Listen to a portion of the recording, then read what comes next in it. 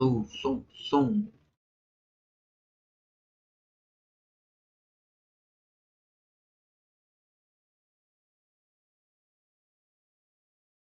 Oh, som.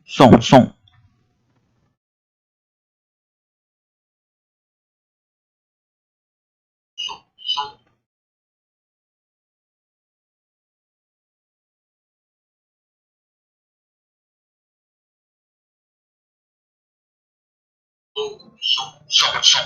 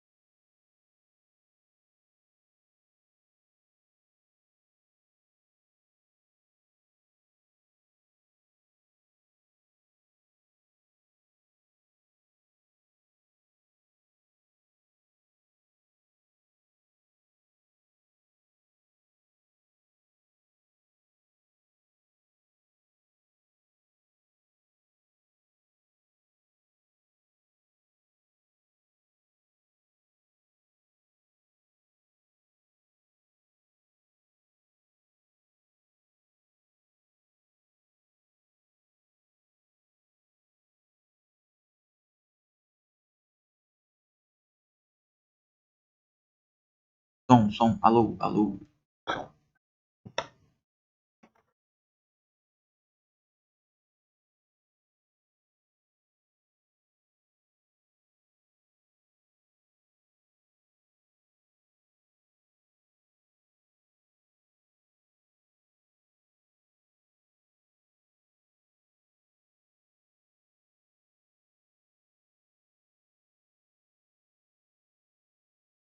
Acho que é isso, né?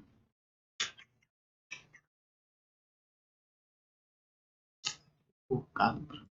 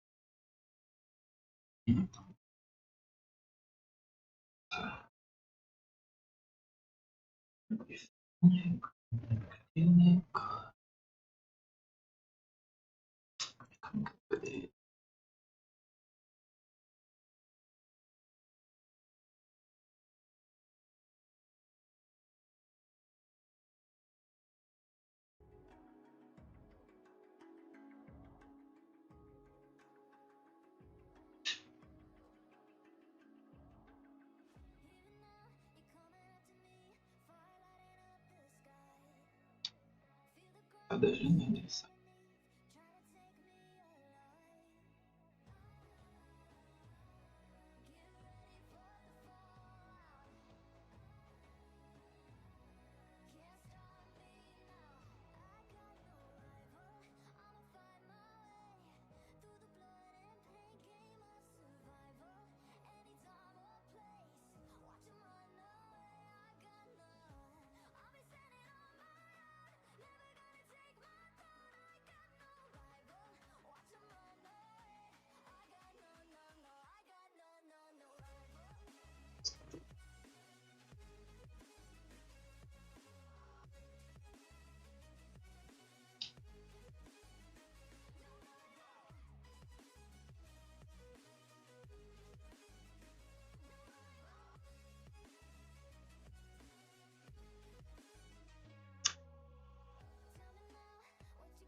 melhores.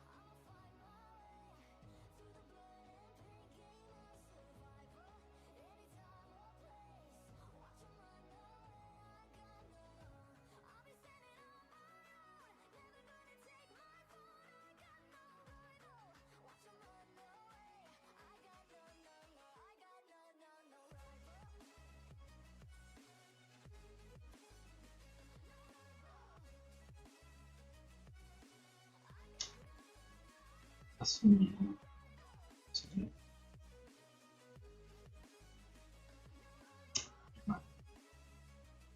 Agora com o fácil.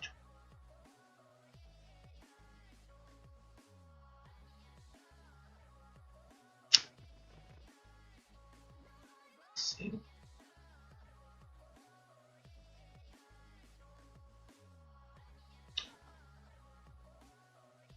Nossa. Ah, não é.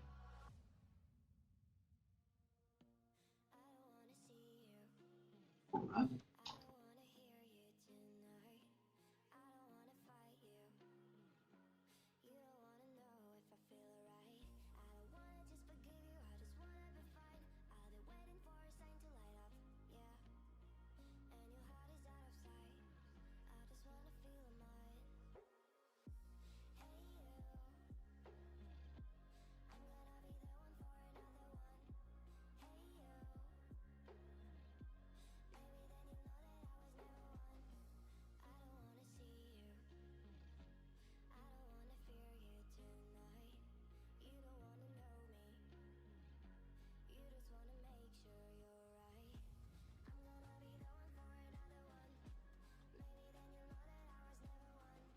É, manujão.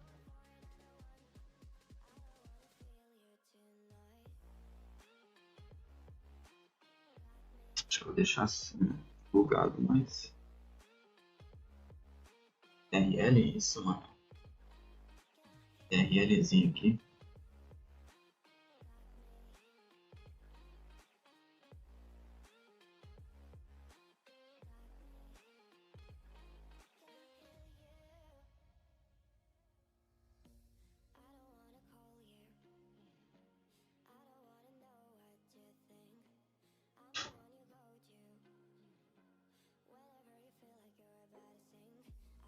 Words aqui. Isso aqui, horas. Sei lá. Dá mole pra moderar o vento. Eu quero moderar o vento, mano.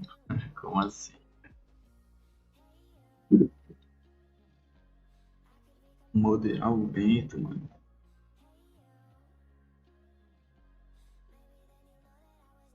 Ah, pensei que já ia começar, mano, 11 horas. Que horas?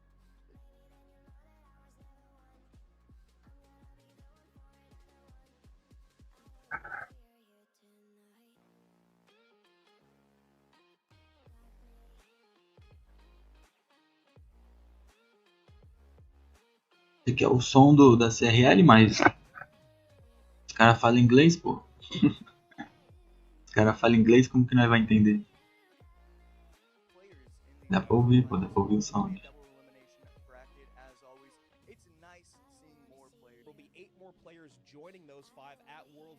Só quero que comece logo, mano. Agora passou 16 players, rapaziada. 16 players, mano.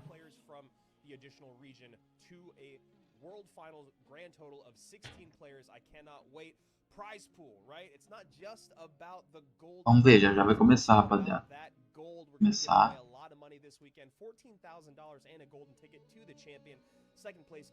Ô, mano, ô, João, quando você veio, tava aqui, eu tava ao vivo? Porque aqui pra mim não tá mostrando que eu tô ao vivo, mano, tá mal bugado. Eles falam inglês, entra no flash e joga você mesmo. Não, eu acho que eles vão ter lá, velho, eu quero... Quero... Quero ver. Olha lá, ó. Peão, 14 mil dólares, mano. Graninha, velho. Quem fica ali em 16º também, mano, já ganha aqui. Então, ali, ó. Tá louco. Sim? Ah, beleza, mano. Beleza, beleza, então.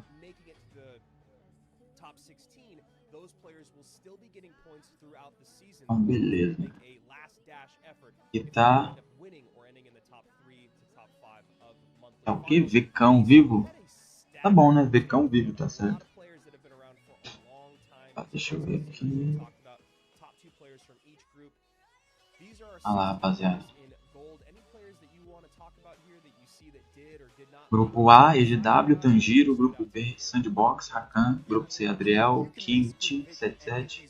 Grupo D, Rubis, Salles, Eubolejas. Tá nome difícil. Grupo E, Shops, Misericórdia, Shops, Xam. Vitor 75. Grupo F, tá Samuel Bassotto. Um brasileiro, pelo menos, né, rapaziada? Acho que foi só um mesmo. Grupo G, Mohamed Slide Clown. E grupo H, Riley e Rafael Nadal, mano.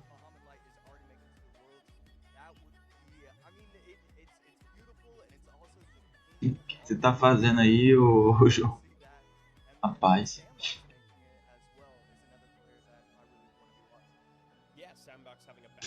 Cara, tá bugado aqui pra mim. Não tá mostrando que eu tô ao vivo, mano.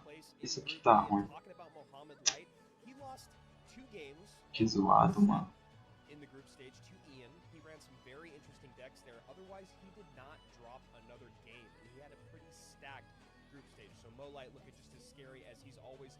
Tentando derrubar tua live? Que isso, mano? Que isso?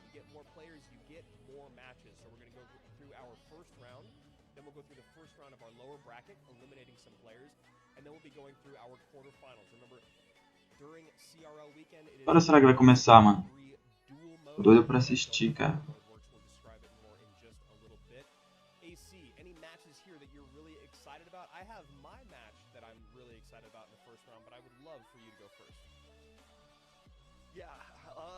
Vou avisar aqui o pessoal da comunidade.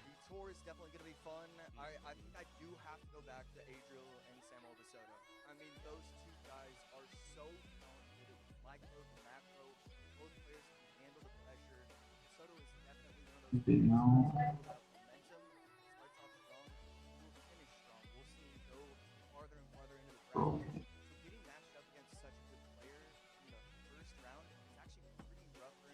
Vou ver se um pessoalzinho cola aí, porque o YouTube não tá notificando, mano.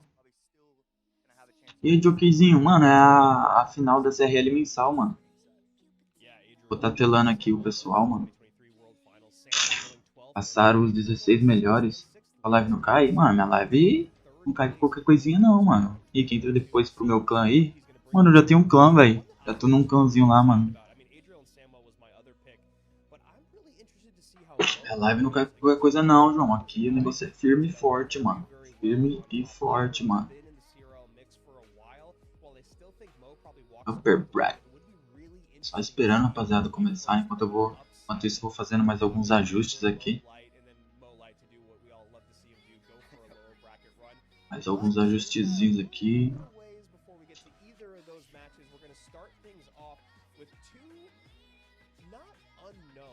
Aqui o meu YouTube não tá notificando que eu tô ao vivo, infelizmente. Foi bugado, mas fazer o que? Fazer o que, né? Ajustes aqui. Lugar errado. Olha lá o pessoal falando. Vou tirar aqui. Vou montar. Meio bugado aqui, mano. Isso aqui que eu tô fazendo tá meio bugado. Deixa eu ver aqui. Acho que por aqui é melhor. Quanto não foi pros inimigos? Não, mano. Que isso? Que isso? E aí, mano, hater? Tá de boinha? Tranquilo? Tá, vamos ver. Beleza. Ah, fica saindo, mano. Que raiva. Olha lá, rapaziada. Vai começar, mano. Vai começar. Já começou, na verdade, rapaziada. Começou. EGW contra Rafael Nadal, mano.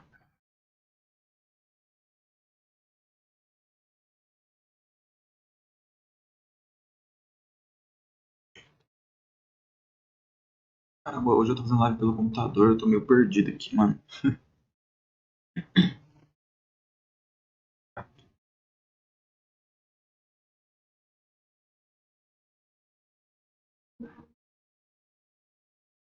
Ah, ali o Rafael Nadal tá com um deck de gigante real. O EGW com Mega, né? Mega Evo.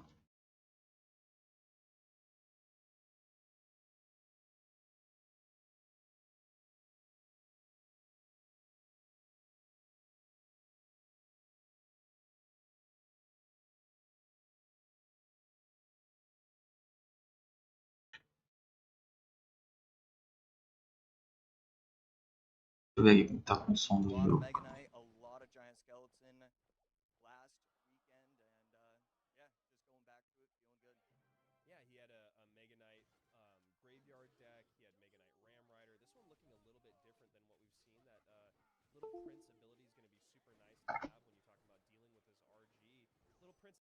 Tirar. Caramba, pausa sem querer.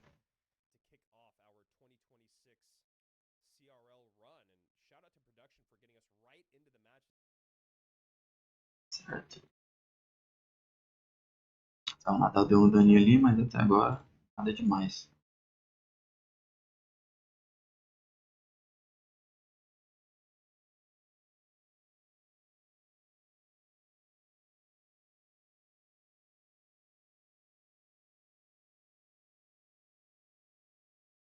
Tem um combinho. Nossa, ele tá jogando com o gigante das runas, mano. E é doideira, hein? Mega Evo ali já. Rapaz, vai passar, hein, mano. Dando muito dano ali. 2.300 e a bomba ainda explodiu. Bomba não, né? O bomber lá. Caraca, mano, deu muito dano, hein? Ficou com 1.626 a torre.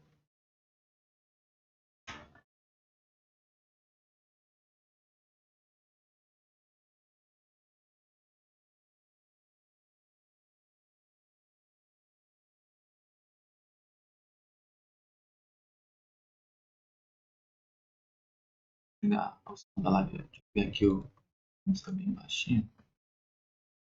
Só pra não ficar muito silêncio. Cadê a música? Cadê, cadê, cadê?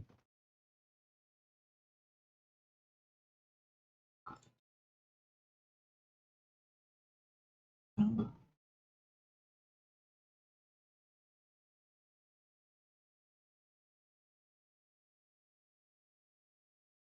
beleza.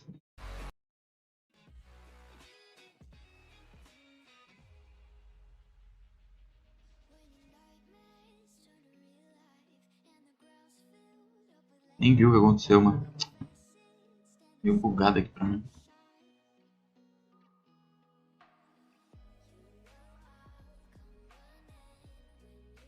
Tu viu o finalzinho ali, mano? É, mega. Nossa, o dragão infernal Evo passou, mano. Absurdo. Absurdo, mano. Absurdo.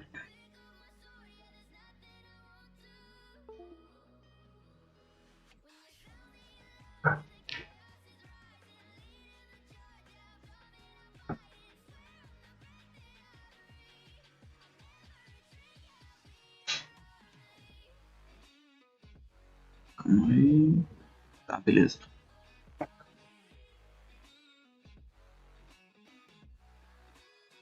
Agora dá pra vestir de boinha.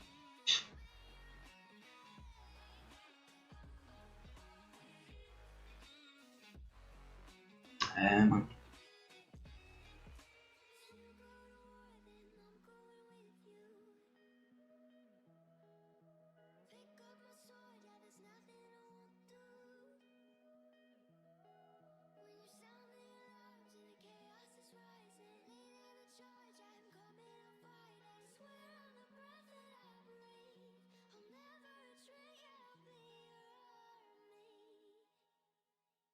Esperar a próxima partidinha aqui.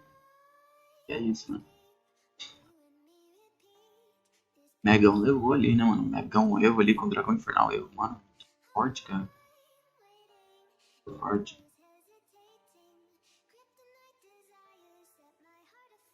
Ascensão, mano, calma. Não é porque eu acho que eu não tava falando nada.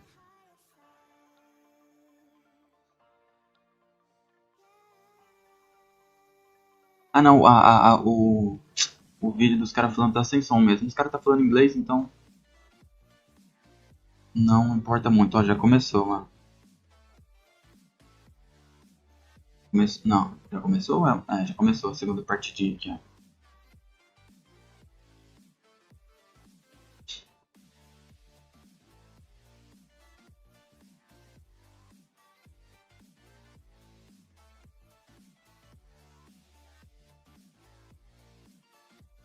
Gigante esqueleto, tapezinhos.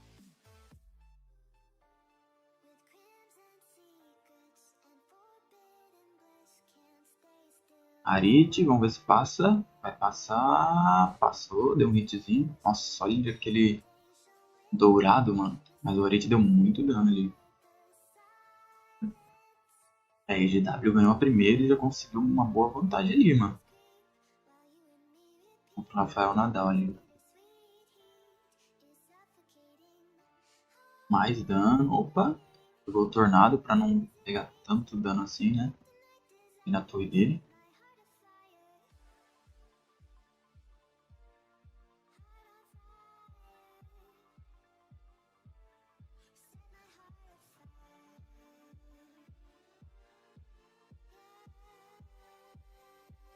Vou colocar a tela cheia aqui pra ficar melhor.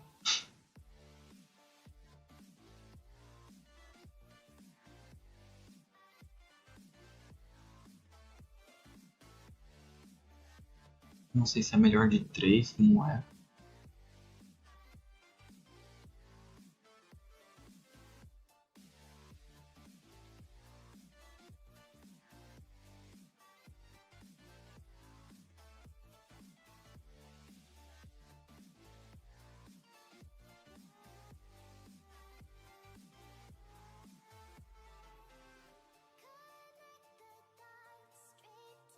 Dragão Infernal Evo.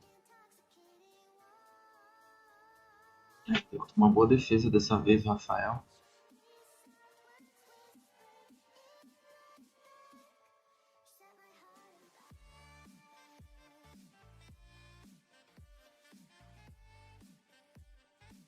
Passar, ele não tá passando não. Opa, foi colocado errado. Ah, ele puxou contornado, mesmo assim bateu. É, vou chegar lá, o Arit, né? Tô na torre, tá batendo muito na torre. E agora, sem sinal de ataque do Rafael Nadal.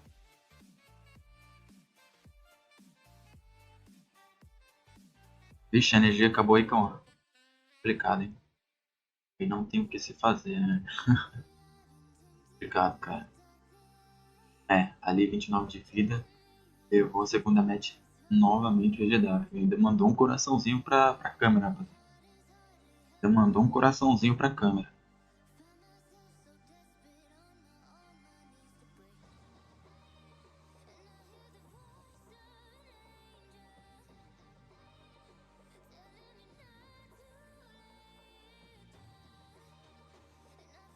Agora eles estão falando ali, estão falando inglês, né? Eu acho. Porque eu não consigo colocar o áudio deles, e senão vai bugar pra mim. E eu acabo pegando um retorno. Eu tenho que ver um jeito de não pegar o retorno ali do áudio deles, mas eu ainda não descobri como. É isso, é isso.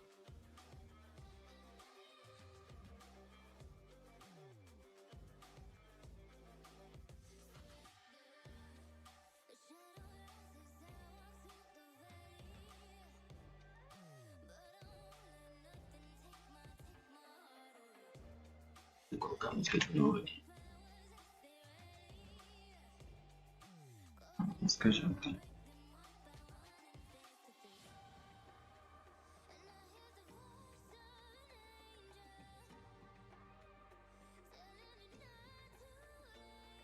Fica saindo, mano, até saco.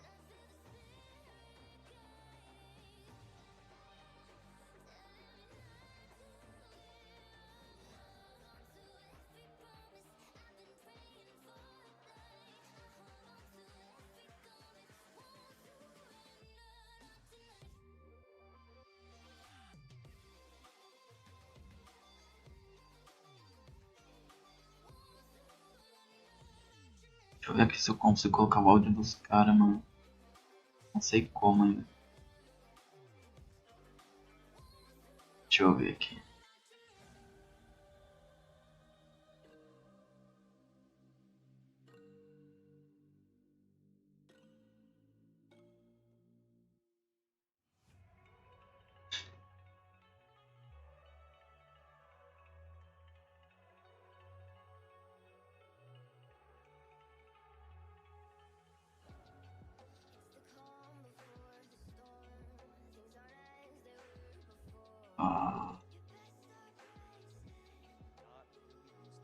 Aí, a EW passou a primeira.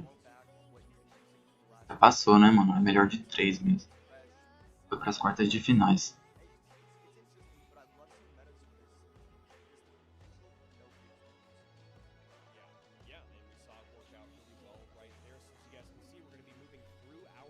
Acredito que realmente é uma melhor de 3.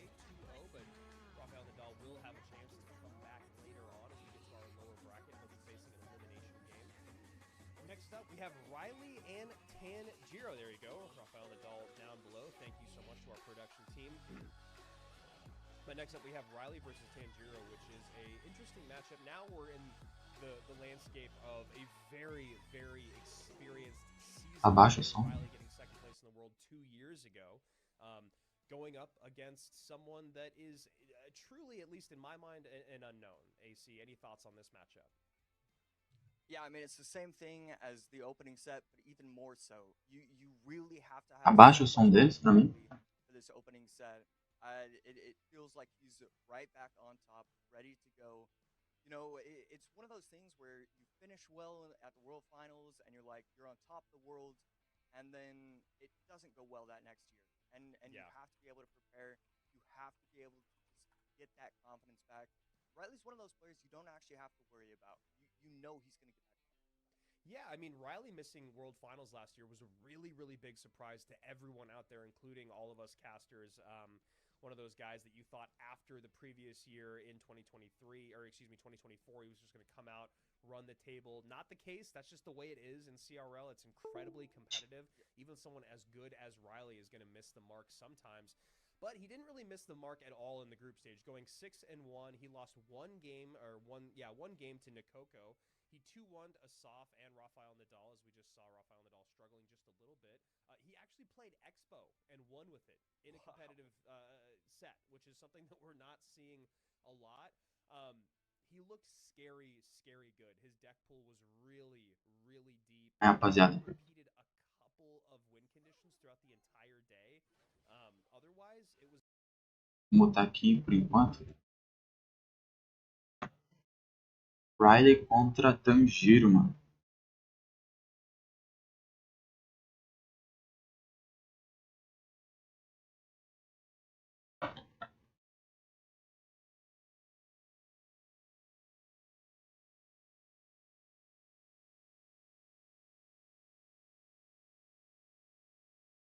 Riley contra Tanjiro.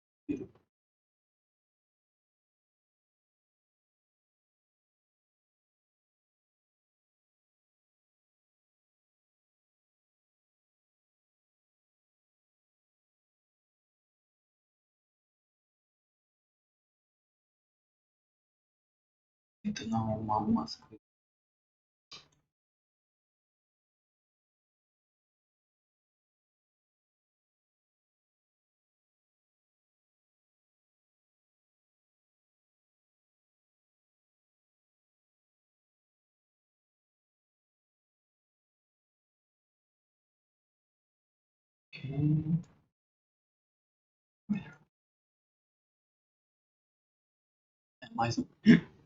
Mais um deck de gigante de esqueleto. Agora vem Mega com corredor. Da parte do Tanjiro.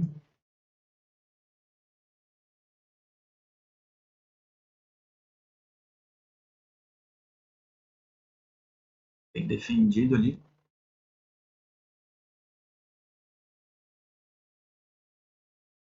Quase que chega na torre.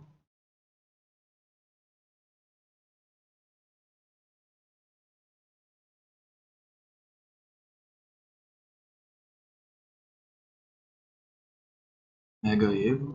O corredor tá passando ali do outro lado.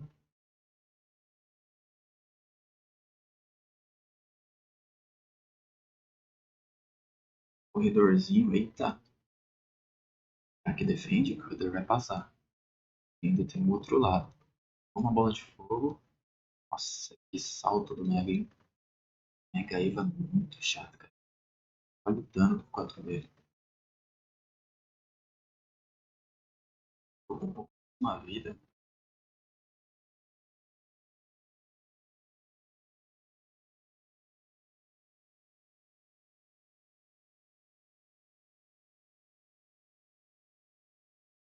Lá vem o Mega.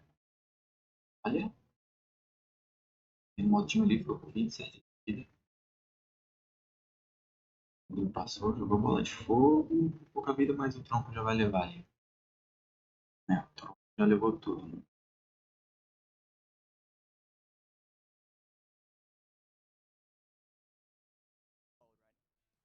Yeah, I mean, you saw there where the MK was just really difficult for Riley to deal with in general, just to DPS it down on his side of the board.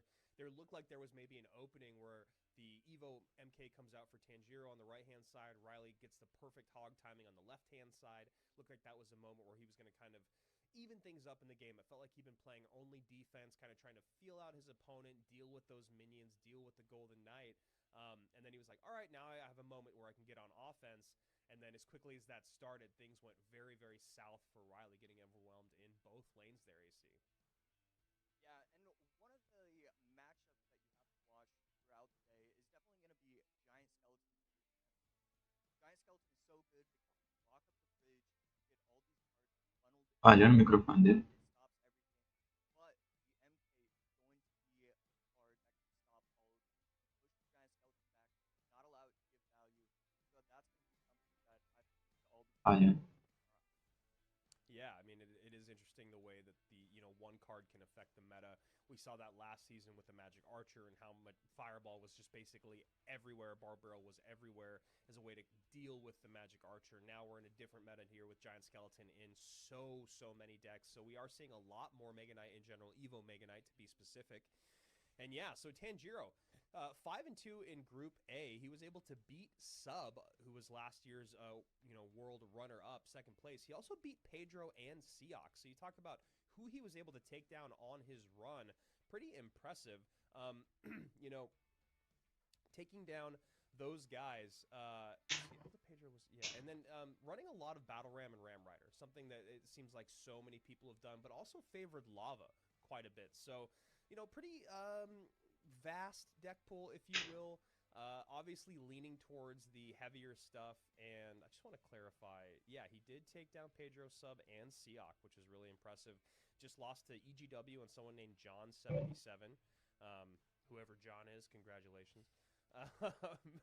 But when he played against Pedro, he was able to beat him with an MK Hog deck, similar to this. At least parts of it were similar. It was actually quite different, but at least the MK and the Hog were there. Then he lost game 2 running Golem, Evo Skarmy. This is actually one of the decks that stood out to me the most, AC. Really heavy at 3.9. 11 elixir to get all the way around. But it was a Evo Inferno Dragon, Evo Skarmy, okay, Golem, Night Witch. Things are sounding a little bit normal here. Then it was Skeleton King, E-Golem. So he had Golem and E-Golem with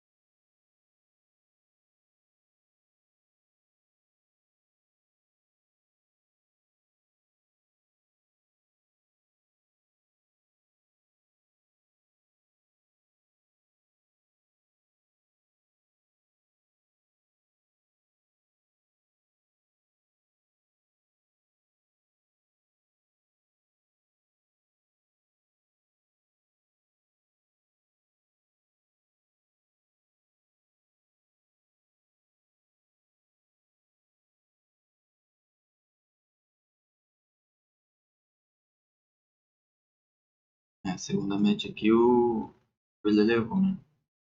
Agora estamos 1-1, então. E vai faltar mais uma matchzinha agora. Desempate, né? being able to bring it to a game number 3. And man, I'm not a huge fan of Loon Evo Snowball. I really don't think it works. You think it just synergizes better with regular Snowball and that Evo or Hero slot should be used for something else?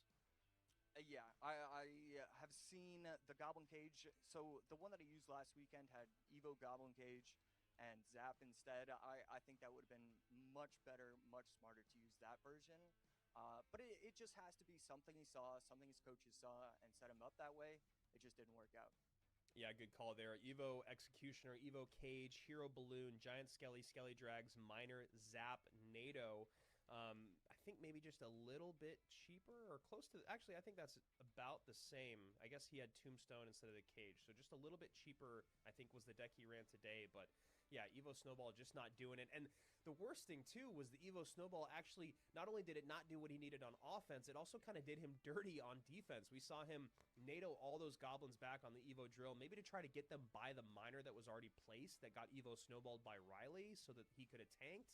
But then Tanjiro uses the Evo Snowball of himself, pushes the goblins to the front of the tower, and just takes more and more damage. The NATOs were just not doing it, and Riley very, very happy about that win. Yeah, as I said, Riley didn't really repeat a whole lot of decks, but he did run a good amount of drill, notably taking out Asaf with drill going up against Royal Giant. Asaf, obviously one of the best drill players in the game, but I think Riley's making a pretty good argument for himself. He also ran Evo Drill Marcher against Rafael Nadal, so going up against guys that are, big names in the game, and obviously Rafael Nadal qualifying here this weekend, even if it wasn't a great start for him. So here we go, our first best of 3 actually making it to game number 3 here in our second set of the day. Just trying to see what else. Oh yeah, and the other thing that Riley ran it with was with Furnace, Hero Goblins, was another drill deck that he ran, also with Delivery in there. So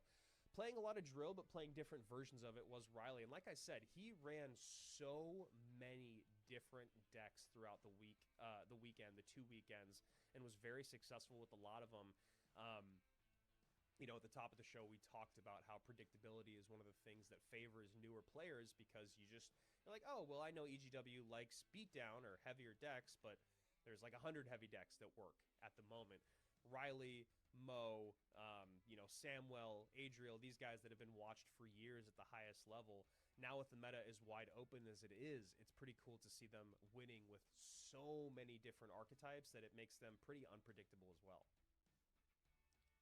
Yeah, and I mean, if both players are unpredictable, then the edge just goes completely to the historical pro.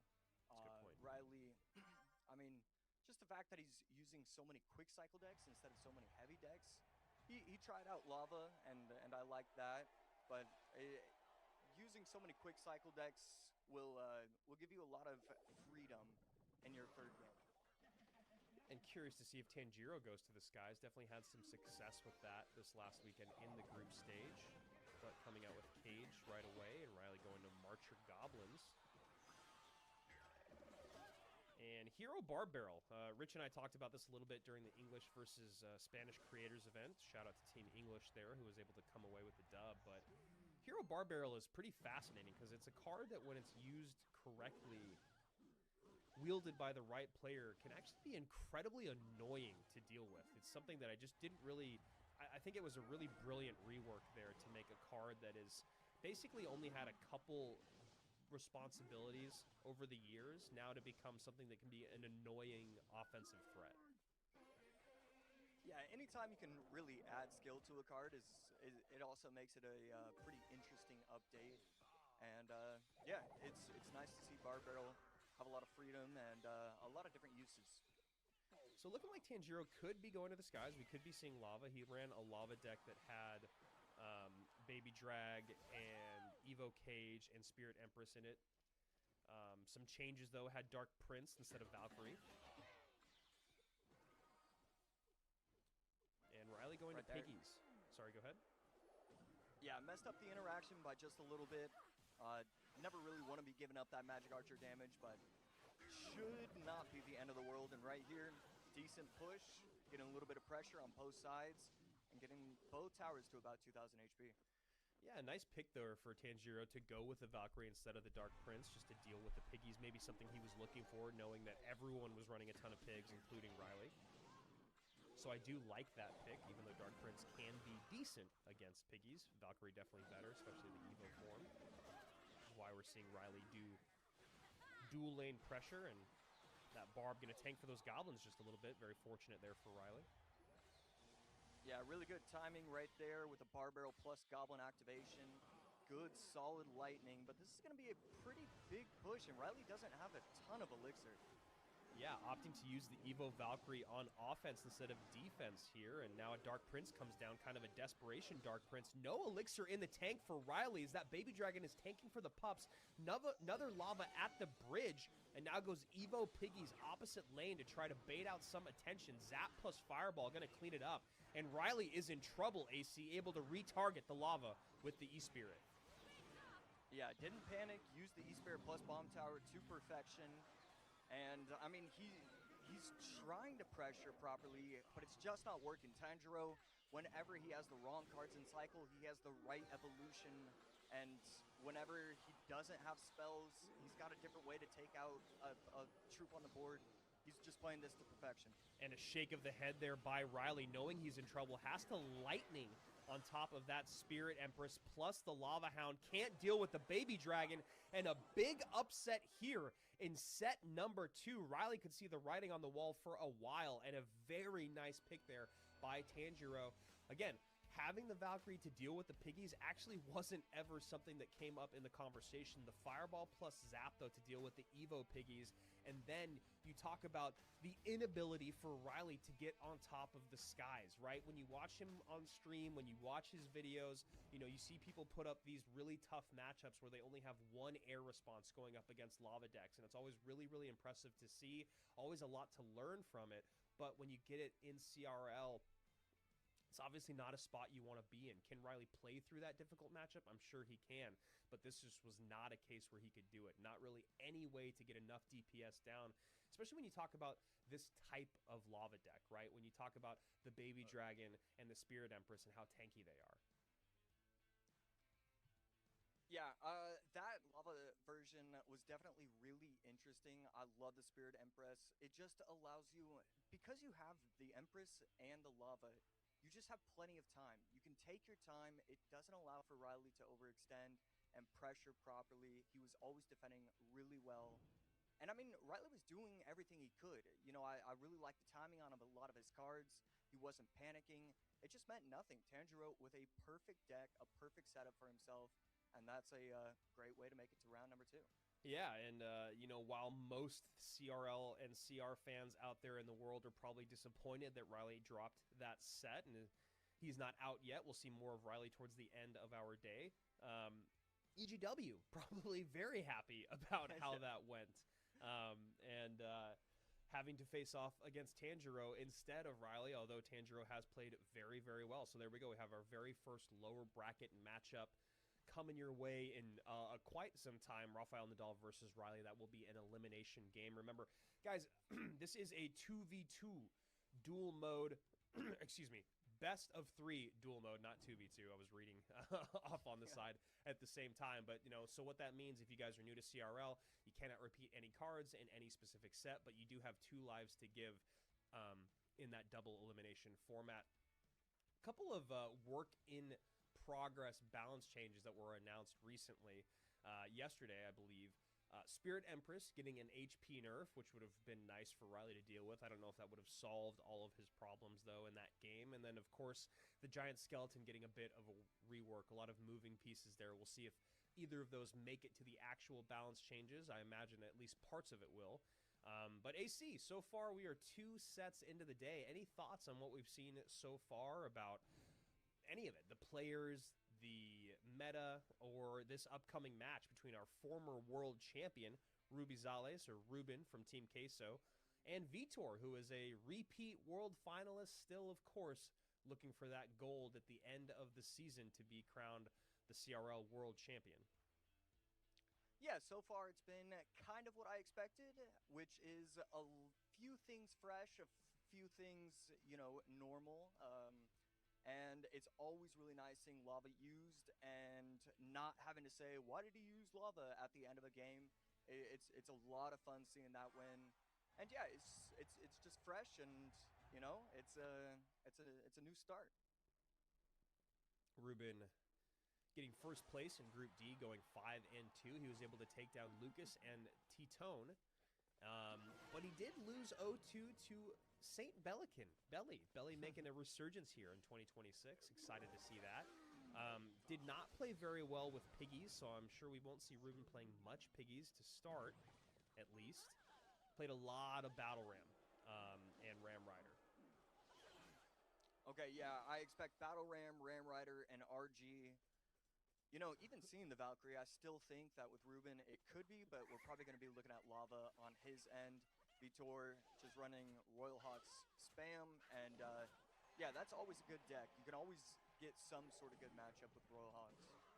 Ruben kind of up and down since he won back in 2020 with Team Queso in the teams format, going to the individual format. He showed up in 2021, getting 32nd place at World Finals. Not a great follow-up year to his championship season, but then in 2023 was able to get 6th place at World Finals again. So while it hasn't been as successful as being champion of the world, he has had some pretty good showings over the last half-decade. And right here, a lot of cards on the map. Vitor going to have to figure out how he wants to approach this, and Tesla is going to be a pretty good response to this lava. So Tesla to deal. Tesla, Evo Tesla, plus the Marcher. So we'll see if Vitor can have maybe just a little bit more success. Riley running Bomb Tower, obviously, in that last lava matchup. Tesla a bit more effective. Magic Archer over the middle to snipe. And this Mega Minion, are we going to see the ability popped? We do. And we are. And it does take it out. But not without a little bit of consequence. Damage done in both lanes here as some Skellies come out on the right-hand side. Bar Barrel there for pressure. Ruben cleans things up relatively nicely. You know, Lava Hound, a lot of times you have to sacrifice some HP to get some damage out there in the world. So we'll see what he wants to do as Vitor sets up a Tesla. Vitor also was... Oh, go ahead. Yeah, just allowing, again, to have his Goblin Cage get sniped. The Mega Minion a lot quicker right there. And finally, I mean, without the Loon, you need to switch things up. I like that he's pressuring both lanes. Yeah, it's interesting. It's almost like Ruben's playing the Goblin Cage to bait out the Magic Archer to make Vitor have to defend in a little bit more uncomfortable of a manner, but Vitor's doing a good job of it, and now keeping up the pressure. Ruben back around to Cage, Evo Cage this time. No Magic Archer coming out for Vitor. Vitor getting 2nd place in Group E, going 5-2. Lost to OP Sam and Sosa, but was able to take down Morton 2-0. Didn't play a whole lot of... RG, but definitely still played it a few times, along with Ram Rider, Hog, Miner, GY. He was kind of all over the place. He also played 3M Battle Ram AC. A lot of people did. Wow, would you look at that? Right there, Ruben going to respond quickly with the Cage. I really liked how he had defended in that previous one, allowing the Brawler to go on the left and help his push out. Has to worry a little bit about the Magic Archer, but not going to be the case. Ruben just cannot get enough offense. Vitor is defending this perfectly and attacking aggressively. Yeah, he's getting just enough damage in and defending just well enough to stay in the lead. And now a Fireball plus Zap going to clean up those Piggies pretty well. Valkyrie has to come out for the Dark Prince, but a nice Magic Archer lineup here. Going to get it 2 shots in and blocks it with the Berserker. Very, very nice there on the right-hand side. That has now just widened the gap to something that might be insurmountable here for Ruben. Right there, going aggressive with the Royal Hogs, and that's going to also hit the tower. I mean, Vitor has enough elixir. Wow. Wow, that that was getting a little dicey for Vitor. You could see his celebration when he used that ability again on that game-winning Magic Archer. Great block with the Berserker at the bridge, gets a few shots in, then uses the ability, gets another shot on tower with the Magic Archer. And just as that was all happening, it looked like Ruben finally had a good enough offensive push, but Vitor races to the finish line, wins by a nose. Yeah, I mean, just in time. The pups would have definitely been really scary, and I have to look at the deck overall. These lava decks without Loon, it just in CRL, it can feel somewhat weak. I like seeing Loon, I like seeing Aggression. It just feels like you have all these responses. You have Zap, Fireball, Valkyrie, Cage. You're going against Royal Hogs, Magic Archer. Magic Archer's been, nerfed, so it's not even at its strongest point. And it just felt like it was way too easy from the Royal Hog side. Yeah, I'm curious to see about these lava decks. Obviously, we just saw Tanjiro beat Riley with it, but Riley only had one unit that could attack the air, and it's a very weak unit in terms of straight single target DPS with that hero Magic Archer. Yes, he has the death damage from the bomb tower. Yes, he has the E-Spirit, but like when you're talking about dealing with lava, that's not really the spot you want to be in, especially if there was a Loon in that deck as well, but it actually almost worked out better for Tanjiro that his deck was so tanky.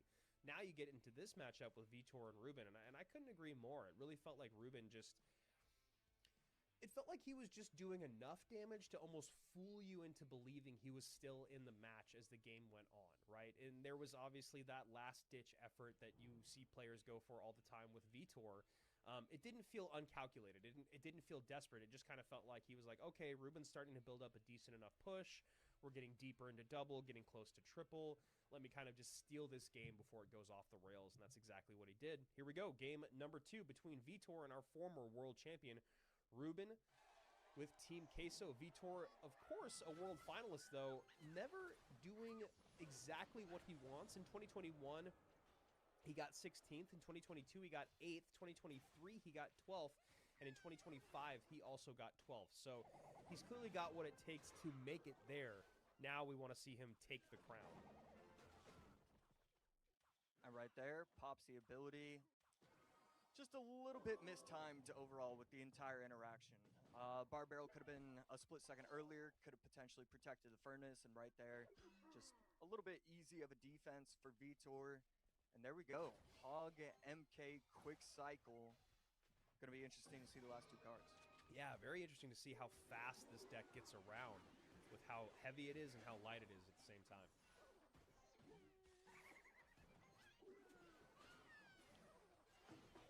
Mega Knight scaring Ruben's defensive cards for sure. And this Hog, with the help of the Mega Knight, could it get that second shot? And it does. Wow. And looking like GY bottom of your screen here. Ruben did run some GY over the weekend. It's a great Ice Spirit right there. This Bar Barrel getting a ton of damage on top of the tower. Furnace still alive. And Musketeer forced to be played right on top.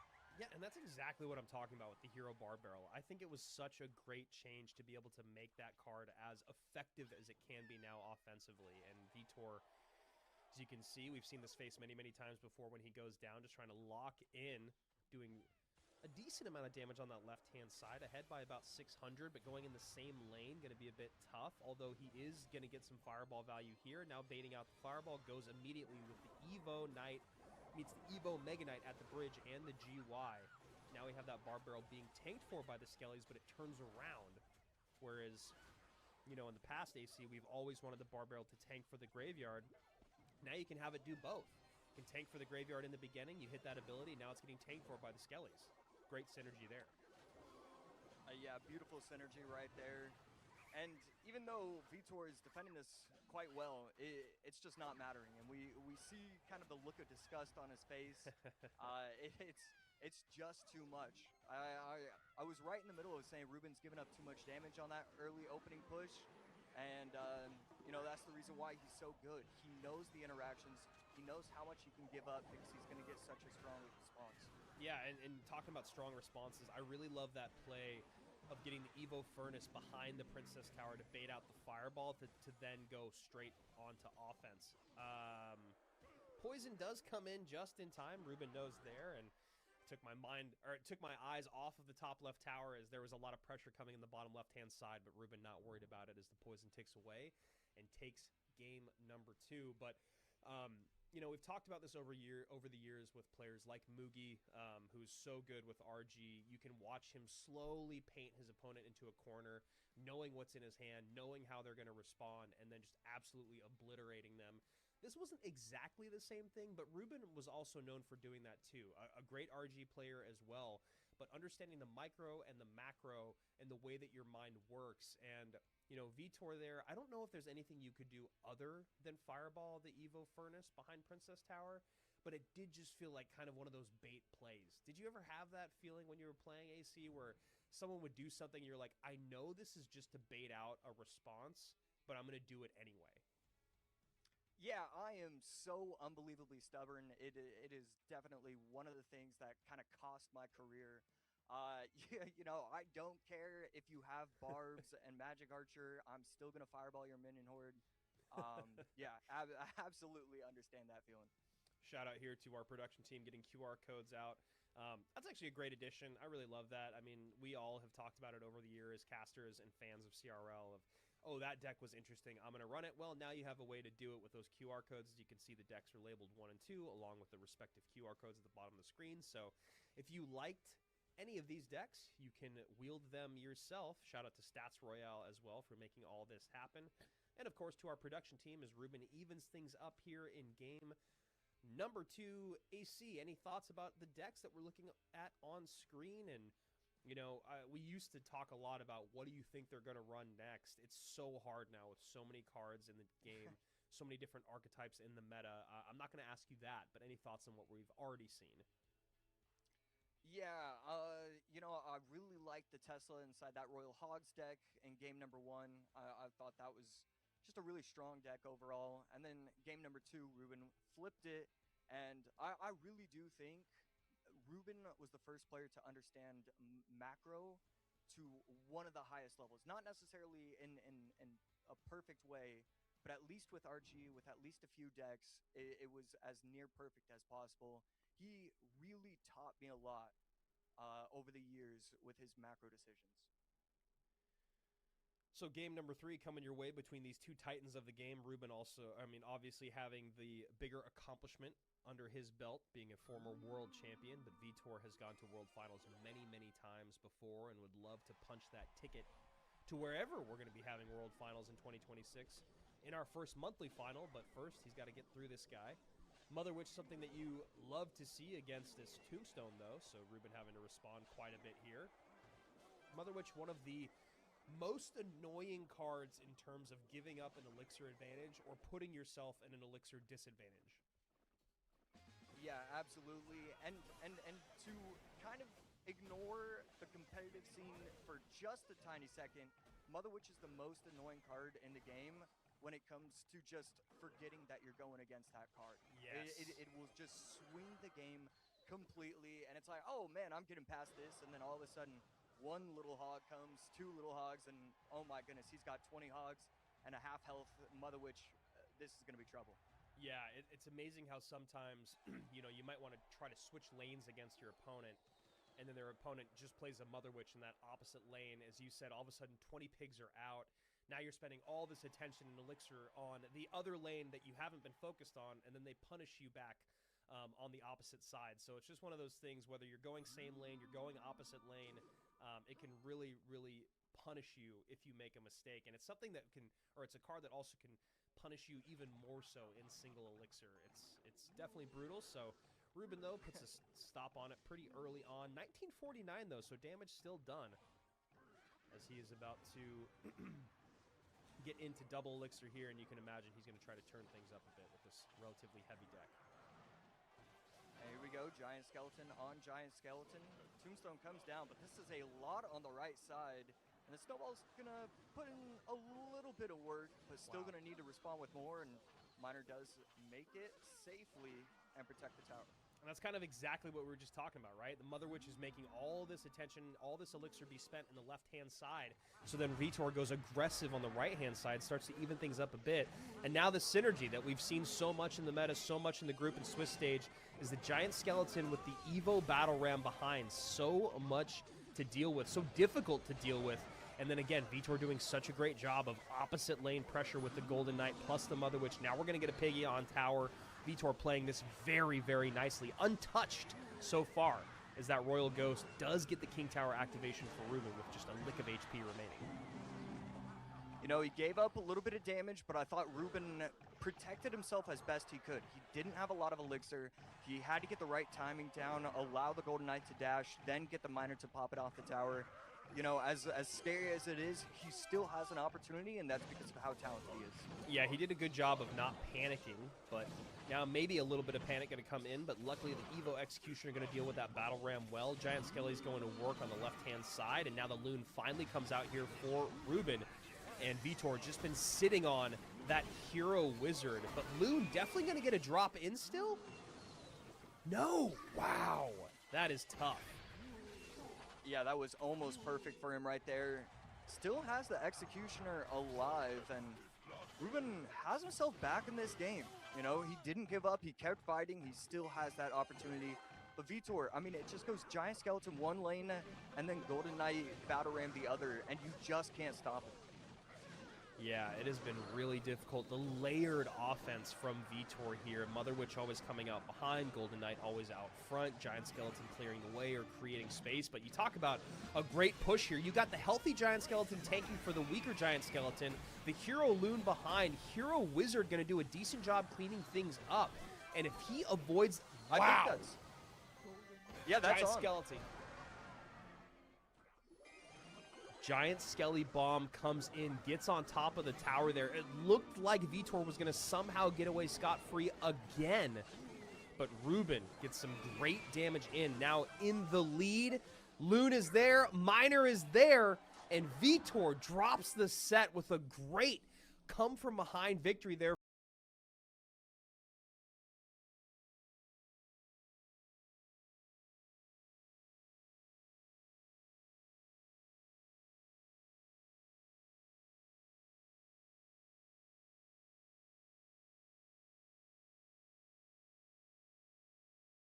Tombstone down, but he protects from the Mother Witch with the Skeleton Dragons. It was just the right decision for a full minute from Ruben. I loved how he ended that game. And that's what we've talked about with Ruben for so long. That's kind of what I was intimating at the beginning of the set, just talking about his macro understanding, his patience. You know, we talked a lot about how he didn't panic in that final game. He saw the way through. They both did. You know, Vitor saw the way that he needed to layer his offense and create dual lane pressure, you know, abuse the Mother Witch, abuse the Golden Knight ability, save that Evo Battle Ram. He was kind of doing everything right. The other side of it, though, was Ruben recognizes, okay, the biggest threat, the biggest problem that I'm going to have is going to be this Hero Wizard. So I can never get a push in unless I have the Giant Skeleton up front. I have the Executioner behind. I have NATO in hand. I can send the Miner in, you know, just really, really patient there. And that's something that is really impressive when you talk about players at the highest level, because they know there's only one way to break through. Their opponent is trying to make it so they don't have those cards in hand. Ruben made that hand happen and then executed perfectly. So you can see Vitor now down below with Riley and Rafael Nadal as Ruben stays in that upper bracket with a great come from behind win there in game number 3, taking that set 2-1 as we continue to work our way through the day. And for Sam, OP Sam, a friend of ours, a big fan of Sam, he's going to kind of pick up where he left off in 2025, making it to World Finals. Not the run that he wanted, but honestly, I feel like for Sam and hanging out with Sam in Atlanta, it felt like he was just happy to be there. You know, a guy that had been very successful in the team phase, team era, didn't seem like he was going to maybe have what it took to be as successful in the 1v1 era, but here he is. Ends the year at the World Finals in Atlanta, right back in the first monthly final, going up against a relative unknown in El Mollejas. AC, thoughts on this matchup? Thoughts on your boy, OP Sam, Chop Cham? Yep, XOP X Sam X. I love seeing. Never say that again, ever. I love seeing Sam qualify. Just he is one of the greatest guys out there.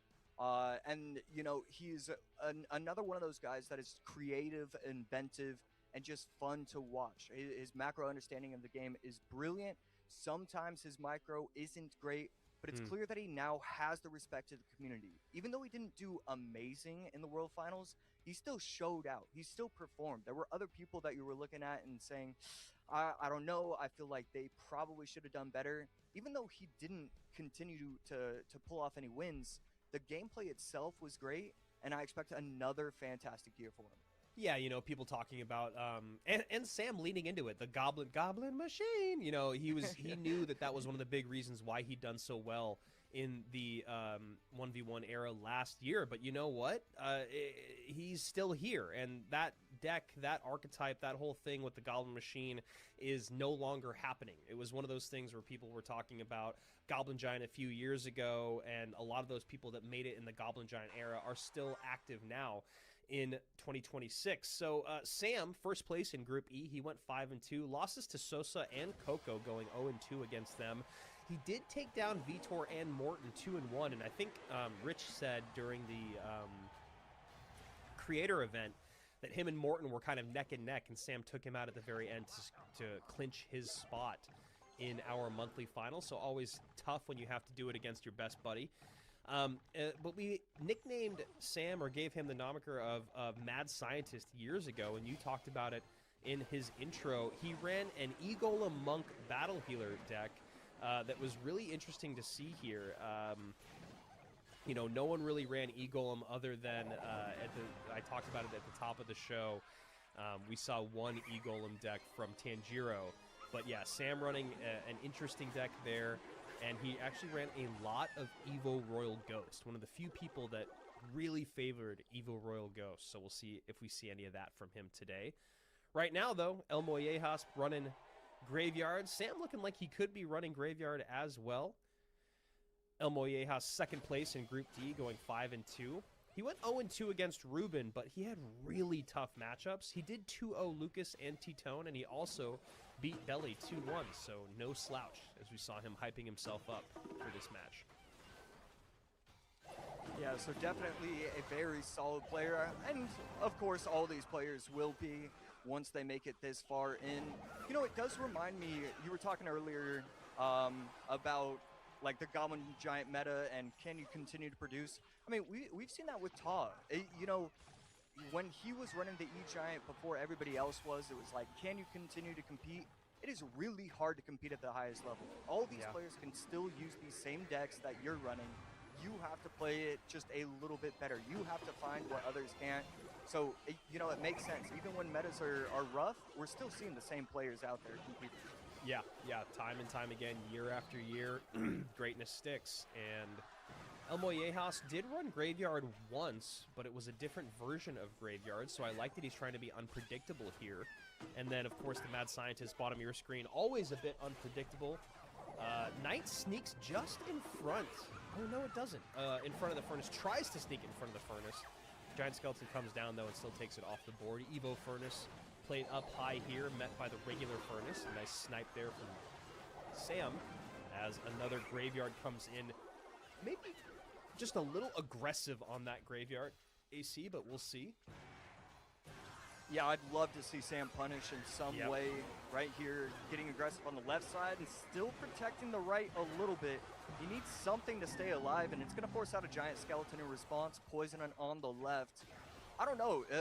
The way this is playing out, it just feels like the Knight is not providing enough value to stop this Giant Skeleton. It is defending so easily everything at this bridge. Yeah, it's really interesting. This deck at the top of the screen from El Mollejas has kind of been the gold standard for Graveyard decks for a little bit here. And then just over the last week, the version with Knight, Evo Knight, has come out, the one that we're seeing Sam play. And yeah, when you're talking about these two matching up against each other specifically, the Evo Bats and the Giant Skeleton proving to be a bit of trouble here for Sam, but he is playing very patiently, uses that Hero Bar Barrel nicely, that ability nicely, gets some damage on tower, and is actually in the lead. So While El Mollejas may be having a better position in terms of his decksmanship, Sam seems to be playing this matchup at least a little better at the moment. Obviously a heavier deck, though, for El Mollejas, so we'll see if that is punishing here in Triple Elixir. 57 seconds remain. Yeah, great timing with that bar barrel going in again, but Knight getting blocked. We'll see the bar barrel get activated, not going to be able to protect it. And this is going to be a really nice value poison if he chooses to do so. Instead, he's going to try and win this bridge battle, allow this Evo Furnace to go off if he can. And Sam does protect it very well. Yeah, that's a huge spot there. Doesn't have to use the poison. Evo Furnace does enough. Now uses the poison to get some damage in, thinking he has enough to deal with the graveyard coming in from El Mollejas. But El Mollejas should end up taking the lead here, and he does. 20 seconds remain. Sam going to be able to get back on offense. Evo Bats coming out right away. Poison coming in. El Mollejas maybe showing his hand just a little bit too early there. We are neck and neck. Final GY going out on both sides. Sam taking some damage and giving some. 10:07, 10:21. I think Sam's going to take it, AC, and he does. Wow, I mean, just back and forth. Who's going to get it? I was thinking it was going to be the clicks of the poison. Not going to matter. Sam cycles brilliantly. I mean, that is the difference between a 7-year veteran and a 2-year veteran or a rookie. You know the exact timing for everything. There's not a single thing you don't know. Okay, you know, I have 36 seconds left in OT. Now I place the golem on this tile. Or, you know, I cycle the spell. We saw him use the poison first, then graveyard second. He knew he had to get back to another poison. One of those rookies, one of those early year players might have done the opposite. I just love how he approached that endgame. Yeah, I mean, I think you hit the nail on the head there. I'm seeing the chat talk about it as well. Absolutely perfect in the sense of you are going to panic. I am going to stay calm, and that's exactly what you're saying, AC. 20 seconds remaining, and we saw the the cycled Evo Bats and the regular Furnace come out for El Mollejas, expecting Sam to kind of, again, panic and just graveyard. Now, I know his cycle. I know exactly where he's at. He's back around to graveyard. There's 20 seconds remaining. He's gonna graveyard. Sam goes, no, no, no.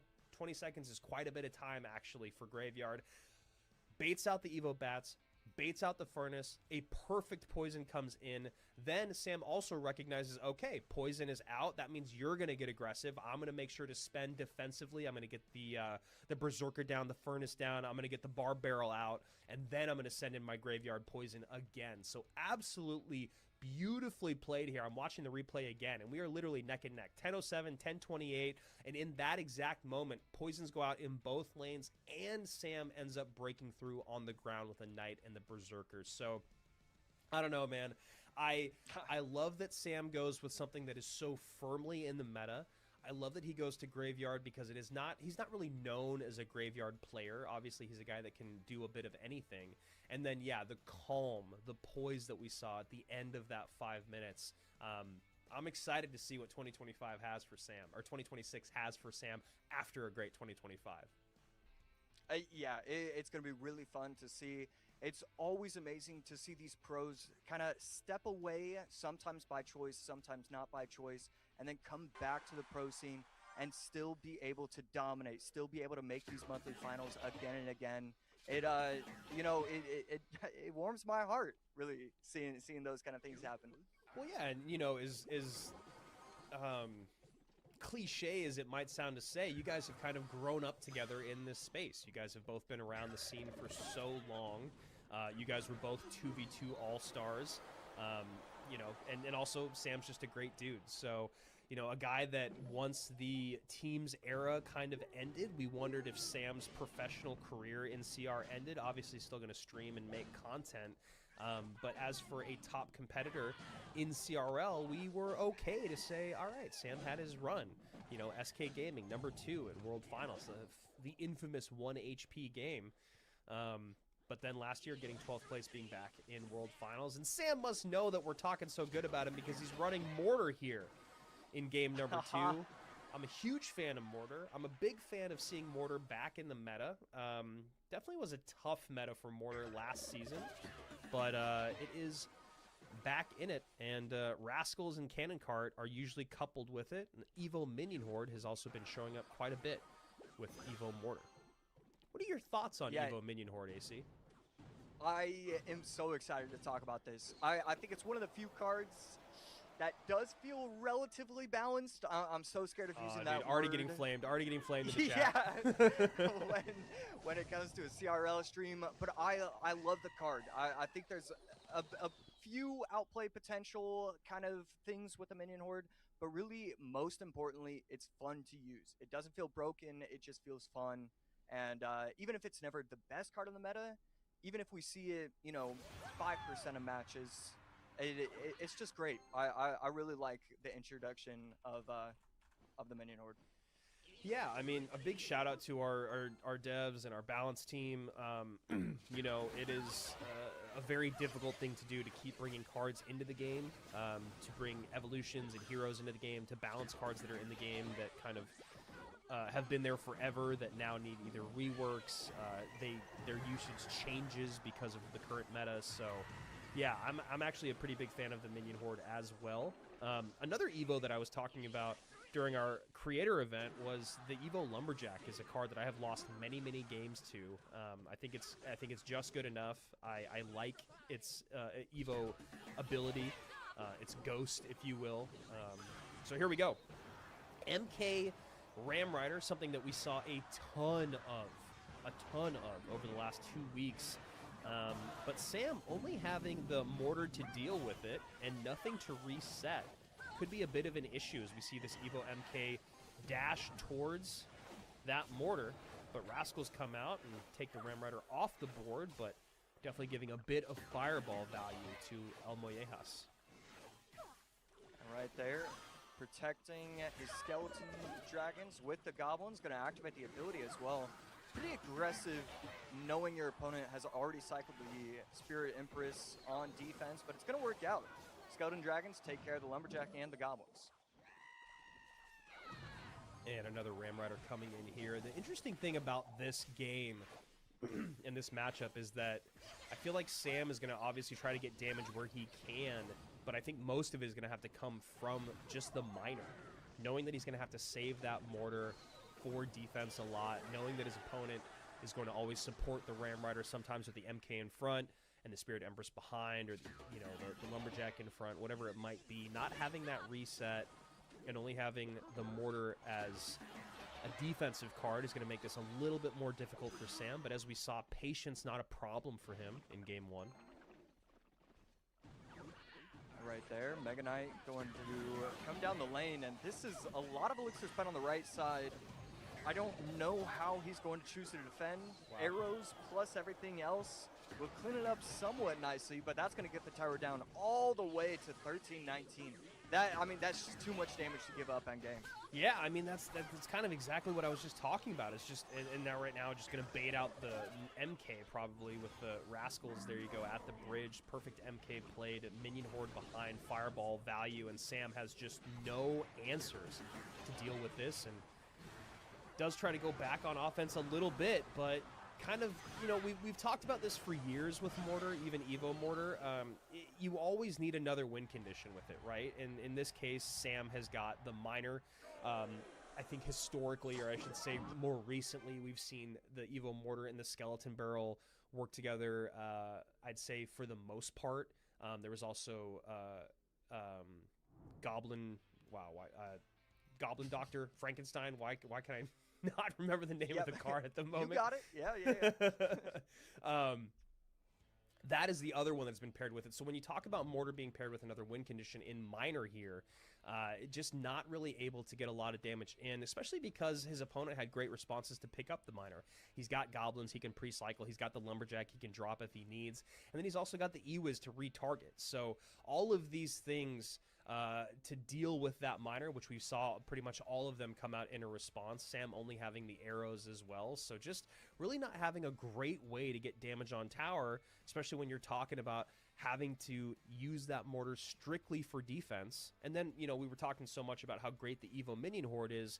Well, when you've got Zap and E-Wiz and Fireball and Spirit Empress, definitely makes it a little bit more difficult to make those cards, or that card, effective.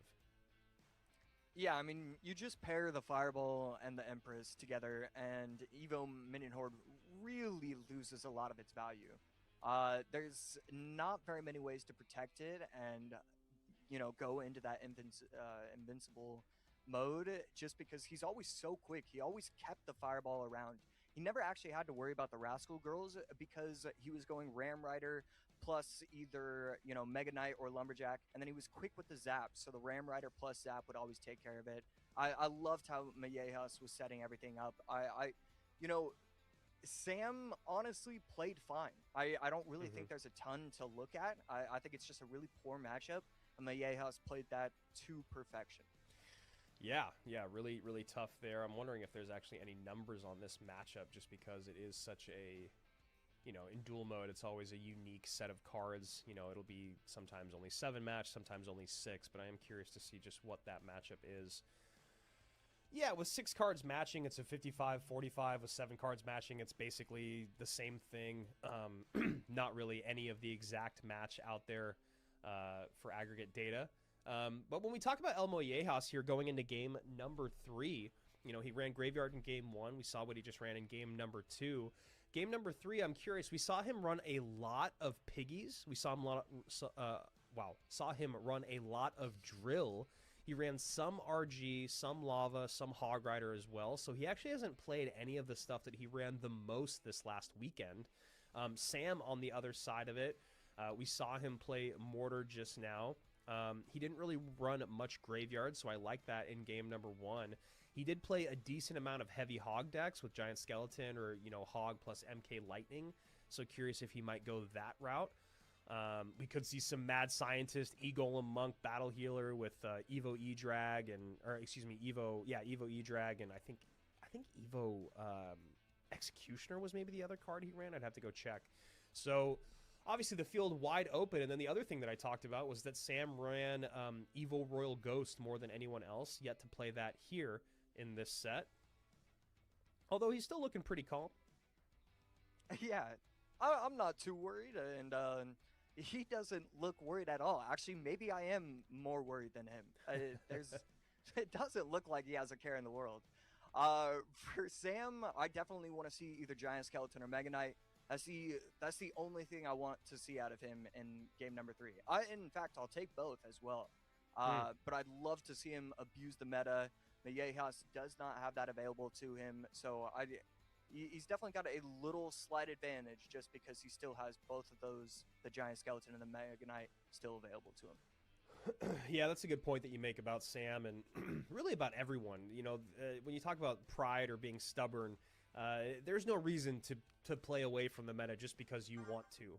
And people that, we always see the peanut gallery, the chat talk about people leaning into the meta, abusing powerful cards. That's the game. You want to win. You want to win at any cost. So already looking like we could be seeing some Giant Skeleton here. Lumberjack plus Zappies coming out early for Sam. Nice stop there. Monk on the other side of it. El Mollejas running Monk plus Hog.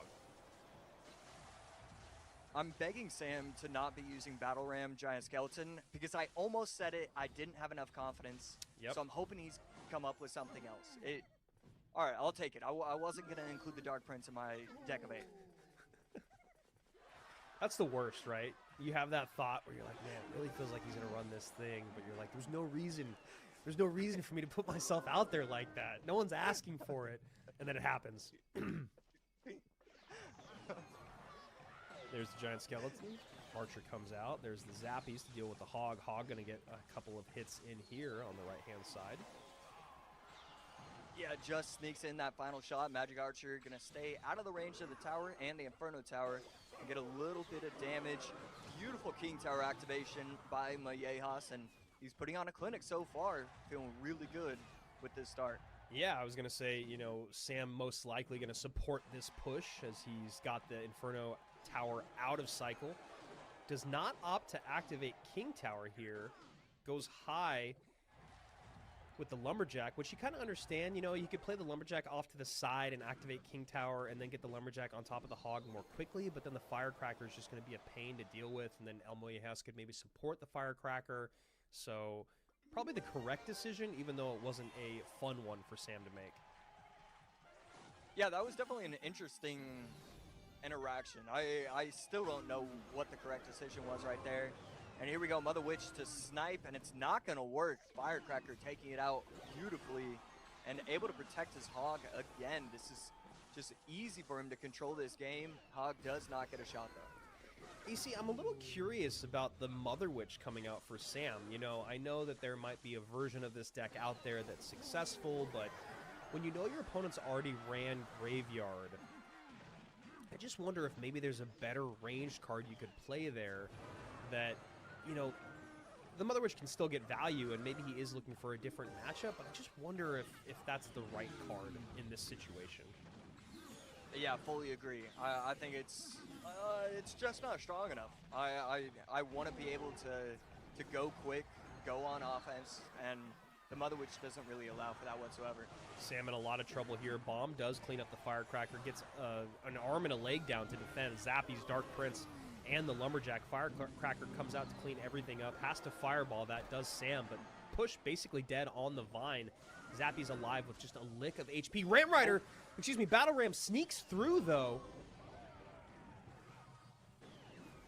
Okay, I mean, it was pretty clear that it wasn't going to matter, but it was at least something. You know, one of those things that you have to think at the end of a game, maybe a prediction fireball is necessary in this moment, so we could see something like that, but this Mother Witch following the Giant Skeleton, it's just not enough. And Sam just in a really tough spot.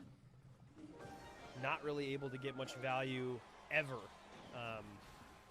Not able to create dual lane pressure, having a difficult time stopping the Hog with only having the Zappies. So there's really only one way to stop Hog hits, which is spend way more than you want.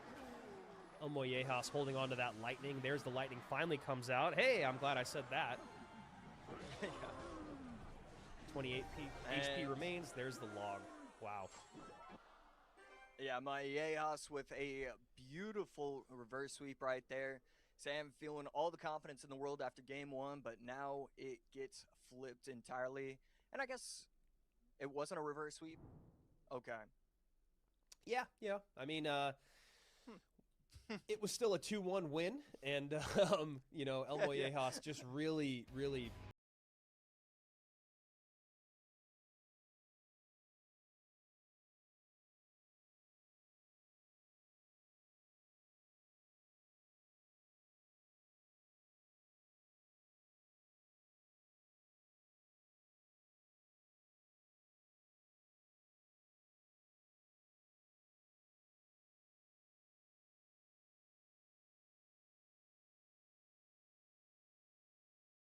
for El Mollejas there. You can see here on the screen. And AC, talk to me about the decks that we're seeing on screen. Any thoughts about how this went for Sam? Was it just bad luck? Was it bad picking? Was it a combination of both? Yeah, it's, you know, I definitely want to tip my hat to Mollejas with his, especially his game number 3 deck. Yep. Inferno Tower could be an interesting card to see, you know, in this monthly final and, you know, what we'll be seeing tomorrow. Just because Mega Knight and Giant Skeleton, those are going to be the cards to watch. And, you know, Inferno Tower is one of those cards where it's not the greatest response to something, but even something like Royal Hogs, if it's singularly Royal Hogs, Inferno Tower cleans up very nicely. You can get away with it. Even when you don't have the best matchup, it's still livable. You still have that opportunity to outplay sometimes. Inferno Tower is an interesting card, and I really liked his choice for game number 3. Yeah, you know, that's something that we haven't talked about yet today is the developing meta over any said tournament weekend. It's something that we've talked about for years. It's something that always seems to happen. And, yeah, I like that call there about Inferno. It seems like a card that we could be seeing quite a bit just in terms of how heavy the meta is, like you said. Giant Skeleton, MK, Lava, Royal Giant, all of these things. So here we go. We are a quarter of the way through our day, 4 matches in. Yeah, just a quarter of the way. Like we said, we got 16 matches to go through, halfway through our first round. Next up is a big one between Sandbox and Clown, 2 guys that have done so much in CRL, although with 2 very different stories, right? When you talk about Sandbox and what he's done historically in Clash Royale League, you know, he went to World Finals a couple years ago in 2022 and in 2021 didn't really have the showing that he wanted in 2021. I remember him talking a good amount about nerves. He ended up in 12th place there. 2022, he did a lot better. He got 6th place. And then he was quiet for a couple of years. And then last year, he kind of screamed back into the World Finals conversation, getting 4th place in 2025. And that Vitor Sam matchup in the lower bracket is going to be a lot of fun. Unfortunately, we do have to say goodbye to one of them today. Of the 4 players you see on screen right now, we will be saying goodbye to 2 of them. But back to Sandbox, you know, a guy that just got 4th place at World Finals in 2025. Great showing there. Seems like he's kind of started to conquer his live stage nerves. And then Clown is a person who has been Clown/Kickash, has been in the scene for years now. He's been so close to World Finals numerous times. We're talking about being, you know, if we're taking 10, he's been in the 11th place spot. If we're taking, you know, these 7 players, he's the 8th person. He's always kind of been that guy, but he's been a very, very strong player for year in, year out. And I'm excited to see what he does. He also had a really, really tough group in the group stage, being in the same group as Mo Light. Yeah, that's always going to be really difficult. Both of these players, if you wanted to call them your dark horse, that would be a correct decision. Yeah. Both of these guys can absolutely run through the gauntlet, be able to qualify, get themselves to the World Finals. So this is going to be really exciting. And was this your matchup of the day? Is that what I'm remembering, or was it something else? No, mine was Mo Light and Rockin' Lava. Yeah, so we'll see. I just want to see if we could see a crazy upset there. But in terms of just top-tier gameplay, I think this is going to be way, way up there. Sandbox losing to Surgical Goblin and Venpers in his group. He had Gariko in there, Inthrill, and Rockin' as well. Clown on the other side of it. Very, very difficult group to be in. I already mentioned Mo Light. But the other people in his group were Ian, who he 2-0'd, Furkin, who he 2-0'd, and Trainer Adnan, who he 2-1. So a really great battle, a really great group there for Clown to battle through.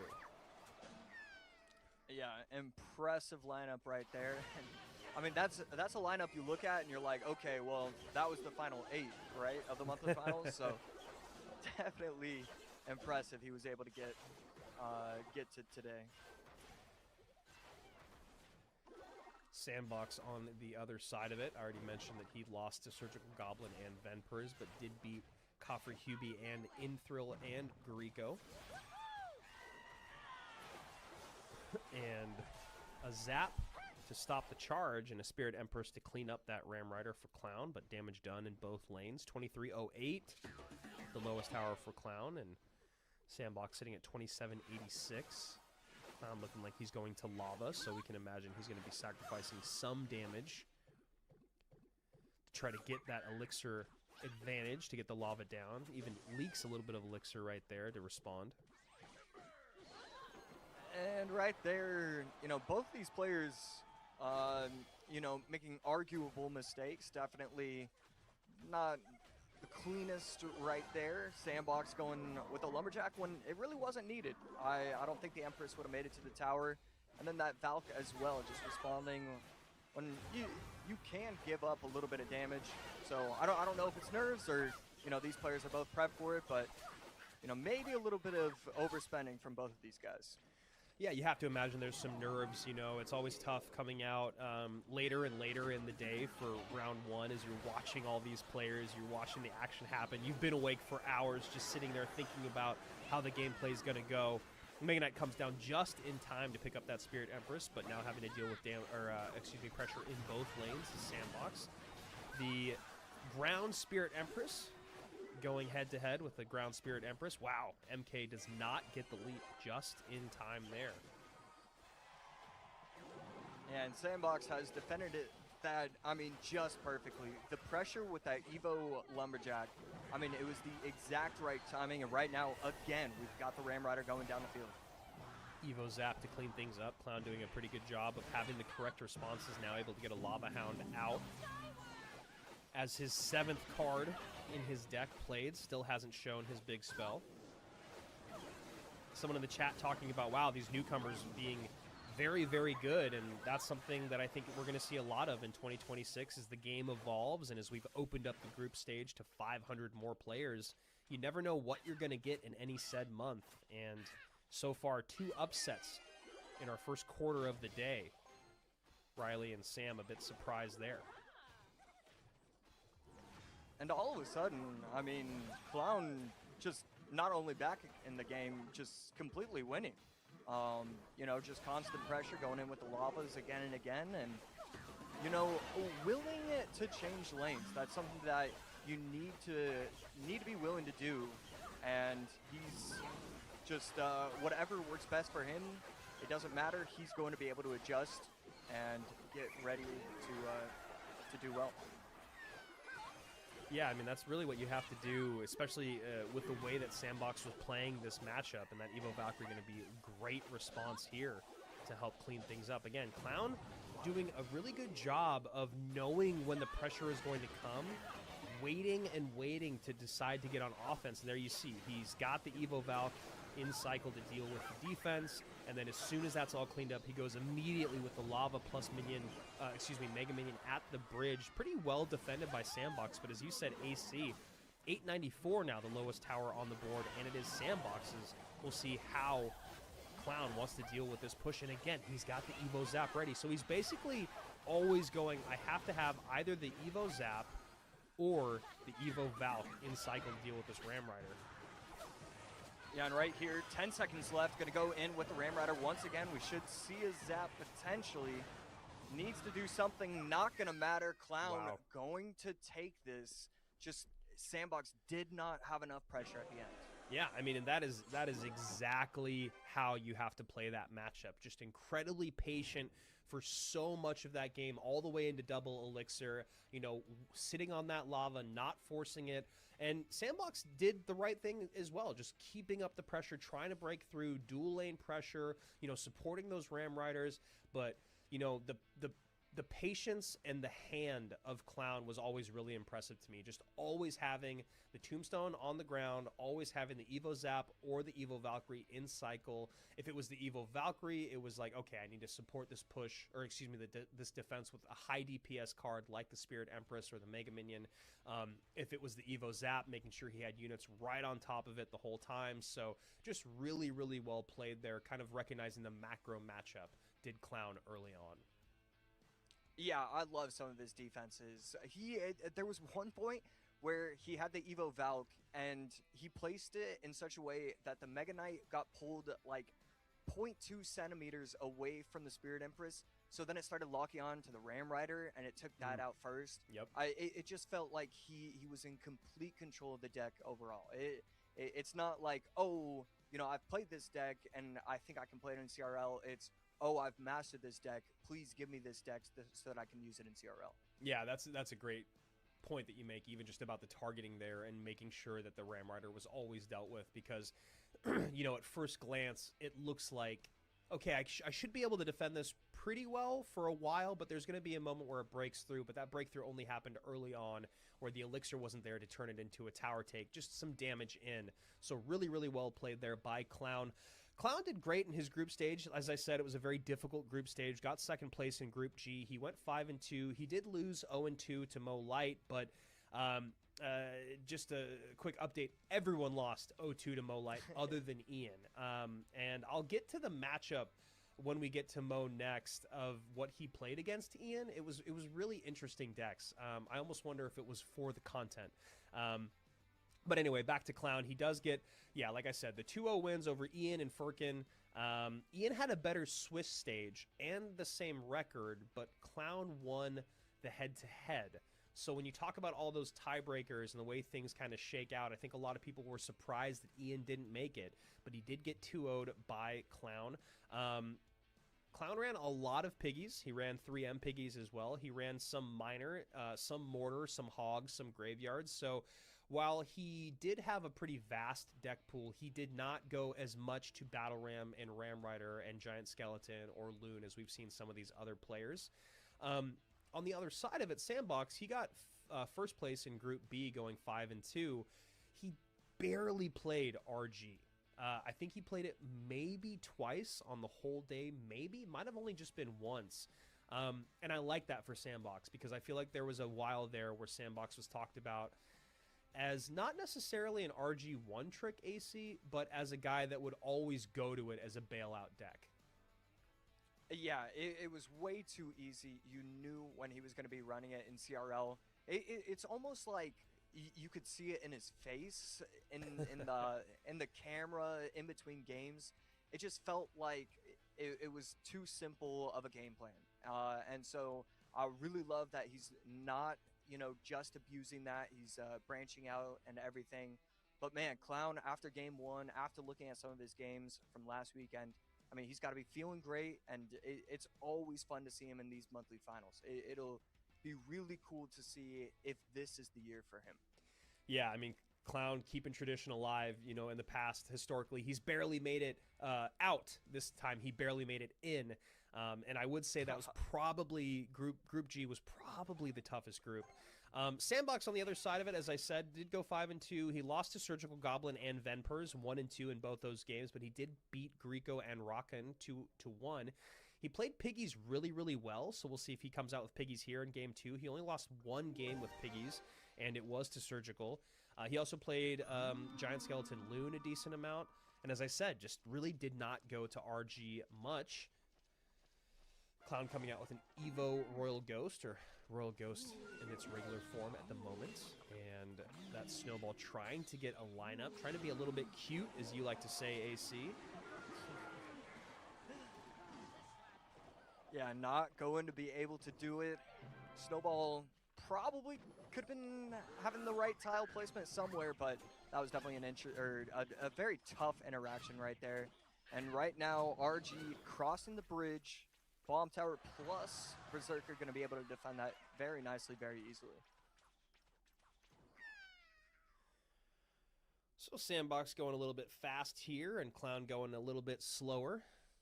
Going RG against the RG, one of the RG masters of the game with Monk RG, so at least happy about that in terms of the Magic Archer lineup. And Drill coming out defensively here.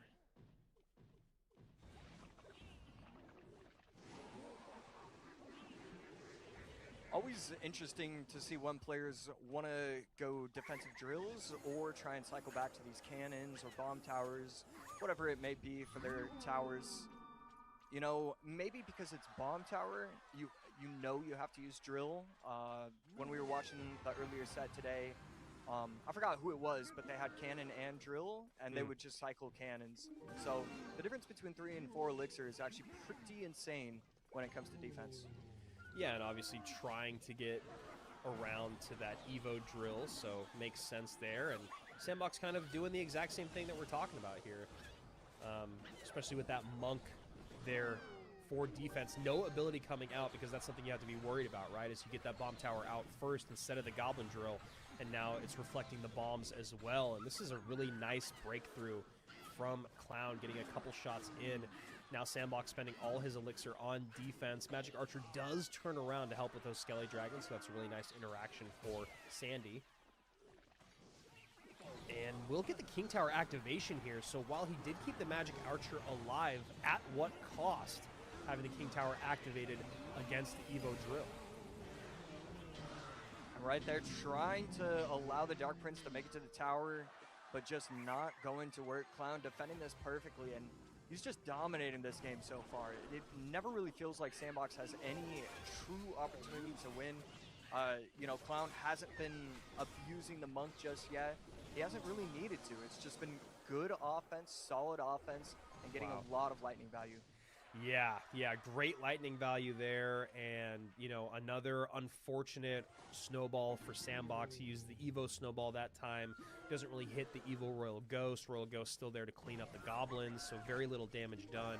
You see the Berserker here looking to tank for that Fish Boy, so Dark Prince can take it off the board. I like that. But Clown looking for the Magic Archer at the bridge with the high Royal Ghost, and this is a scary version of Clown that we're seeing here, AC, as he's got double Monk down. Yeah, I like that bomb tower placement by Sandbox, actually, allowing the Ghost. And as soon as I say that, I realized that he put it one tile too low. Yeah. This is completely over. The Evo snowball is going to protect, I mean, going to keep him alive for another 15 seconds, but that's about it. Yeah, very, very tough. RG does not get a shot, so just hanging on by a thread is Sandbox here as the Evo drill does go out. Evo drill can do a lot of damage. Sandy sends the drill to his own side of the board, and that is a very nice 2-0 win for Clown, who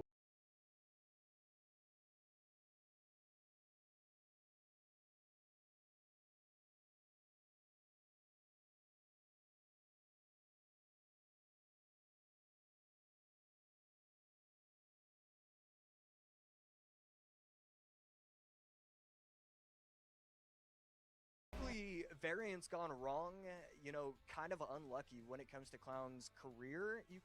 I mean, really, you could argue. It's clear that he's one of the upper players that you have to be watching out for every single month.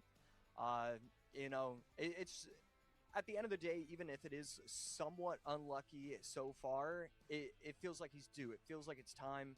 I would not be shocked to see Clown, have the year of all years for him this 2026. he needs to, honestly. It's time. He's doing this against Sandbox. As I said, his group stage was very difficult. He came out on, close to the top. He still qualified. And when you talk about the deck picking in game number 1, Clown having a great matchup there, pretty close to what I'd say is a 60-40. I think Royale API agrees about a 60-40 there, which is, it's not the best that you can get. We talk a lot about, every now and then in the highest level, there's going to be those 90-10s, those 100-0s.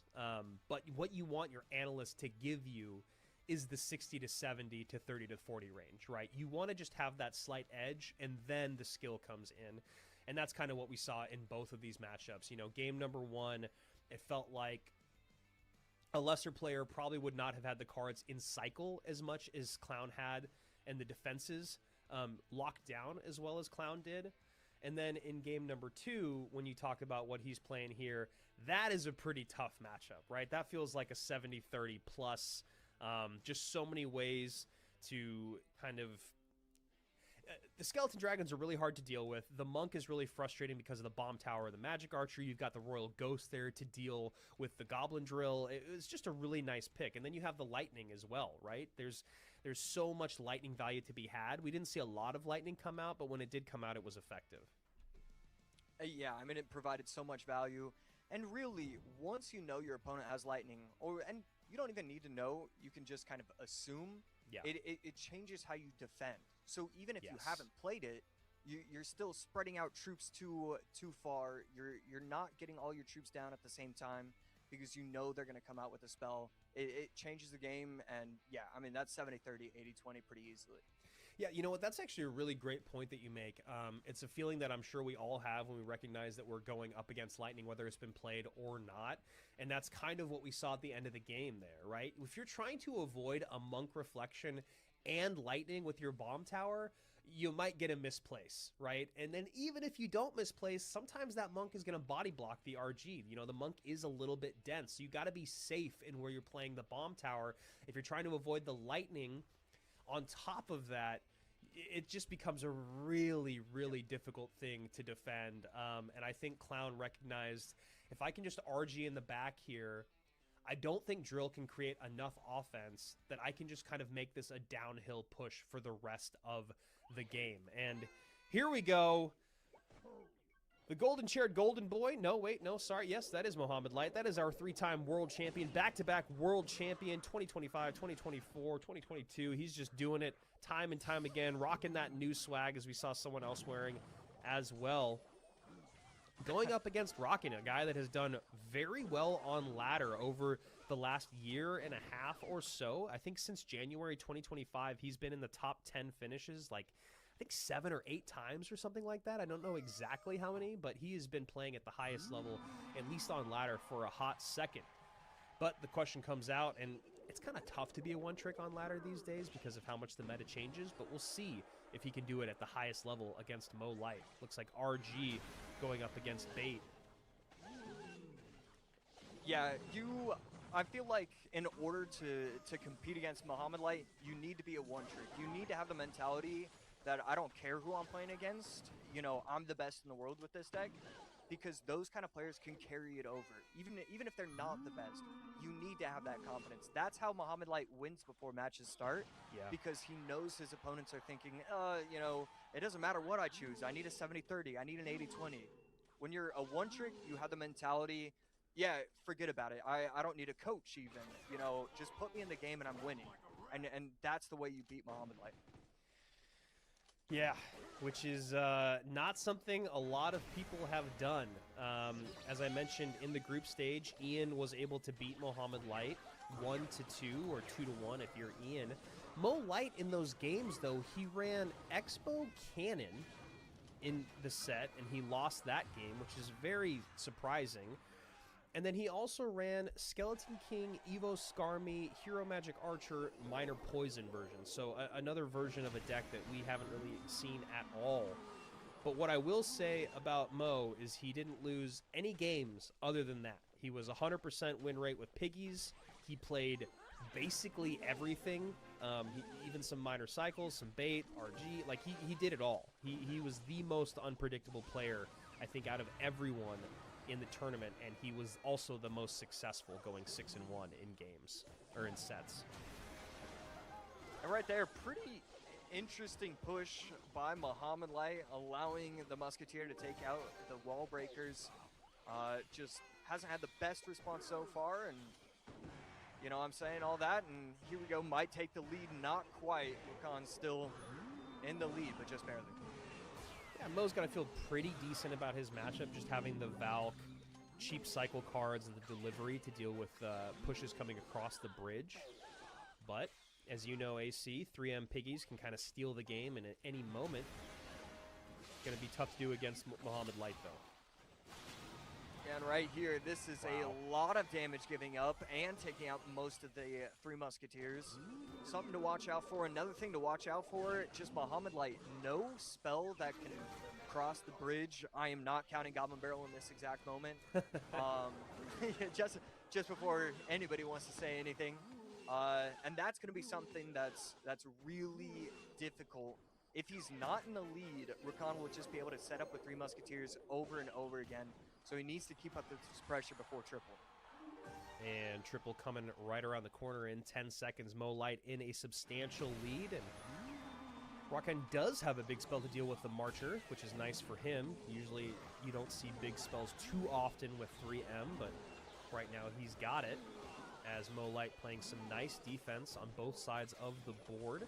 Pretty perfect interactions from him, which is what you can expect. Perfect placement as well. Taking, I'd say, minimal damage for minimal elixir expenditure. Fireball coming out quickly, not going to allow the second Magic Archer to get any value. Musketeer on the left, Royal Hogs in the middle. And I love the pressure, but Muhammad Light has just been defending it so easily every time. Yeah, and Mo Light, I'd say, we talk a lot about how he's the best at so many things. I do believe he's also the best Tesla player on the planet. I know that's such an interesting statement to make for a lot of people that maybe don't watch the highest level of competition, but the way that Mo Light plays his Teslas is just, it's a thing of beauty.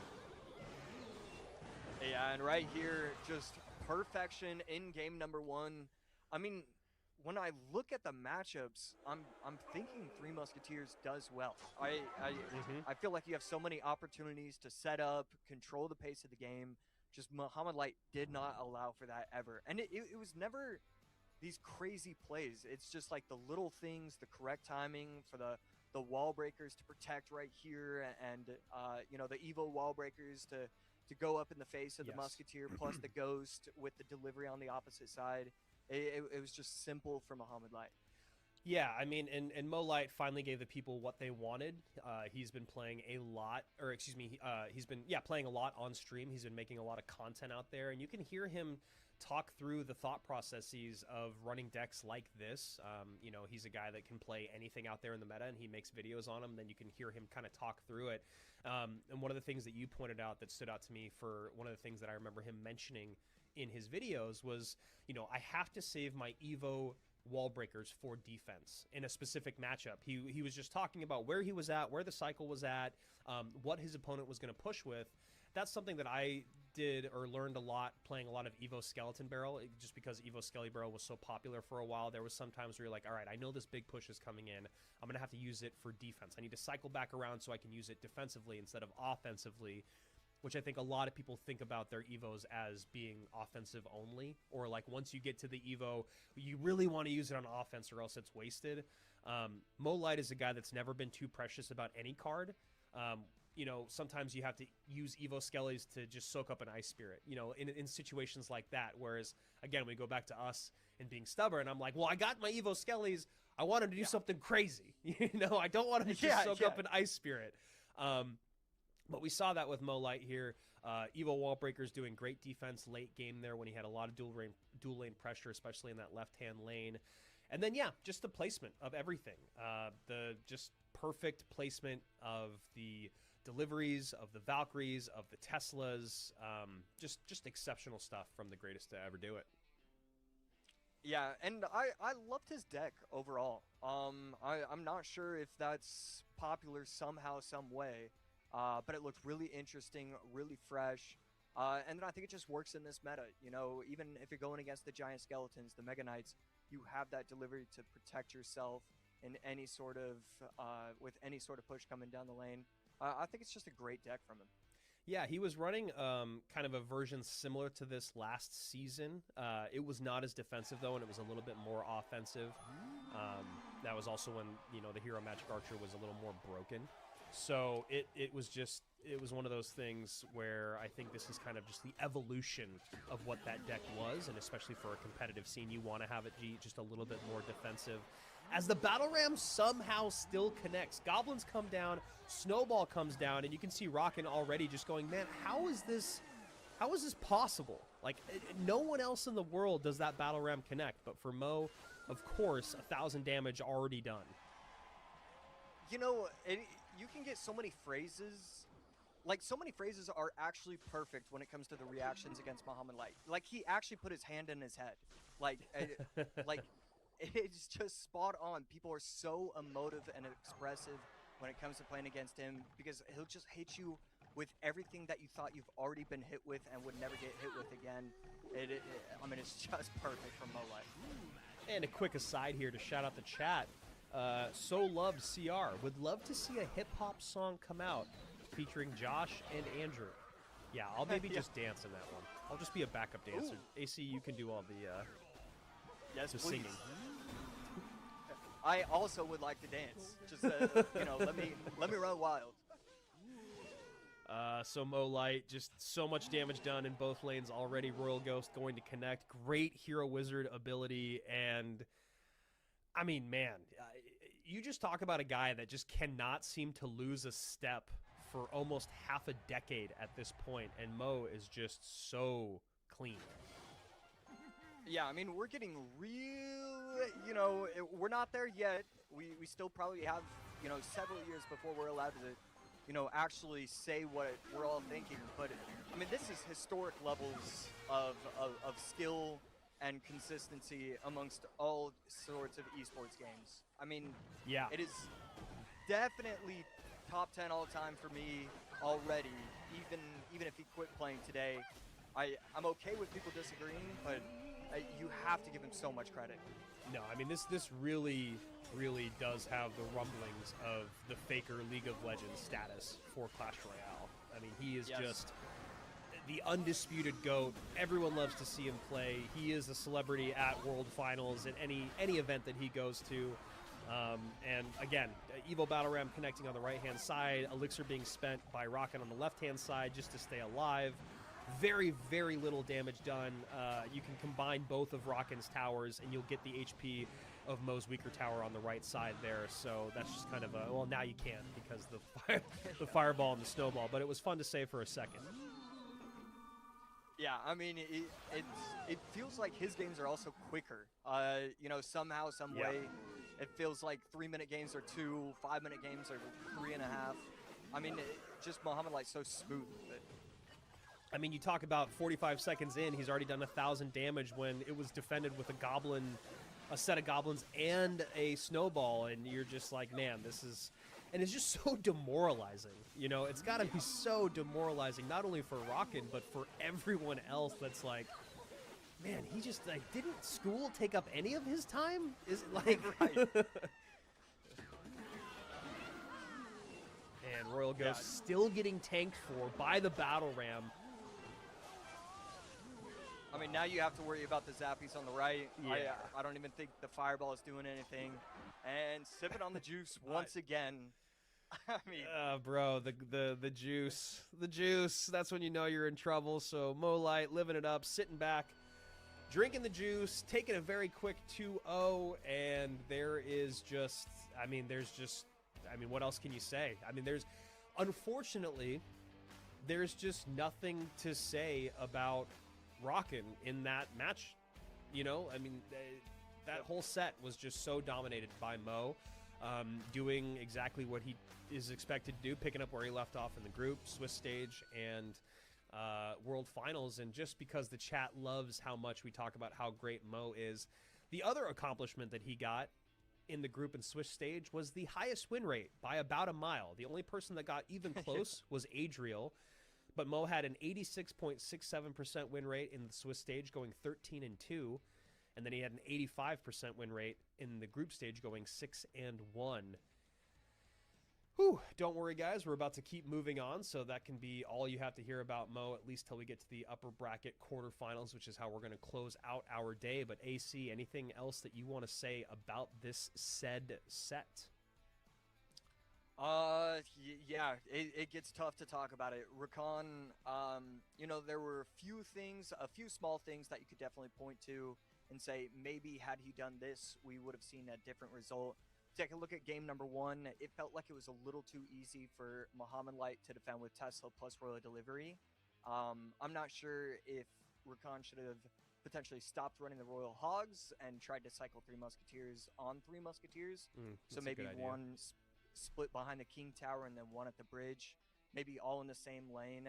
There were just a few things that I would have liked to see him try.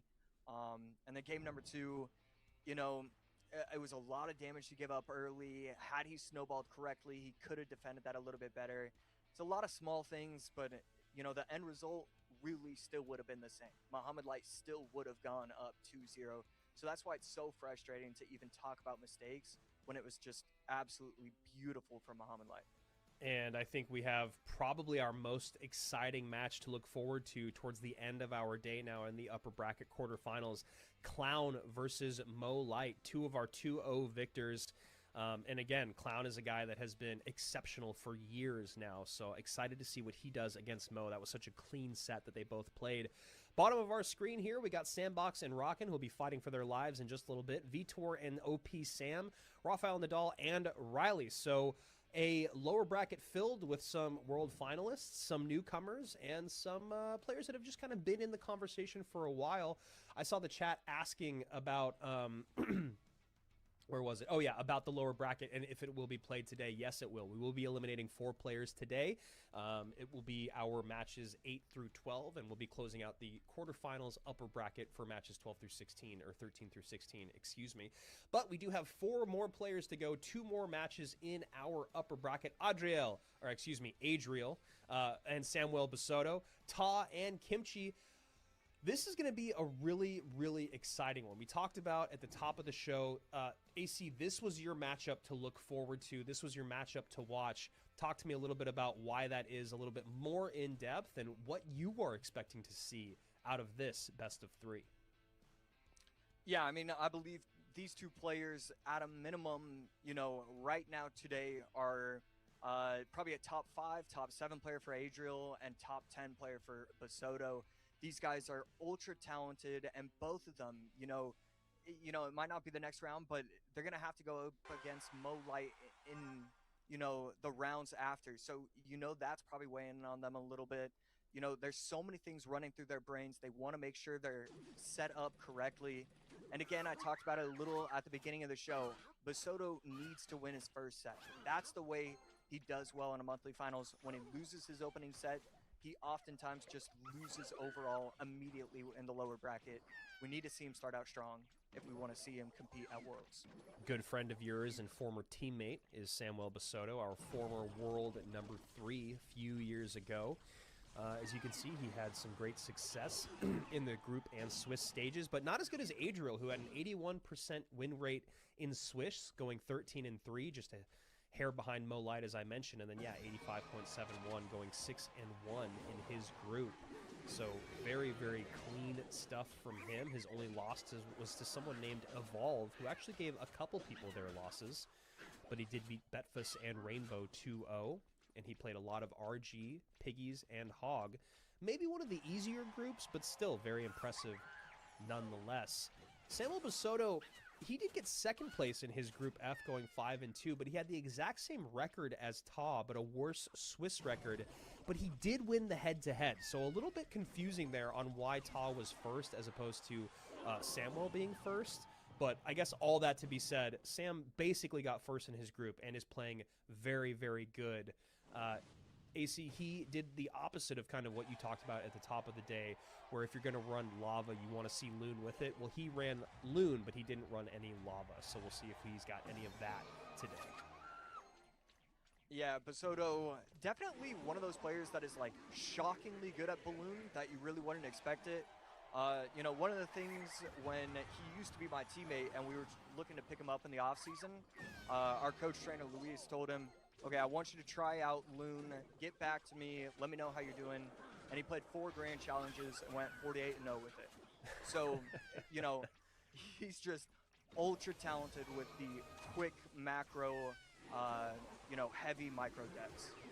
Yeah, Sam getting 3rd place in the world back in 2022, 12th place in 2023, and then has not been to World Finals in the last couple of years, but he has always been a titan of the game. He's got a lot of number 1 finishes on ladder. He won the BCC way back in 2022. He's just kind of been around forever, AC, and again, you know him very, very well. Very talented dude, and he looks very locked in. On the other side of that conversation, though, Adriel is someone who has never not been locked in his entire... I'm pretty sure that dude was born locked in. And he's also a guy that is incredibly emotionless when he plays. Yeah, it can be really intimidating playing against him in person. It just feels like he's ready for the next match while the match is going on. Like, it is wild to see how strong he is with his mentality. And I would have loved to see, and I thought he was going for it. I thought Adriel was going to go for the King Tower activation there against the MK, playing the Bomber first. I think maybe he was trying for it, and then he was thinking the Knight had to stay on the board on the right-hand side to deal with the counter push that was coming down the lane. So, pretty sure that's what his thought process was. Maybe it was a slight misplay, but either way, still in the lead. Yeah, it's definitely one of those things where he probably expects himself to have the correct matchup, and so he doesn't want to take any risks. Yeah. So even a 90% King Tower activation play is just not worth it in that moment. So I like that he was willing to ignore, you know, something that could be great for, you know, making sure that something that could be awful doesn't happen. Yeah, you know, that's something that Eric Benjamin used to talk about, obviously former coach of Team Liquid, former commentator here in the CR booth. He was always saying, look, there's really exciting heads-up, cool plays you can make, but then there's the 100% play that you need to make. And that's exactly what Adriel did there as he is trying to defend with his 500 HP lead. 30 seconds remaining, Samuel kind of turning up the bridge spam, turning on the poisons, and narrowing that gap. MK almost getting to tower. This is getting very dangerous for Adriel. Right there, everything on the board, getting the offensive poisons. Mega Knight at the bridge, and Sam all of a sudden, this lead. is a ridiculous close match. Sam is in the lead, but Evo Drill coming in. Can this be defended perfectly? Very difficult to do. Poison comes down. That is going to be enough for Adriel to take game 1. 1174, 1031. And could you really want anything different from these two titans of the game going head-to-head? 143 HP remaining. And I can't tell if Adriel is about to pay his taxes or if he just won a match in a monthly final. I can never tell with him. No, I actually can't tell. It is taxes. It Yes. is taxi. He's doing both. He's dual wielding right now, ladies and gentlemen, and no surprise there. I mean, yeah, AC, let's talk a little bit about that. You kind of mentioned it during the game, Adriel being so intimidating to play in person because, you know, when you're just staring across from him on a stage with a loud crowd and you see that he's emotionless, but he's still incredibly intimidating to play against online. And they can't even see the player cam. Yeah, I mean, he's easily one of the most disciplined players, and really we saw it with that earlier interaction. Instead of taking the 90% play, he took the 100% play. He figured that the most effective method was to continue to defend. And I mean, he was right. Even though it was ridiculously close, even though 3 seconds later he would have lost, he had that calculated. He had that mapped out. He got the correct defensive poisons. He got the correct offensive poisons. So it's just perfection from Adriel every single time with how calculated he is. Yeah, and I'm trying to scrub back here really quickly to just see that interaction that we were talking about where it was looking like he was trying to activate King, but he ends up going to not do that instead. And I'm pretty sure, I'm having a hard time finding it, but maybe I'll get to it in a little bit, but I'm pretty sure that Knight maybe did mitigate just a little bit of damage. So we see the Knight, yes. So that Knight comes over and gets one shot on the Berserker, causing the Berserker to get one less shot, and then tanks for the Miner for half a second, so the Miner gets one shot as well. I don't know if that would have been the game, AC, but for a moment that we have been talking about for a couple of minutes, to actually have an impact on a 143 HP game is actually pretty insane. That's literally exactly what we were talking about how you have to make the 100% play instead of the cool heads up play, and that might have actually won the game for him as well. Yeah, I mean, that's just Adriel to a T. It's just, I love what he does. It's very creative the way he plays kind of boring because, like, you need to make the right play every time, and that's just what he does. We saw some minor poison decks with like Goblin Hut and Archer Queen, but Samuel went to go with that Hero Musketeer deck instead, and it didn't really feel like that Hero Musketeer's ability was much of an impact. Who knows if the Archer Queen's ability would have been more of an impact, but just kind of interesting to see him run a slightly different version than what we saw some people run this last weekend. And as I said before, Sam did play a little bit of everything in his group stage. Him and Ta were kind of the only big names in Group F. And like I said, they basically had the exact same records. So we'll see how Sam does here in game number 2, trying to bounce back. Obviously not looking to get swept. Yeah, going with the quick cycle, most likely RG. We're going to see if he wants to pop that ability again, and that's not going to be the case. Adriel on the other side, you got to assume Grave, maybe Hog potentially is something that I'd be looking at. And it is Piggies, so kind of close there. Yeah, Graveyard. I heard you. I saw your brain working where it was like, could be Graveyard when we see the Evo Furnace, and but then you see the E-Spirit, and you're like, well, it's probably not going to be Graveyard. It does end up being Piggies with Monk, and that's going to be really nice for Adriel. As you can see here, doesn't even have to use his bomb tower to defend, decides to go with the Monk instead, and should be able to get an ability off, but he opts not to get a little bit of damage as he already has damage in the left-hand lane. Yeah, that Hunter getting the final shot stopped the momentum for Adriel quite a bit. He no longer really felt comfortable with going in on any sort of counter push, and it's always kind of weird watching certain troops just defeat something that was made to counter them. Like the activation of the ability from the Monk would have done a lot of work. Instead, Hunter taking it out before it got the opportunity. Yeah, right. It's like literally exactly what it was made to do, but falls to that shotgun shot from the Hunter as Piggies come in on the left-hand side. Nice dual lane pressure here from Adriel, going to take the lead by just a bit. 23.04 to 23.85 is where we stand. Samuel just behind by 81 HP.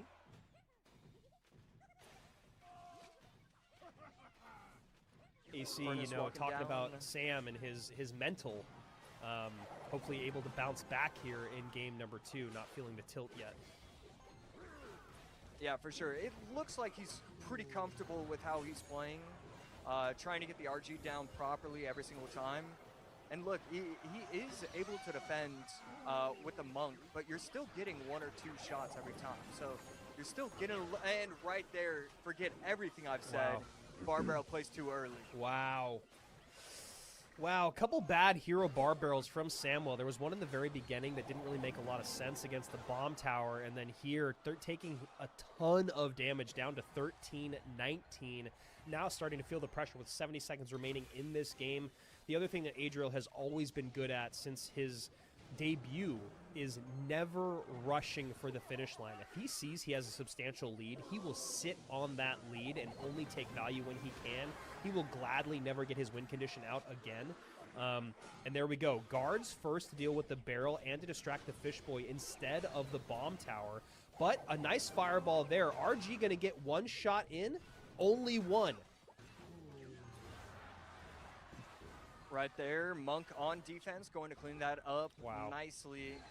And I loved what Basoto was trying to do, but it just wasn't enough. Adriel going to clean that up beautifully every single day of the week. Yeah, and this is just tough stuff. Adriel doing a great job of creating dual lane pressure. When he did get the pile up defense, he had the Lighten to clear the path. He had he had so many ways to stop, reset, stun that Royal Giant. He had the Monk, obviously, for the push.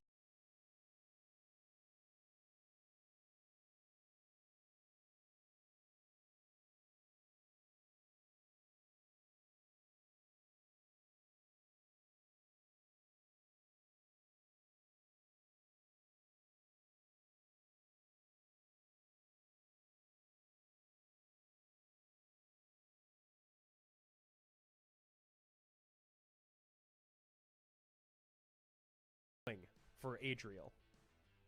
Yeah, I mean, just great gameplay, solid gameplay. So here we go. These are the matchups that we saw, and there's the QR codes I heard or saw people talking about in the chat. Obviously, there'll be a QR code at the end of our broadcast for a reward.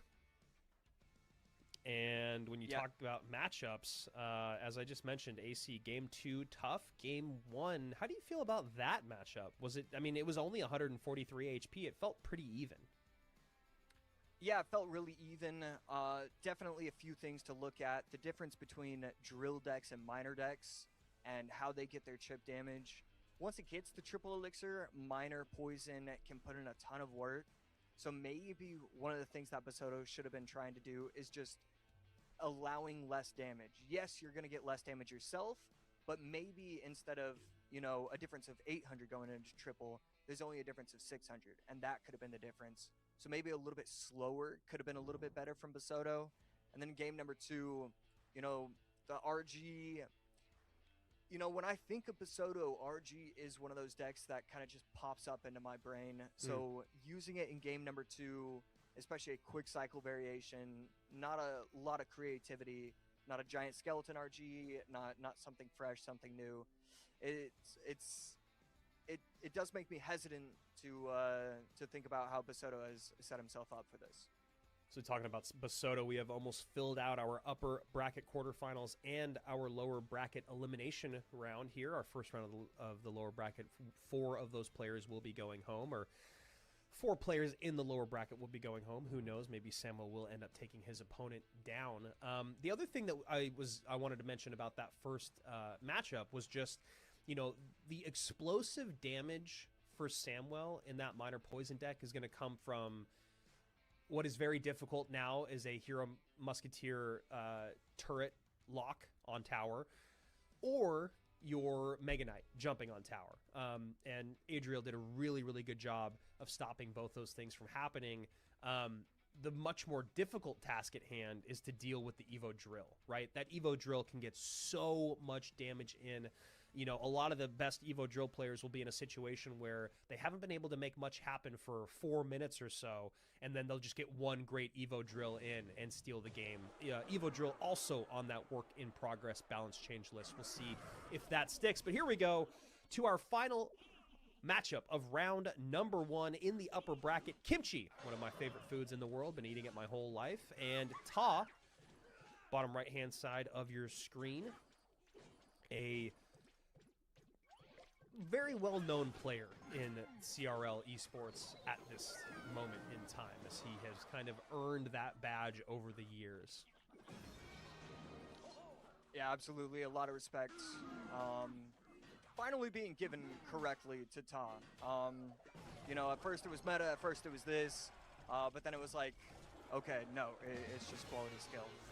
And speaking of kimchi, I've recently been doing kimchi rice, like twice a week over the past month, and it's been great. What all you been throwing in there? I gotta know. I try to do 2 eggs, but usually it's just 1.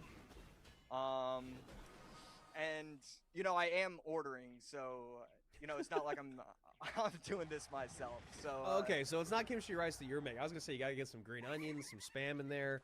But either way, yeah, kimchi fried rice, absolutely delicious. Something that I'm sure Kimchi is a fan of. And Ta here, looking like he is going to Ram Rider Giant Skeleton with Hero Wizard. Hero Wizard, it's funny, Rich and I had a conversation about this during the creator event.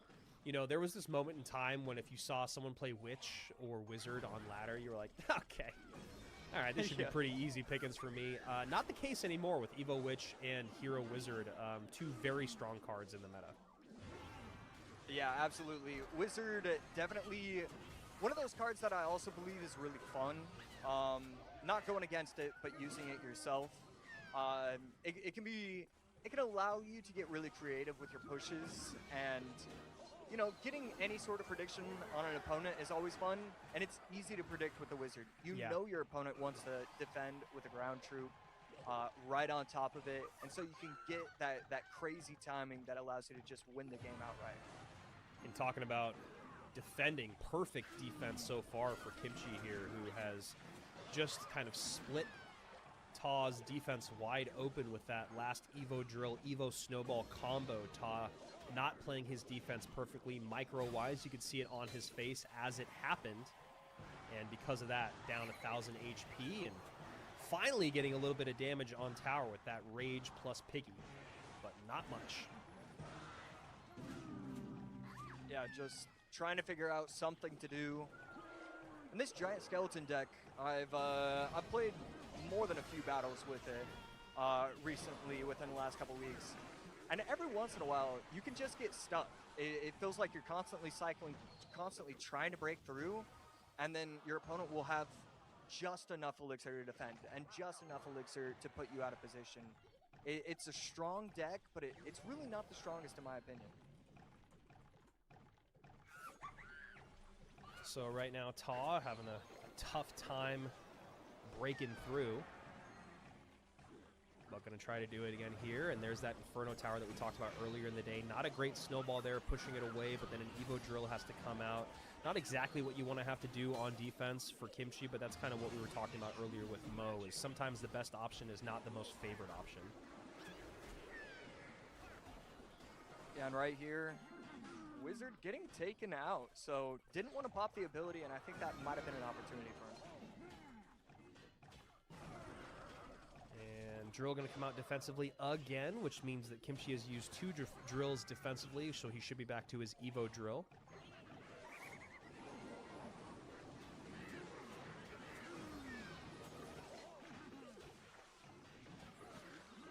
And bundling everything up with this Inferno Tower. I mean, I've been very impressed with it, and that Lumberjack is going to make it through. Forces out the Evo Snowball, but a lot down on the board. Will need something to work out on Kimchi's end. Yeah, only 18 seconds remaining. That's the thing about these Battle Ram decks, is they might take a while to break through, but when they break through, a lot of damage is done. 22:05, 17:49, 10 seconds remain. Vines comes in. They do get pushed, but they don't get pushed on top of the tower, those Evo Barbs. And a very nice win for Kimchi, who is that the Ian meta playing on the bed? I think that's the Ian meta. I guess it's also been the Mini Minter meta who played on the bed a couple years ago. Love that. So here we go.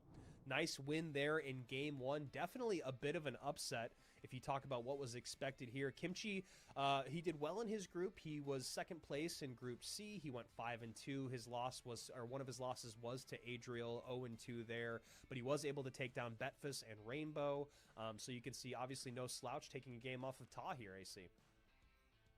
Yeah, I mean, that was phenomenal from him in game number one. I mean, there was a lot going on. These Inferno Tower decks, you know, I'm hyping them up, and so far we've seen a lot of good things from them. But at the end of the day, it is really tough to play those well. You have to have every single interaction down pat. You have to be able to protect it when you need to and allow it to get taken out by this troop while having this troop lock onto the other thing. It's a lot going on. So the fact that he was able to walk away with game one, that's great. Kimchi is a Japanese player, even though his name is Kimchi. You might think he's Korean.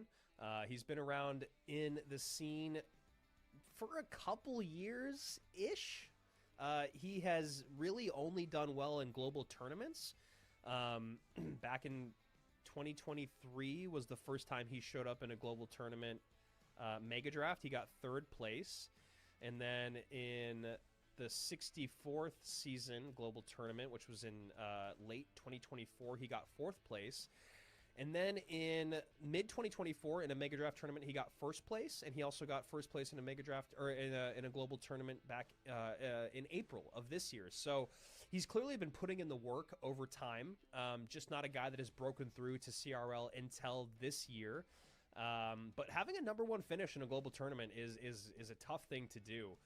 Ta on the other side of it, we talked a little bit about how he got first place in his group with Samwell, even though he lost the head-to-head against Sam, but he had a better record. So he did have first place. His losses were to Sam and Sinestro. Both those were 1-2 games, so no sweeps against Ta. He played a lot of piggies. He played some drill, some hog, some GY, and some minor poison. So obviously a lot of things still at his disposal. When we look at the matchup that we just saw there, on paper, at least according to Royale API, it's a 75-25, but from a very, very small sample size. When you look at a larger sample size of 7 cards or more matching, not the full complete 8 of 8, it's actually a huge favor for Ta there, going at a 62% to 38%. So while Ta struggled in, I don't know, did I just call him Sandbox? While Ta struggled in this exact matchup, that is the case, at least in a small sample size, that drill deck, just able to lock things down, not having a big spell, not really having a good target for your Mother Witch. And then, yeah, when you don't have, I mean, I guess the Vines is kind of good against Inferno, right? Because you can at least kind of stop it for a second, stop that sizzle. But not having a big spell to deal with anything else on the board can be a bit tough. Yeah, it does stop the sizzle, but at the end of the day, you don't have enough troops that can just take out the Inferno Tower. You need like a freeze would delay it long enough for your troops to go to work and take it out. But the Vines, it just kind of resets, and then the Inferno Tower stays alive for that extra 3 seconds.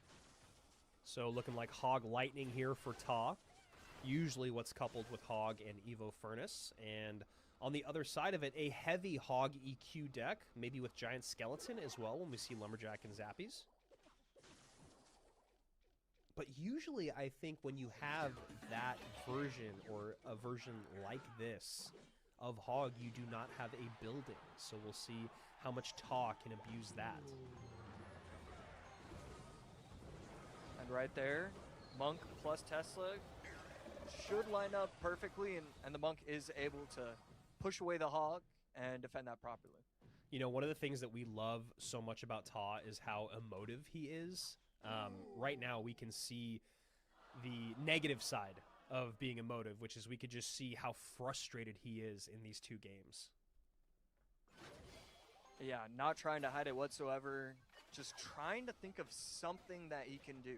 Something that he can pull off that'll allow him to get any sort of edge. And we just have not seen it yet.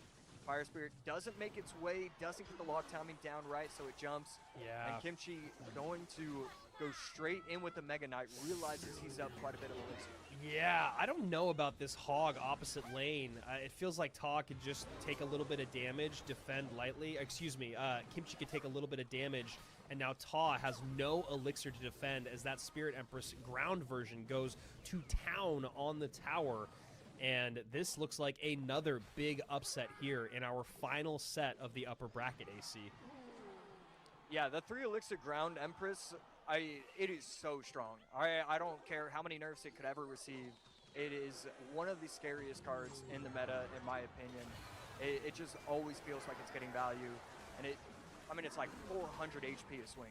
Yeah, really, really interesting that you point that out, because it is a card that I feel like is overlooked a lot at lower levels, but at the higher level players are much better at abusing how strong it is, how fast it is, and as you mentioned, the DPS. So a bit of, man, I don't know, cobwebs for Ta. It just felt like in game number 1, he could never figure out a way to break through, didn't love the matchup, didn't love the deck, and then here in game number 2, just getting a little ahead of himself. I think the frustration from game 1 and how game 2 started just made him make some bad decisions. I really didn't like that aggressive Hog in the opposite lane. I think even at my level, I know that if my opponent has a big push coming down the other side, my Hog better demand so much attention that that push dies on the vine. That was not the case. I mean, that was a 100% healthy tower. Kimchi just defended with goblins and then just put pedal to the metal in the left-hand lane, and just absolute devastation, domination from Kimchi or Colin.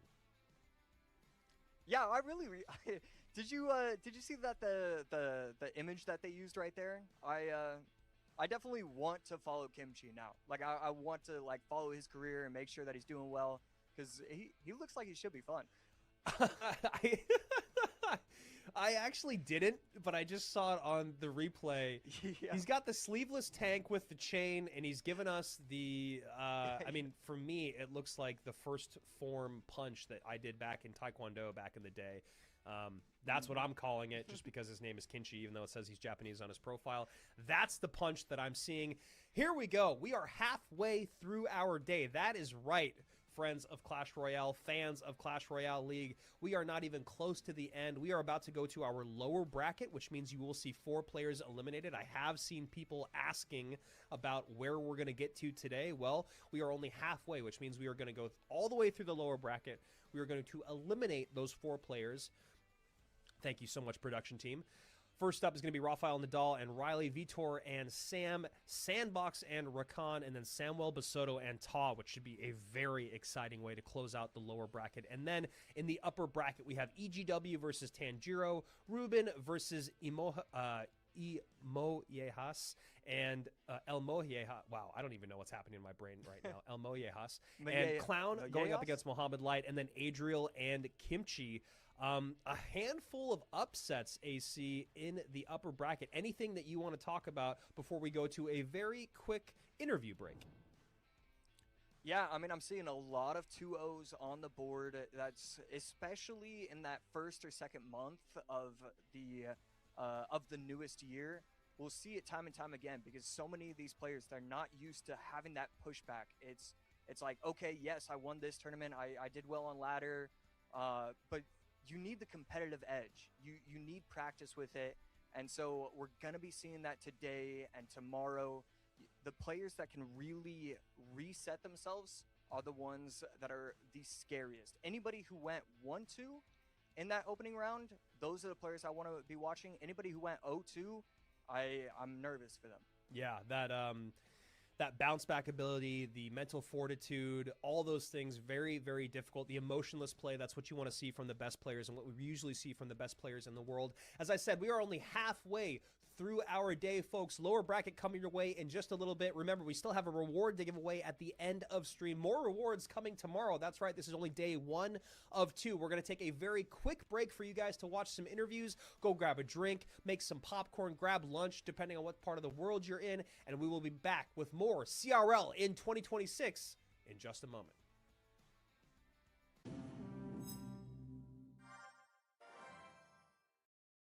My favorite card is the Goblin Machine. Mi carta favorita actualmente sigue siendo el pescador. Sí que es verdad que ha recibido un nerf, pero veo una carta muy útil, muy importante, que te hace ganar partidas contra el montapuerco y puede arrastrar cualquier tropa como un gigante noble, cambiarle de línea. O sea que te aporta un gran significado a la partida. My favorite card is Mortar.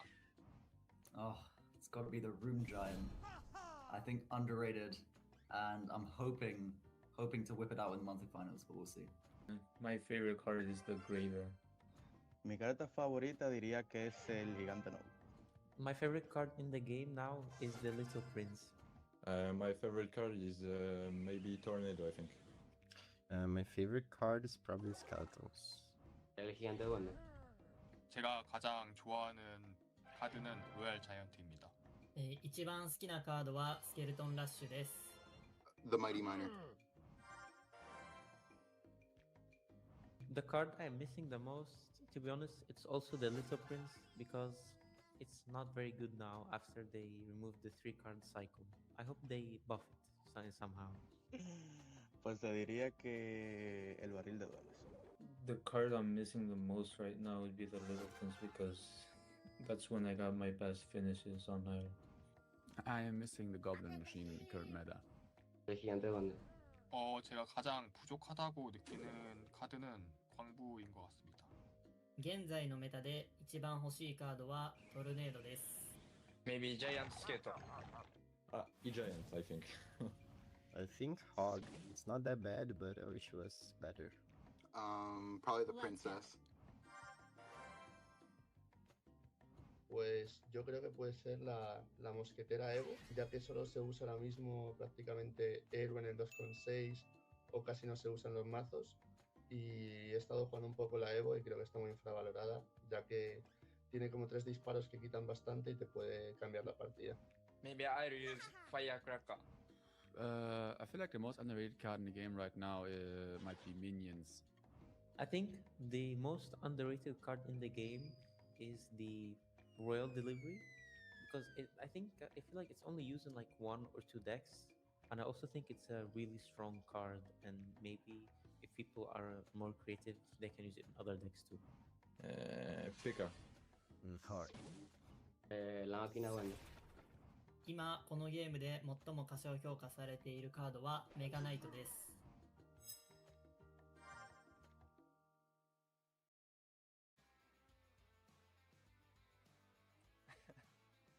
And it looks like we're back on broadcast, ready to go. Just talking about how well I was saying El Mollejas's name. I think that's... Clip that. Super well. Ruined my life. Mollejas, I'm sorry, man. I promise you it'll be perfect from here on out. Back to gameplay after those fun interviews. One thing that stood out to me in those interviews was how much people are missing the Little Prince. I thought I was... not alone on that, but maybe in a bit of a minority on that. But I really do love the Little Prince. I think since the 3-card cycle changed, it just hasn't been as effective. Although we did see him show up today. We'll see if we see more of him throughout the weekend. But here we go. We are getting to our lower bracket, which is really, really exciting stuff. This is where we start to say goodbye to players. While we do get to give away money, it's not really the amount of money that they probably were hoping for coming into the monthly finals. No one wants to go home on day 1, but that is where we are at, kicking things off with Rafael Nadal and Riley. This was interesting, right, AC? Because Nadal came out against EGW. Nadal, a relative unknown, at least in the Clash Royale world, maybe not the tennis world. Didn't really... He just didn't do much. EGW played very, very well. But on the other side of it, Riley against Tanjiro, that was a huge upset against our former world number 2. So we'll see if Riley can bounce back here in game 1 of what could be his elimination set. Or, I mean, could be his last set. It is an elimination set. Yeah, I think Riley still has to be feeling pretty confident. You know, a few things can go wrong, but he's always had a funny personality, a personality that sometimes you wouldn't expect to like work well in competitive environments, and it's just not the case. It actually does. He actually can reset, get himself ready for that next one. You know, he had you know, the aura walking onto the world final stage. when he was competing that, you know, a lot of people didn't expect him to actually be able to have. So, yeah, I expect some great things, and already we're seeing a Wow. Loon. That's going to be 2 shots, too. Yeah, 2 shots, death damage in. You can see Rafael Nadal already just slightly beside himself after just a very, very tough day. You know, you come out, you're the first match of CRL in 2026. You go 0-2, and now you're the first elimination match of 2026 going up against a former world number 2 in Riley. So we'll see if he can turn his fate around as things are already off to a rough start here. And right there, good King Tower activation. Not giving up a lick of damage on the left side and still getting that King Tower activated.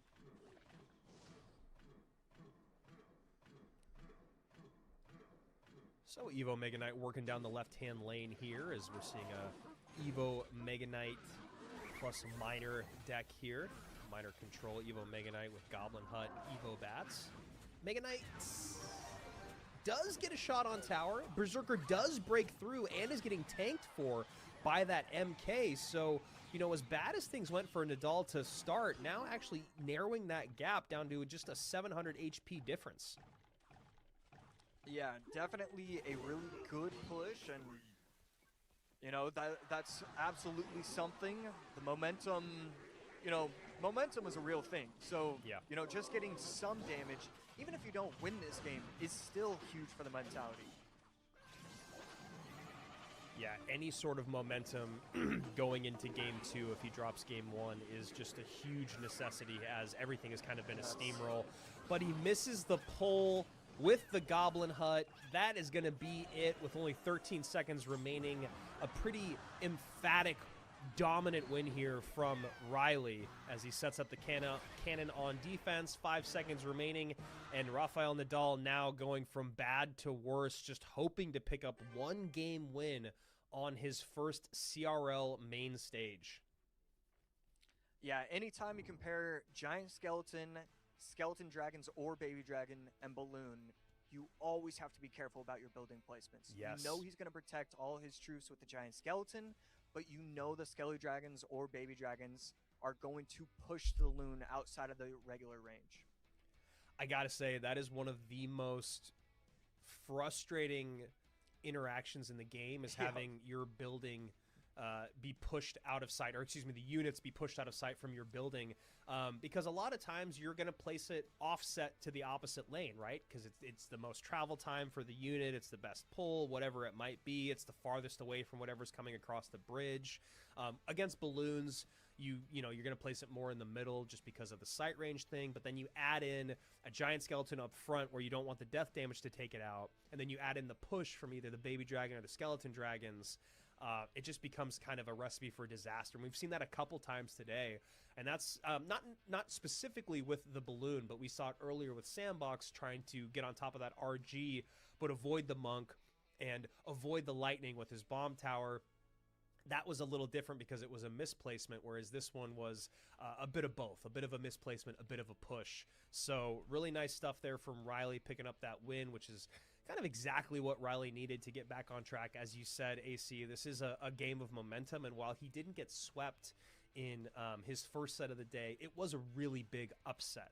So I feel like Riley's got to be feeling good now after game 1. He's now 1 game away from making it to day number 2, while he will stay in the lower bracket with just 1 life to give. Got to be feeling a lot better than he did a couple hours ago.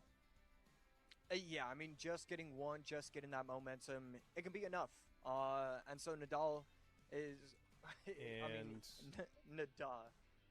Nadal is going to have to figure out what he wants to be doing, because this is now 0-3.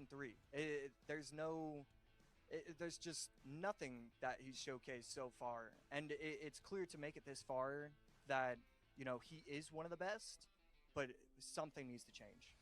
Yeah, just a reminder of Rafael Nadal's journey to get here. He did beat Nikoko in the group stage, who we've talked about Nikoko for years. He beat Asaf in the group stage. He did lose to Riley, so this is kind of a rematch of what he did in that group stage, but he still took a game off of Riley. When we look back at that set, it was Nadal who was able to take the game number 1, it looks like here. He was playing RG with Hunter, Hero Barbarrel, and Evo Lumberjack against a Loonless Lava deck from Riley, who ran Lava with Evo Valkyrie, Evo Cage, Hero Barbarrel, Spirit Empress. So that's the game that Rafael Nadal won. And then he ran Mega Knight, Evo Wizard, not Hero Wizard, Evo Wizard, Hero Mini P.E.K.K.A. Hog, which is kind of a weird deck. I don't love that deck. It's 4.3 elixir. It's really heavy. It's 14 elixir to get back around. And he lost to Riley's Loon deck. And then in game number 3, Rafael Nadal ran Evo Drill with Skeleton King and Mother Witch. Maybe looking for Drill or Graveyard from Riley. He did get the Drill. He didn't get the Graveyard, but was not able to make it work as Riley took game number 3. So as you can see, he's able to at least beat Riley. We have it on record. We have it last weekend. Can he pull it off again here in game number 2 and keep his CRL dreams alive? Coming in with the Executioner, automatically assuming some sort of giant skeleton, heavy, control the game deck coming in from Raphael. Riley on the opposing side, probably going to be Mortar, but still could be a few other things. You know, one of the interesting things is the Cannon Cart has been having a lot of recent talk about it, because there are a lot of different little glitches that have occurred as of late. Probably not going to be seeing that in CRL, but there is a chance something crazy could be happening with it. Someone asking how many days the final will last. It's just today and tomorrow.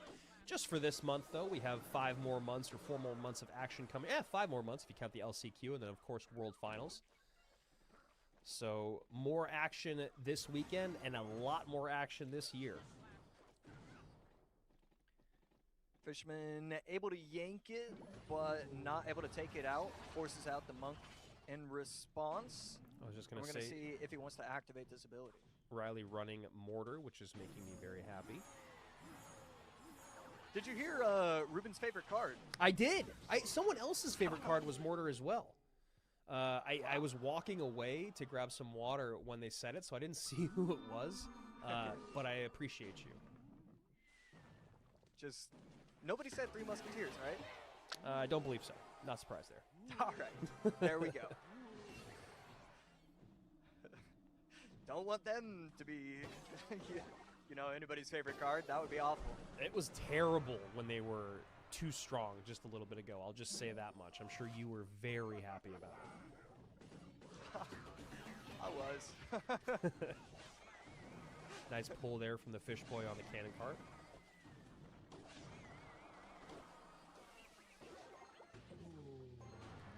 Eastbury going to come down, but not before 2 of the Skellies are able to tickle the tower. Right now, Riley's still in the lead. Exy does not get the shot, and Dark Goblin does. It's those tiny interactions that always seem to go the pros' way. Yeah, and this is going to be a pretty tough matchup for Riley, just because the only real way to get damage on tower is with that Evo Barrel. And then the Monk ability is so frustrating because you can't defend with the Dark Goblin. You do have to defend with the Mortar plus the Cannon Cart or the Rascals, which all give so much value to that Monk ability. So this is just a really tough place for Riley to be in. This matchup could be exactly what Rafael Nadal wants, but the only thing he has to worry about are skeleton barrels connecting to the tower. So he's got to start to opt to use that Executioner to clean up those barrels maybe a little bit more, just to avoid the sure damage, right? We were talking earlier about sure things with Atrial. Well, the only sure damage that's going to come in from Riley is with those barrels, because you know the mortars have to be used on defense, and I'm just not loving how easy he's making these barrels connect. Although cheap defense there means good offense on the left-hand side, maybe making me eat my words as he gets a great couple RG shots in. Yeah, I mean, it looks... He's been dominating this entire match. It does feel like it should finally be going his way, allowing him to feel good about himself. I love this deck choice, and Yeah. you know, he doesn't have the log going against, you know, some sort of log bait, but it doesn't matter. The Ghost plus E-Spirit plus Bar Barrel, it's just putting in a ton of work. Shout out to Foolbound in the chat here saying, also, fun fact, Ruben won the final game of 2020 with Mortar, Graveyard, Hunter, Knight, Spear Goblins, Bar Barrel, Fireball, Cannon Cart. Little blast from the past there. Yeah, I mean, there you go. You know, a little bit of proof. I don't know. I thought he was just kind of hammering it up for the camera. I didn't realize people actually like that card. Whoa. Whoa! And the Mortar does get a shot in because the Executioner's range damage does go in on that left-hand tower. It's down to 80 HP, and it's just not going to be enough for Riley, who actually made that a lot closer than it felt like it should have been towards the end of that game. Nadal may be getting just a little bit more comfortable than he should have. Yeah, definitely feel that way as well. But at the end of the day, you got the win. You secured it. You were able to do just enough. Probably needed a little bit better of cycling at the very end of the game. But it's also one of those things where it doesn't really matter. You know, the difference between a 300 win and a 700 win is, I guess, 400, but it's still a win. Yeah. So he was able to get it, secure it, and most importantly, get himself to a game 3. Yeah, I mean, okay, so let's if you were the coach of Nadal, what would you talk to him about in that game? It felt like that matchup was pretty strongly in his favor, and I feel like he's still I mean, am I delusional just thinking that he didn't defend those barrels well enough because he did opt to take damage instead in the opposite lane? You know, you're talking about his cycle at the end of the game. Chat's talking about him almost selling at the end of the game. What are your thoughts there? You know, there's definitely going to be a few things. I don't mind the E-Spirit on defense instead of the barrel. If you want to get aggressive and use the barrel offensively, by all means, go ahead. But there were a few times where one time he defended the E-Spirit was only 2 skeleton shots. But then the very next skeleton barrel, he got like 5 or 6 shots. And so if you're always going to be using the best method and the E-Spirit in the right placement, then you can feel good about anything. But if you're going to switch it up and do the wrong placement half the time, that's when it's like, okay, maybe you should defend a little bit better. It's just not the smoothest gameplay, but at the end of the day, it was enough right decisions because, yes, I did think the matchup was definitely very good for him as an RG player. And, you know, we've been kind of going a little hard on Rafael Nadal, which is, honestly, it's what happens at the highest level. When you come in as a relative no-name, and unless you blow everyone away and shock everyone, then you're going to be critiqued. That's how you get better, especially, again, at the highest level of CRL. To give credit where credit's due, he is now in the same boat as Riley. They are both in a best-of-1 elimination game here in game number 3 of our first set in the lower bracket. He could just as easily move on as he could be eliminated. So, obviously, a tall task of beating Riley again. And as I said, historically, in their group stage, since they were in the same group, he did lose to Riley 1-2. But it is actually very surprising to me that we're finding ourselves in a spot where Riley has got his back up against the wall this early on in the competition. Against 2 no-names in Tanjiro and Nadal. Yeah, exactly. And, you know, it's not like he has been playing all that poorly. It feels like Riley's doing well and setting himself up with solid enough decks. Just something hasn't clicked for him this month yet. And so we'll just have to see. It is game number 3. You know, technically nothing matters. You know, everything that's happened in the last couple hours doesn't matter. It's just one game. Let me get to tomorrow, and then tomorrow can be a new day. Tomorrow can be a fresh day where I'm at my best. I got enough sleep. I had enough food. I had the right dinner. So, yeah, all you're trying to do is escape to day number 2. Yeah, we heard at Mo Light how important it is to be well fed on a World Final stage. I'm sure Multiple it's times. the same. Yeah. That kid loves his food, man. He really does. He loves his food. He loves his juice. Here we go. Going to game number 3, first elimination game of 2026. Really, really exciting stuff here when you talk about a relative unknown going up against a former world number 2, arguably one of the biggest content creators in the world, one of the greatest players in all of Clash Royale in Riley. Can Riley keep the momentum going from game 1, or will he feel the pressure of losing game 2, and can Nadal pull off another one of the big upsets of the day? This one would be the biggest upset of the day in the sense that we would be saying goodbye to Riley this early on, but I'm sure a lot of his fans are hoping that is not the case. Remember, guys, we are going to be here same time, same place tomorrow to finish out the upper and lower brackets and to crown our first champion, our monthly champion of 2026, give away our very first golden ticket, which means you'll already be able to start thinking about, oh, my favorite player is there. How am I going to get to wherever we're going to go? And I've had a few people reach out to me. I don't know where we're going. AC doesn't know none of us know where we're going yet. So as soon as we know, obviously you guys will know, and I cannot wait for another World Finals. DreamHack was such a blast. So all that to be said, make sure you guys are subscribed here on the channel. Turn on your notifications so you know when we go live. It's definitely early for us here in the States, especially on the West Coast. So that notification bell could be a great thing to wake you up. But that being said, here we go. Game 3, elimination. Can Riley do it? Looking like he's going to drill already. You know, Rafael Riley's Nadal running piggies. Riley's definitely one of those players that you can argue that they're a good Tesla player as well. Anybody that's Yes. incredible at micro just knows when to place it, when to defend with troops, what's going to get the biggest... I mean, it's just, they're so well practiced with so many interactions. And that's the reason why, you know, when it comes to who would be a favorite between a micro player and a macro player, and we're talking beat down against quick cycle, people are always going to go with the quick cycle player as the better one in their mind because they have so many more decisions to make. And it's, I just really like this deck from Riley for game number 3. Give yourself an opportunity to place as many troops, allow your opponent to make as many mistakes as possible. Yeah, I like it as well, just because everyone knows that Riley has been really loving drill in the current meta right now, whether you saw him Swiss group or on his channel. And I like that he has the confidence to say, I don't care, I'm going to run it anyway. And finding himself in a decent matchup here. Doesn't look like there's a great way to get on top of that Marcher. Poison's going to be nice as time goes on. And then for Nadal, he does have the Bomber to help clean up the drills. Kind of a tricky drill placement here going to the inside. Yeah, Lumberjack going to clean that up real nicely. And that's a pretty aggressive Magic Archer. The pop back should be pretty valuable. But that Lumberjack should get a swing. I like the Fire Spirit from Riley protecting it just a little bit more.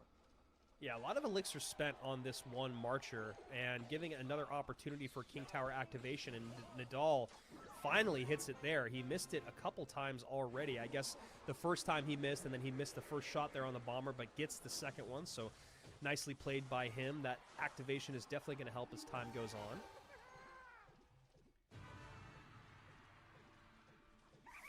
So he's switching up his offensive pushes. Sometimes he's going in with aggressive Three Musketeers, sometimes he's not. Sometimes it's Zappies. I always like when a player can mix things up, not allow your opponent to just memorize how to defend. AC, you are a 3M player and a former pro by trade. What are your thoughts on how to play through this matchup if you're Nadal? What is some of the key plays that he must make? Yeah, I mean, a lot of it is reactive. When your opponent uses that poison, do you have the Three Musketeers? Did he use it on the Zappies of the Three Musketeers? You have to be very careful about not giving away too much chip damage. Wow. Right there, that Magic Archer putting in so much work is detrimental to your overall game plan. So, you know, it's just a lot of things going on. And even though that Arrows is catching it, I mean, all of a sudden, Riley's completely back into this game. Yeah, 3 Marcher shots there as Nadal just took the lead, and Nadal in the lead again. While his lead is small, and he's had it a few times, we did talk about the boom or bust ability of the drill, especially late game. It can kind of just get a ton of damage on tower. Evo Piggies, not too dissimilar, and Three Musketeers, but you talk about those Evo Piggies coming in, you don't defend them perfectly, all of a sudden they drop on your tower. It can do an insane amount of damage. Snowball pushes that Lumberjack forward. Probably going to have to drop something else on top of that LJ. There he goes. Berserker is down to tank, but now the Piggies have a path to the tower, and the Lumberjack still gets a shot in. Now that lead is much larger here for Nadal. Yeah, I mean, he's doing a great job of cycling through Musketeers, not allowing Riley to get any sort of offense. And these Lumberjacks are great as well. Sometimes you just need to place troops on the map. There's no true way to go about it. It's just get it on the map, let it get work, let it get value, and that's what he's been doing. 8:08 remaining here on the tower. 20 seconds remaining on the clock. Riley getting some good damage in with the Evo drill. Bomber gets hit by the poison and the snowball. Need more defense here from Nadal. He does get it in. Earthquake cycle's gonna be enough. Can't get the Magic Archer lineup. And Riley has been eliminated from CRL 2026's first monthly final by Rafael Nadal. Also known as Kaza Dominic, also apparently known as Yoru. And right there, I mean, getting the reverse sweep.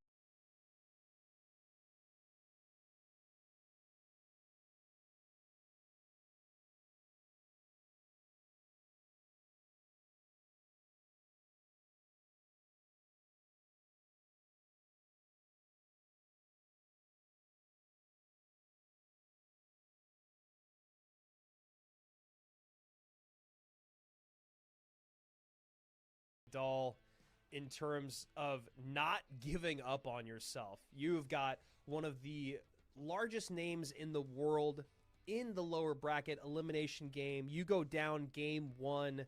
You're able to get two great matchups in games 2 and in games 3. That's a little bit of the conversation I want to have here, AC.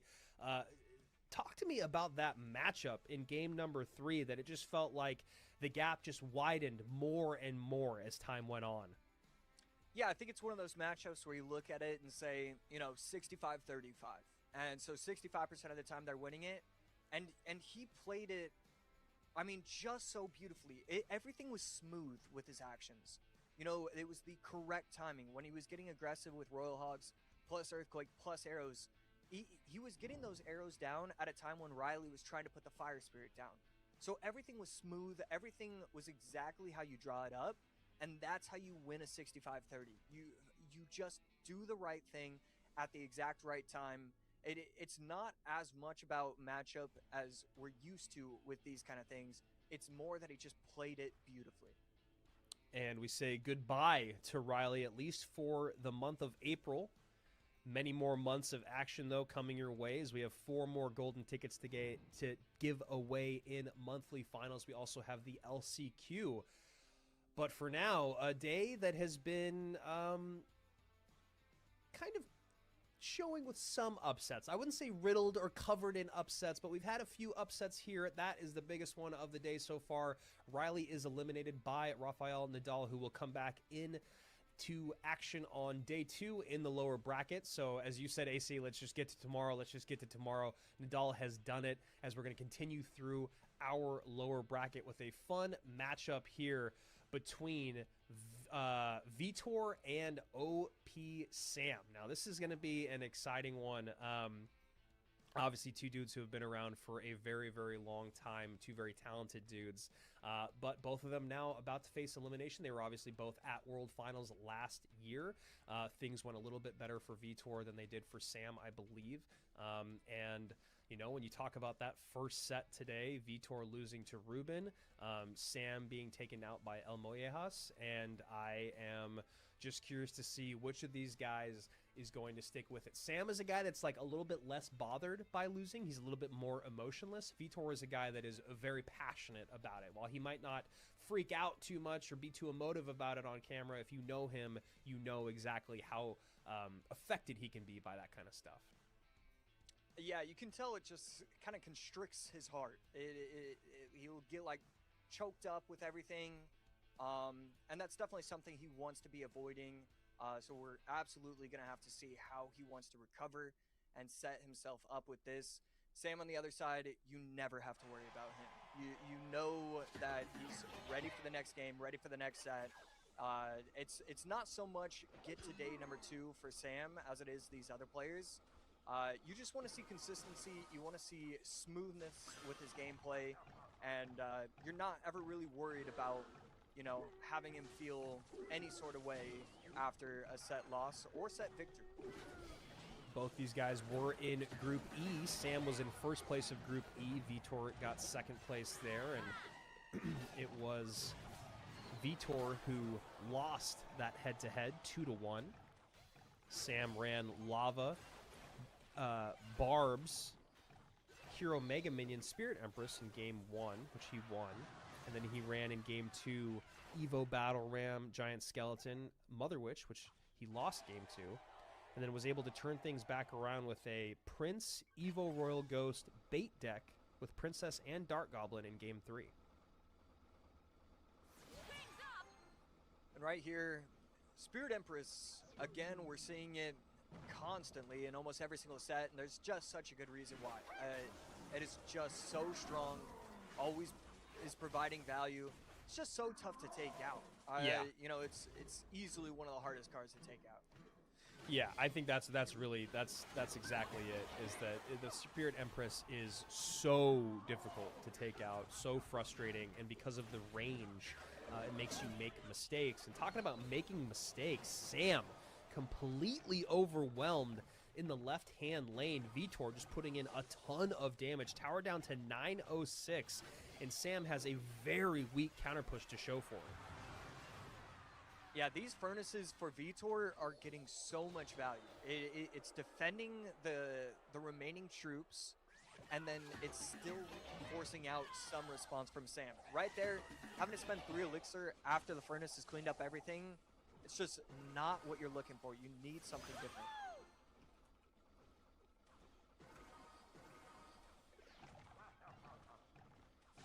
Sam setting up with a giant skelly in the back, and while we love the mad scientist, we love that he does that, there's some times where I wonder if he just gets a little ahead of himself. I cannot think of a time when Mirror has ever really been viable in competitive play, other than when there was maybe the Bulb Hut meta, but even then, Mirror just doesn't seem to be a good card, period. Yeah, it's oftentimes it's like some sort of look at me, I'm so good I can win with Mirror, instead of look at me, this deck actually works. Yeah, and that's definitely not something that you want to try against someone as good as Vitor, as this game is all sewn up. Fireball comes in, Sam basically gets no damage down, and yeah, I don't know, man. I just don't quite understand the thought process there. What are you going to mirror? Are you trying to mirror the pigs eventually? I mean, I guess there was that moment a little bit ago, several months ago, where there was like a mirrored piggies Giant Skeleton Mother Witch deck. Does that sound right? Several months? Yeah, I remember it, and I see the synergy behind his deck. I see the potential for it. I feel like that's the kind of deck you pull out against, it's definitely one of those that you pull out against Muhammad Light because you're looking for that random 70-30 kind of matchup. But just any of these top pro players, but like the upper echelon, the guys that you think are kind of unreachable if you can't get yourself 1 or 2 matchups. With Vitor, I feel like the skill levels are very similar, and it's just too risky for me to think that any sort of Giant Skeleton mirror deck is the way to go for Sam. I just don't think you use it against a player like Vitor. Yeah, and take a look at that deck again. It's funny because someone in the chat was talking about how Mirror was good when Evo Lumberjack first came out, which is a moment that I very briefly remember. You can turn your arrows into a bit of a bigger spell. You can get 2 sets of piggies out. If push comes to shove and you have to use a mirrored giant skeleton on defense. I don't know. Mirrored Spirit Empress just because you found out that your opponent has no way to get to it. but just wasn't the case here in game number 1. There's those QR codes again if you want to copy either of those decks. Maybe you can take Sam's deck and win with it, but right now Vitor feeling the high, riding the wave after a dominant game 1 win here against Sam. Sam back up against the wall, 1 life to give, 1 game to give before he gets eliminated. And as I mentioned, both of these guys making it to World Finals in 2025. They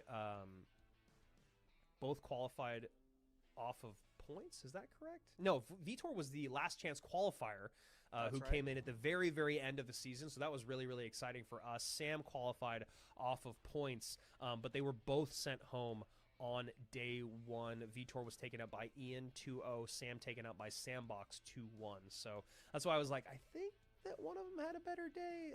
No, not really. Yeah. I guess probably a better day for Sam just in terms of him making it to World Finals in the solo version of competitive play, whereas Vitor has already done it numerous times. So going into game number 2, AC, what are your thoughts here on this matchup? Yeah, I'm just not sure. Right now the meta is still getting figured out. You know, that's always what's going to be the case on day 1, especially the first monthly finals. Yep. But it just feels like, you know, Giant Skeleton is already out, so then he goes to Mega Knight. But I don't know if you need to outthink your opponent right now, or if you just go with something normal, something regular. I wouldn't mind seeing Mega Knight. I wouldn't mind seeing Lava. And at the end of the day, you know, it's still Sam. You know, as much as we want to say, you know, why would you use Mirror? Had he won, we'd be singing his praises. So I don't want to take away his confidence. If he feels comfortable with using a specific deck, by all means, go ahead. Yeah, you know, that's a great point to make. If I'm Sam's coach, I'm saying the same thing. As a fan of Sam, as a friend of him, I agree. As a commentator, as my job, it does just feel like a bit of a misstep. But I think that's a great point you make, AC. That's why we love Sam, and to have him show his confidence that he's willing to still, I guess, gamble with decks like that is a good thing. I just like to see something a little bit more straight and narrow here in game number 2, and so far, kind of seeing that with Hog coming out, but with Hero Bar Barrel, a little different, I think. Yeah, and he's going to be using the Mega Knight version. Mega Knight cycled on the left, Lumberjack on the right, and can he get it in time? No, Hog going to get 2 shots, and the Firecracker going to be putting a little bit of work on the left as well, so a lot of damage for Vitor right there. Yeah, Sam did play some heavy Hog decks. He played some Giant Skeleton Hog, he played some Hog Lightning. So curious to see if we're going to see the Hog Lightning here with MK and Lumberjack. Obviously, a lot slower to get around, but one of the things that he has to be feeling good about is that his opponent is running Monk, and so far Sam has no good targets for the Monk, only good ways to deal with the Monk in terms of the Lumberjack, even the Skellies. The Skellies are a good way to deal with the Monk, the Bar Barrel early. So a lot of ways to deal with the Monk without giving the Monk a lot of value. And there we go. This is exactly what I'm talking about. That Bar Barrel gets a swing on the tower. That is such a cool change from a card that would have been absolutely useless in the past in that situation. Yeah, no kidding. Bar Barrel, definitely a fun card to be watching. Right here, you know, there's so many small plays that both of these players are doing that are just absolutely brilliant. You know, the split Skeleton Dragons in the back, walking up just enough so the Firecracker gets the King Tower. Mega Knight getting down just in time. There was a log to defend the push from Vitor on that previous push. That was brilliant. But right here, you know, forget everything else. You know, King Tower is great, but you still have to worry about the Crown Tower. Hog getting 3 shots. I know. I've literally heard this kind of echo in my... Wow, and that's a great Monk ability. Maybe able to turn things around a little bit. Now Firecracker's going to get some good splash.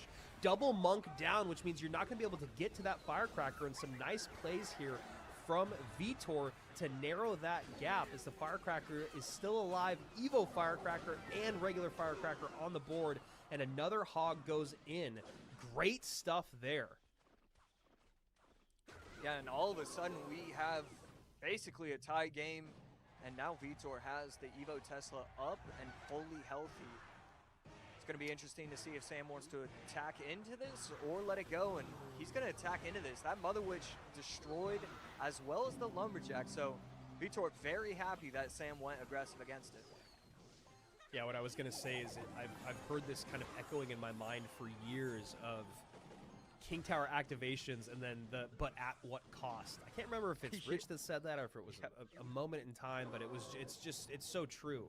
Sometimes you see that lineup, you see the ability to get it, you think about the positive effects that having a King Tower active is going to have against something like Hog Rider, but at what cost for Vitor? They're just giving away so much damage. Vitor, though, still happy to create dual lane pressure as he knows going into this Evo Mega Knight is always going to be tough.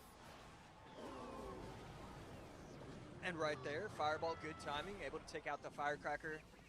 Yeah, my favorite meme video is definitely the one where you bring the P.E.K.K.A over to the King Tower and then it just free crowns.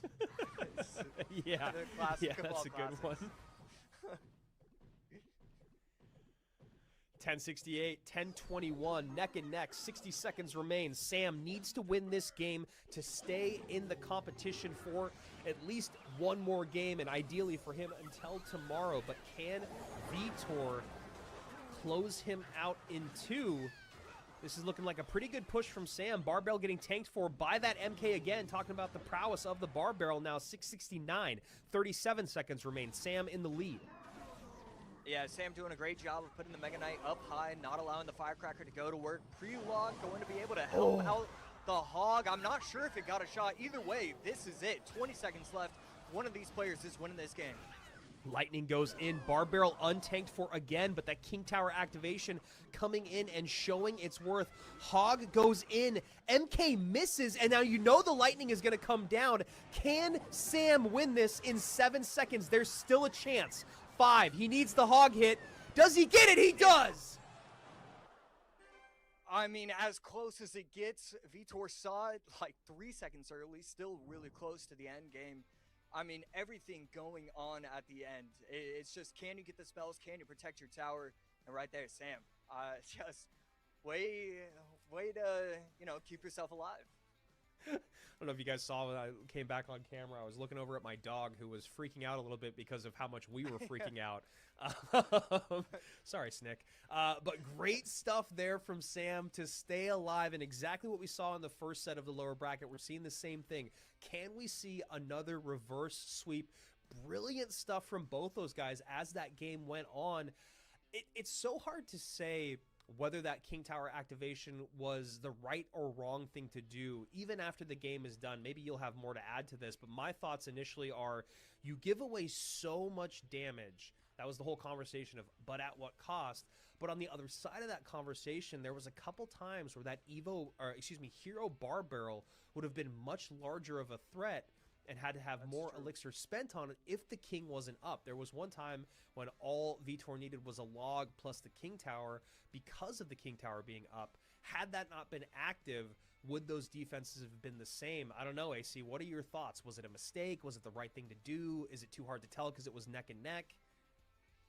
I think it's very close. I want to say it's not a mistake, just because Lightning is such an odd spell. At certain points, Lightning is one of the greatest cards in the game, and you can just win outright. You go in with the Hog, you catch all three Musketeers in one push, and all of a sudden you're doing 1,800 damage to the tower, and you coast to a victory. But every once in a while, I mean, Lightning just can't do anything. It can't finish off the Spirit Empress. It can't finish off this card or that card. And so sometimes you need to take that damage to the king. I think it was definitely worth it. It's just up to whoever wants it more when it comes to the end. And Sam is quickly becoming a guy that I want to make a new category for. And it's like a final 20-second warrior, where in those final 20 seconds, that's a guy I want to trust. With a Martian beam aiming at Clash Royale, he's the guy I want to turn to for those final 20 seconds. Done it twice already today, just sticking with it. We saw it in the Graveyard match earlier in the upper bracket. We just saw it again in a Hog matchup, which is funny because both of them have been at least the same win condition that they're going up against. Sam being able to kind of hold on to those final moments. And I'm curious, does Vitor maybe think about going opposite lane? Right? I mean, I guess you're looking for the Lightning value in same lane, but you have to go up against that Evo Mega Knight in the same lane. a lot of times we talk about Hog players, you have to be willing to change lanes at the drop of a dime. Is that something that we should have maybe seen from Vitor, or do you think he has to say same lane throughout that entire matchup? I mean, that other tower it got down to 13-27 with well over a minute left before he really had to commit fully to the tower he was focused on. Yeah, I mean, that's a great point and a great question, because the Monk can change certain matchups when it comes to, yeah, you're supposed to go opposite lane, but actually in this moment, he can't really spell this card because of the Monk, and it's going to block everything up at the bridge. It's easy to look at it. He lost. He probably should have done something different. So that's going to be my answer. But in the moment, it would have been impossible to tell. I can see why he kept going into the same lane. Yeah, and especially after that moment where you saw that huge breakthrough that he had with the Monk. You were just talking about how the Monk can kind of turn games around very quickly. There was that really great breakthrough with the Monk using the ability just in time against the Evo or the Hero Bar Barrel. Then a lightning comes down. So I understand why Vitor was he felt like he was forced to have to go into that same lane. I just wonder if maybe committing a little bit more earlier on to the opposite lane would have been better for him in the long run. But that's neither here nor there. Here we are in game number 3, another elimination game. Will it be Sam or will it be Vitor who stays alive for day 2?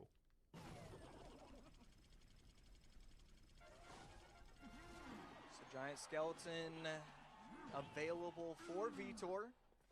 Definitely something to watch out for. Sam on the other side already used the Giant Skeleton and MK.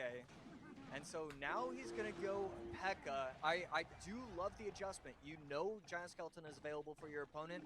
Why not use P.E.K.K.A.? And that's exactly what we're seeing right there.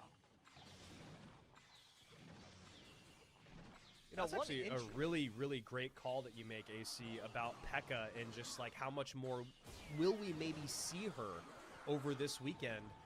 Although right now she is doing Sam very, very dirty. Does get the King Tower activation again this time for Vitor. Misses the snowball a little bit, but if he had not missed the placement on that snowball, that would have been a 100% perfect defense, an insane amount of offense done, and a King Tower activation. So I'm not mad about it, Vitor.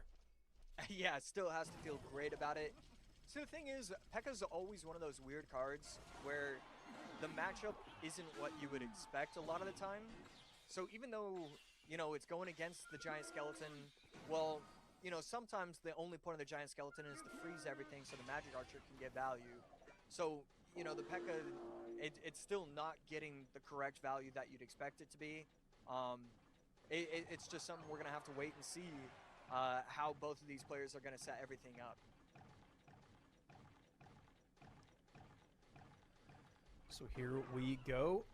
Giant Skeleton walking into that Mama P.E.K.K.A. on the right-hand side. Battle Ram needing a cannon plus a snowball just in case Vitor needs a little bit more help on defense, but that Giant Skeleton bomb should be more than enough. Cannon there for safety.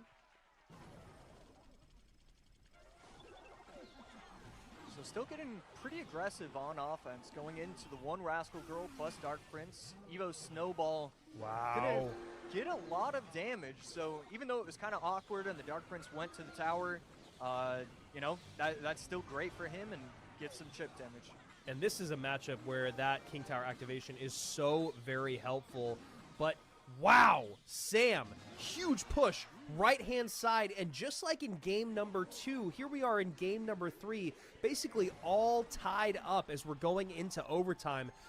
Great, huge uppercut there from Sam, but he does line up the shot with the Marcher, and now all it's going to take is a poison. Can Sam create enough pressure on this final push? Going for the last dash, Sam's going to do it! Oh my goodness, what a game. Oh, I really didn't want that poison to go out on offense from Vitor, man. I mean, I'm so happy for either of these guys to win, but the second that poison went down on Sam's naked tower, I knew the Bridge fam was going to come in hot and heavy. Yeah, that bandit just placed it at the bridge, let it go to town on whatever gets dropped. You need it to be aggressive and quick. And I mean, there were so many emotions. I mean, how do you even like quantify who was the person who was supposed to win in those final 5 seconds? It looked like it was easily Sam, easily Vitor, easily Sam, and then all of a sudden Sam able to lock it in. I Wow. mean, I don't know about the whole Martian laser beam thing, but I will hop on board with with the final 20-second champ here of Sam, getting a lot of love in the chat, talking about how clutch he is, and that is exactly what he has done 3 times today, and in back-to-back elimination games. The reverse sweep, the German from SK pulls it off once again. We had the nail biter with Graveyard, we had the nail biter with Hog, and now we get some great bridge spam play with Big Mama P.E.K.K.A, who did him very dirty in the beginning, but she comes around at the end, and the Bandit, the Dark Prince on tower, GG, well played, and Vitor has been eliminated. Yeah, one quick little thing about the micro gameplay and the macro gameplay overall. At the very end, when he cycled Wizard behind the King Tower, Vitor ended up going with the poison, and then immediately, like 1.2 seconds after, Sam cycled the Dark Prince in the very back. He knew that a half second later, he was going to go in with a drill on top of the Wizard, so he could get the right timing with that. I mean, it's just such a heads-up play to set yourself up, force your opponent to have to use that poison, have to use that snowball to finish off the tower, give yourself that opportunity. I mean, it's those final decisions that it's like the game slows down for him. He sees it so well. Yeah, and not to take anything away from Vitor, but in general, it usually speeds up, right? In those final 20 seconds, for all of us, it feels like the triple elixir, the spam, especially against bridge spam. You have to think about the lineups of the Magic Archer. Like, there's just so many things that just go into those final 20 seconds of units being spammed at the bridge or on the board. And yeah, somehow, once again, Sam has just really harnessed the pressure and turned it into absolute clutch gameplay. So as much as we love to see Sam win, we hate to see Vitor go. He'll be happy with the cash, he'll be happy with the points, but probably not too happy with how his results went, being said goodbye to on day 1 here, similar to his goodbye on day 1 of World Finals. All right, speaking of World Finals, a repeat World Finalist, bottom of your screen in Sandbox, going up against Rockin', who had to run into the force of nature that was Mohamed Light. And I guess, I don't know if this actually works, AC. You can tell me, because you've been there before and I've just talked about it. When you lose to someone that you know you're supposed to lose to, is there something about it that's a little bit less demoralizing? Does that make sense? Yeah, it makes sense. I'm trying to look back. You know, it's it's close, but at the end of the day, I don't think it helps. Yeah. I think you have to. I think you have the wrong mentality if it helps for you That's to a good lose point. to somebody you think is like supposed to be better. I think you need the mentality, otherwise you're just not fit for it. That's a good point. I mean, I've heard Ian say it. I think Riley said it recently on his CRL video, just talking about while he might know he is not the best in the world, he has to think that he is. And I think that's a really brilliant champion's mindset. Everyone knows Mohamed Light is the best in the world, but you have to believe that you can be better than him if you want to beat him. So I think that's a good point that you make, and we'll see how much of that translates here to Rockin's gameplay of, yes, I lost, but, you know, it was against Mo Light, and I've had a lot of time to reset and think about it. Now I'm going up against Sandy, so Sandbox also not having the start to his day that he wanted, but it was against Clown, who did pull off the reverse sweep. Sandbox took game number 1, or excuse me, not the reverse sweep, the 2-0. Sandbox was not able to take game number 1. He lost that to Lava, and then he lost game number 2 to Royal Giant. Yeah, and right there, a lot of damage. Can't even quantify it as chip damage at that point. That was over 1,000 tower damage on top of the Crown Tower, and all of a sudden down to 1348. But this is okay for Rakan. He knows Lava. He knows what he can give up and what he can allow to happen. and he's just figuring that this is the best method, the only way for him to have a chance. Yeah, I like him going to his comfort deck. Sandbox doesn't have a straight-up snipe, but he at least has good ways to deal with it. Evo Tesla, Lightning to kill some of the support troops. Obviously, the Evo Furnace is a tough card to deal with. His opponent does have Fireball Zap, but this Hog is going to get another hit in. And now that you're below 1,000 HP, you're going in the same lane. Sandbox, you can see, it looks like he has a lollipop, and he's vibing. And Rocket on the other side of it is going to have to figure out, when do I actually get another lava down? And it's going to be very difficult to do if Sandbox plays this right. Yeah, I mean, the Lightning is going to come down. Zap plus Empress. I mean, still alive, but, I mean, it is really just barely. Yeah, and that Fire Spirit is just brutal. It's almost like the Fire Spirit there was the nail in the coffin, because that was the only moment where it felt like Rockin could maybe start to build up a little bit of a push, but he had to overspend basically 4 elixir for 0 because that Fire Spirit came from the Furnace evolution. And there you go. Yeah, I don't mind that. As long as you give yourself an opportunity until pretty much the bitter end, it's okay to give up at the end. Yeah, I agree. We always talk about how we don't like to see people throw in the towel, but there's also that interesting point of, if I keep trying, this is going to make me worse in the next game. Exactly. I just need to get it over with. Yep. So, I mean, go ahead. Yeah, you just... there comes a point where you're only frustrating yourself, and there's only negative things that can occur by having that game get delayed. So I like that, and it's how I feel in most of my games played, actually, Josh. All right, so let's take a look here at the matchup. You know, Rockin came out of an 0-2 set. Both these guys got 0-2'd. Rockin by Mo, Sandbox by Clown. Game 1, Rockin ran Piggy's 3M against Mo Light's Marcher bait deck. You and I were both really big fans of that Marcher bait deck. It was kind of an evolution of what he had ran last season. Last season, I think it was the Magic Archer, Suspicious Bush, Fire Spirit, like very, very fast cycle, very offensive deck.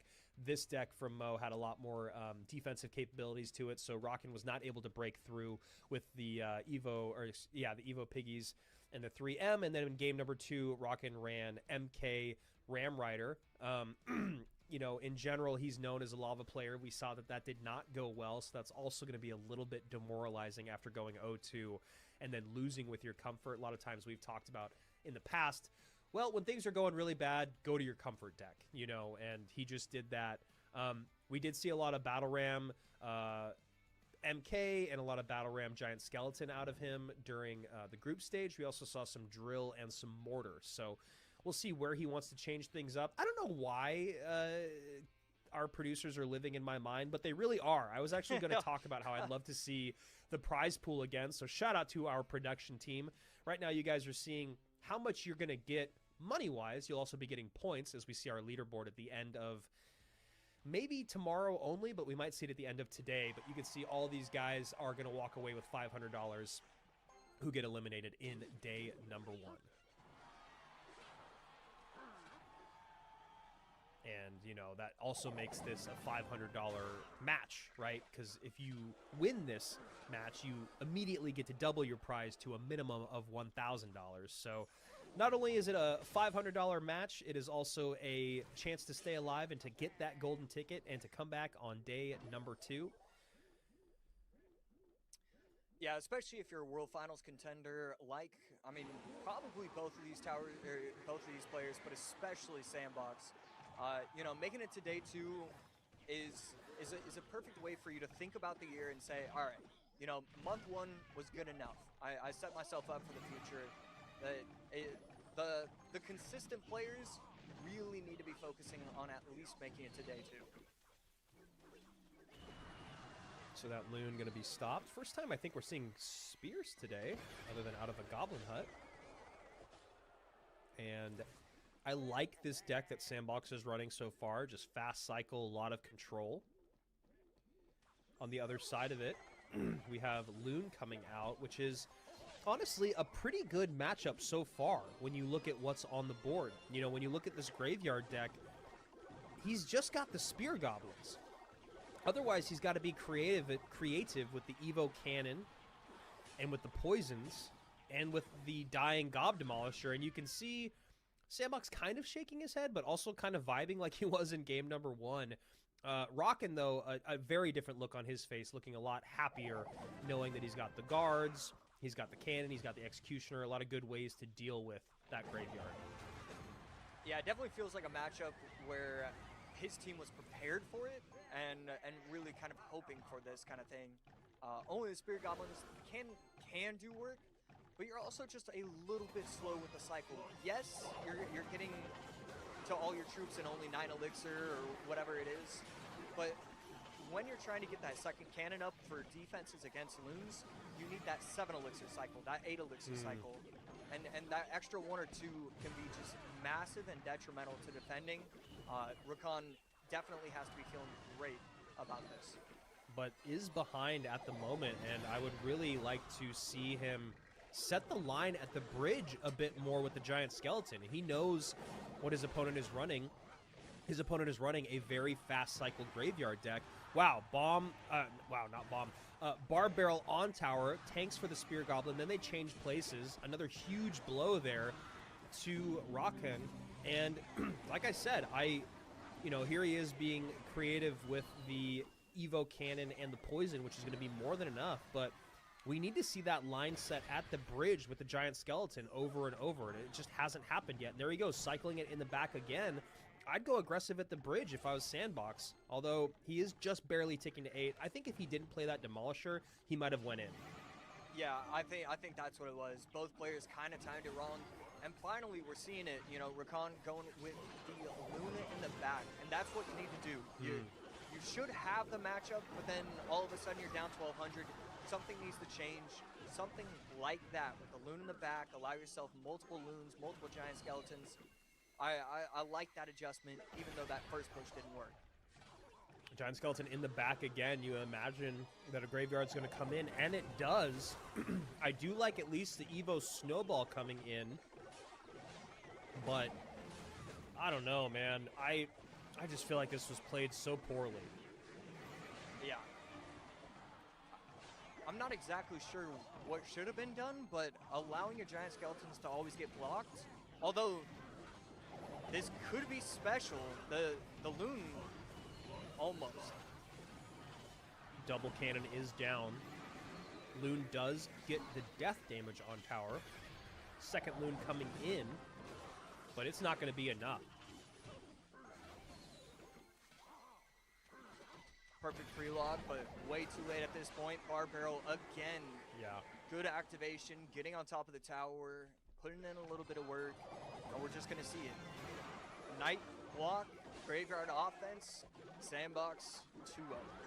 And the good game comes out from both players. Nice little bit of sportsmanship there. Yeah, man, I feel like there was just so much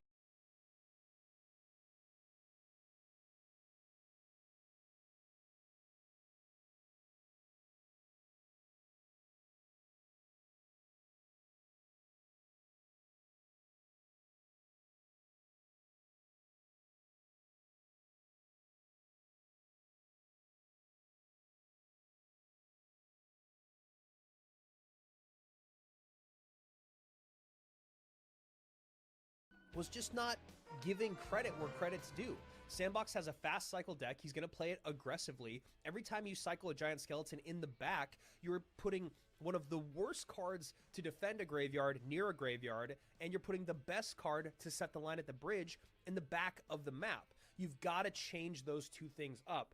Also, you know that your opponent basically only has Spear Goblins as an air attacking card. You got to use the Snowball for the Spear Goblins. And lastly, your deck is so much heavier than your opponent's, you need to wait until you're deeper in double and in triple to get that big push that you want. Anything I missed there? No, that is spot on and exactly correct. You know, potentially there were opportunities for you to go, you know, Loon to protect your Miner, or Miner just in front of the Loon but it's really the Spirit Goblins needed to be taken out by the Snowball. Maybe even just something as simple as an adjustment with Minor Loon on offense and Giant Skeleton at bridge could have, just those two things alone, could have flipped the entire matchup on his head. It did feel like a misunderstanding of just how the deck composition is set up. Something was off with that gameplay. And, pressure will do that to you sometimes, man. Sometimes pressure in the moment. There's also this horrible feeling in Clash Royale where you recognize you're doing the wrong thing, but it's too late. And you just kind of are stuck in that cycle.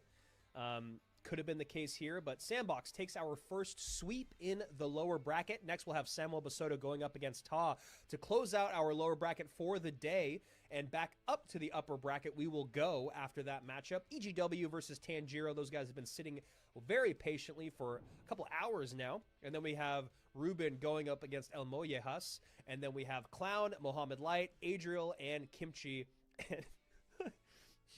I'm just like scared to say El Mollejas now. I feel like I butchered it so bad in that one moment, but I'm going to have to do it as long as he keeps staying alive. So I got a couple more matches to practice before we get back to that. Right now, going to a very exciting one here. AC, you talked a little bit earlier about how Samuel really needs to win his first set of the day. Unfortunately for Sam, he did not win his first set of the day. Do you think that's as detrimental as you were making it out to be? Do you think he's a little older now? Maybe he can reset? He's got a tall task in front of him, though, against Ta. Something interesting and probably my favorite thing about the Clash Royale esports scene is that you have that 4, 5, 6 month break in between World Finals and the next season starting. So you have that evolution of a player that's hidden from the public. Yes, you're still putting tweets out, or you still have 100 people on your friends list and whatnot. So some people are tuned in, but unless you're really trying to stay up to date with all these players, you don't know what they're like. And so there is that opportunity that Basoto has changed without really telling people, without letting people know. So we're gonna have to see. It's something that we've seen before, but he always comes in with something new about his gameplay. And if the mentality is that something new, that could be huge for the level of play we'll expect to see from him this year. And I like the aggressive play of Sam, recognizing he's going up against Lava. He goes Knight at the bridge, supports it with Bomber. But the one problem with Lava decks now, as you can see, there's the Valkyrie, there's the Berserker, there's the Tombstone. We're used to seeing that. We're used to recognizing that when you're playing against the Lava deck. Oh, okay, these cards are out of cycle. Now I can go punish on the ground. The only difference now is the Spirit Empress adds in that ever-needed ground troop to Lava decks sometimes when your cycle is messed up. So nice play there from Ta. Gets the Spirit Empress ground out to deal with that and is just sitting at a nice spot of being a little bit down in damage, but he's already made it to double elixir. And again, coming in from Ta, we're seeing no Lava Loon, just Lava. And then from Basoto, last card is probably Bomb Tower. A lot can depend on if it's Bomb Tower or Tesla. So we still have to wait, and it is the Tesla, so a great sign for Basoto. Someone in the chat's saying that I want El Mollejas to get eliminated just so I don't have to say his name anymore. It's not true. I want him to play well. Drill going in on the left-hand side here. Sam does have the lead by quite a bit, but Ta finally gets that Lava down, and you can see the double Tesla coming out, the shake of the head from Ta, and a lot of frustration coming out of the Japanese player here. Evo Snowball to clean everything up, and a beautiful Fire Spirit to clean up all those pups and the Spirit Empress. Yeah, gorgeous wombo combo right there. Bomber has to get picked up from the Berserker, and that's exactly what will happen. And now this Tesla is going to put in a lot of work. Can the Mega Minion take it out fully? It will. So that Lava not really damaged all that much, but, it's still only a Lava. The lack of Loon doesn't make it the scariest thing ever. There's just something about the way that pros play Tesla versus how I play Tesla. And I think what it is that they are so much more willing to just cycle them and play them, even though they know that they're an important response. And what I mean by that is, like, there's no lava on the board, but their cycle's not in a good spot. Wow, and that is a brutal bomber connection there. Their cycle's not in the right spot, and they know that, like, a Royal Giant or a Lava Hound's coming down the lane, but they're already thinking about that second Tesla coming down and how much work that first one is going to do.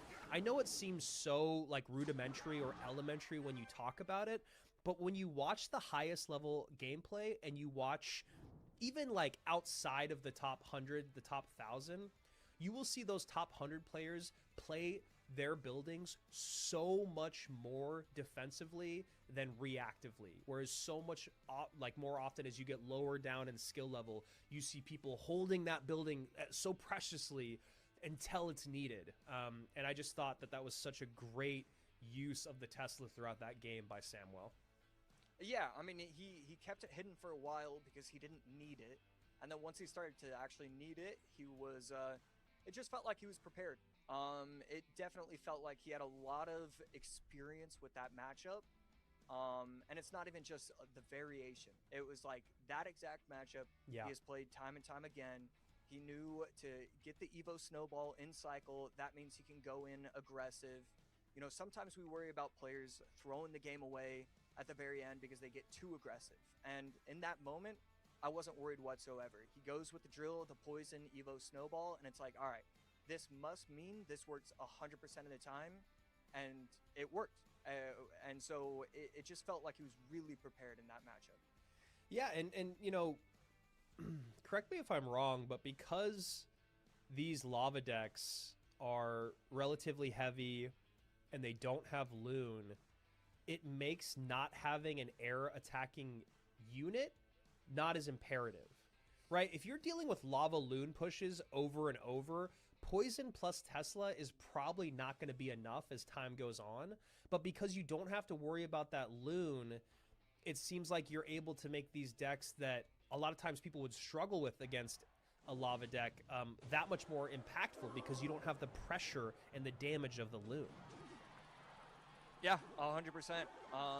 You know, I'm wondering if people are trying to save it because they know the Giant Skeleton Loon Miner deck is, you know, really strong and really something they could be potentially using in all their sets.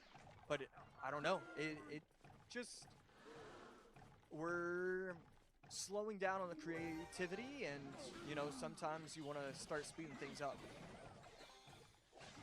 Nice high cannon here to protect that Magic Archer as it gets a massive lineup, gets one more shot in with that triple shot. Now we see a Balloon coming out aggressive opposite lane, and exactly what you just talked about, AC, coming into practice here. Lightning comes down, Todd goes, bro, I got your building, I got your E-Spirit, I got your Magic Archer out of cycle, let me go Naked Loon at the bridge, and a perfectly timed Lightning comes out from Samwell. And what I was saying is just a perfect call by you because I'm asking about this lava deck without the Balloon. You're saying it's to save for Giant Skeleton Balloon. Here we go in game number 2 with exactly that. Yeah, and Basoto is so talented with these quick cycle decks. Dark Prince plus the Magic Archer should be putting in a lot of work. And yeah, I don't know. Ta definitely going to struggle against this matchup. Still need to wait, though. It should be the Royal Hogs, and that's exactly what we're going to see. And Basoto willing to go in the right lane. He knows that it's okay to continue to swap. Giant Skeleton can be really fat and create some weird interactions. So the fact that he's already going both lanes is really good awareness. AC, it's 2026. We like to say that the Giant Skeleton's dense. Yep, I knew it as soon as I said it. Another Lightning plus E-Spirit to clean up this Loon. Sam adds the E-Spirit this time to make sure he doesn't take the death damage. So spending 7 for 5, not ideal, but does recognize that is the thing to worry about most and does have the lead. Yeah, and it's just so awkward for Ta to place troops together. You can't place the Skeleton Dragons with the miner. I mean, even with the miner. So, of course, you can't do it with the Loon.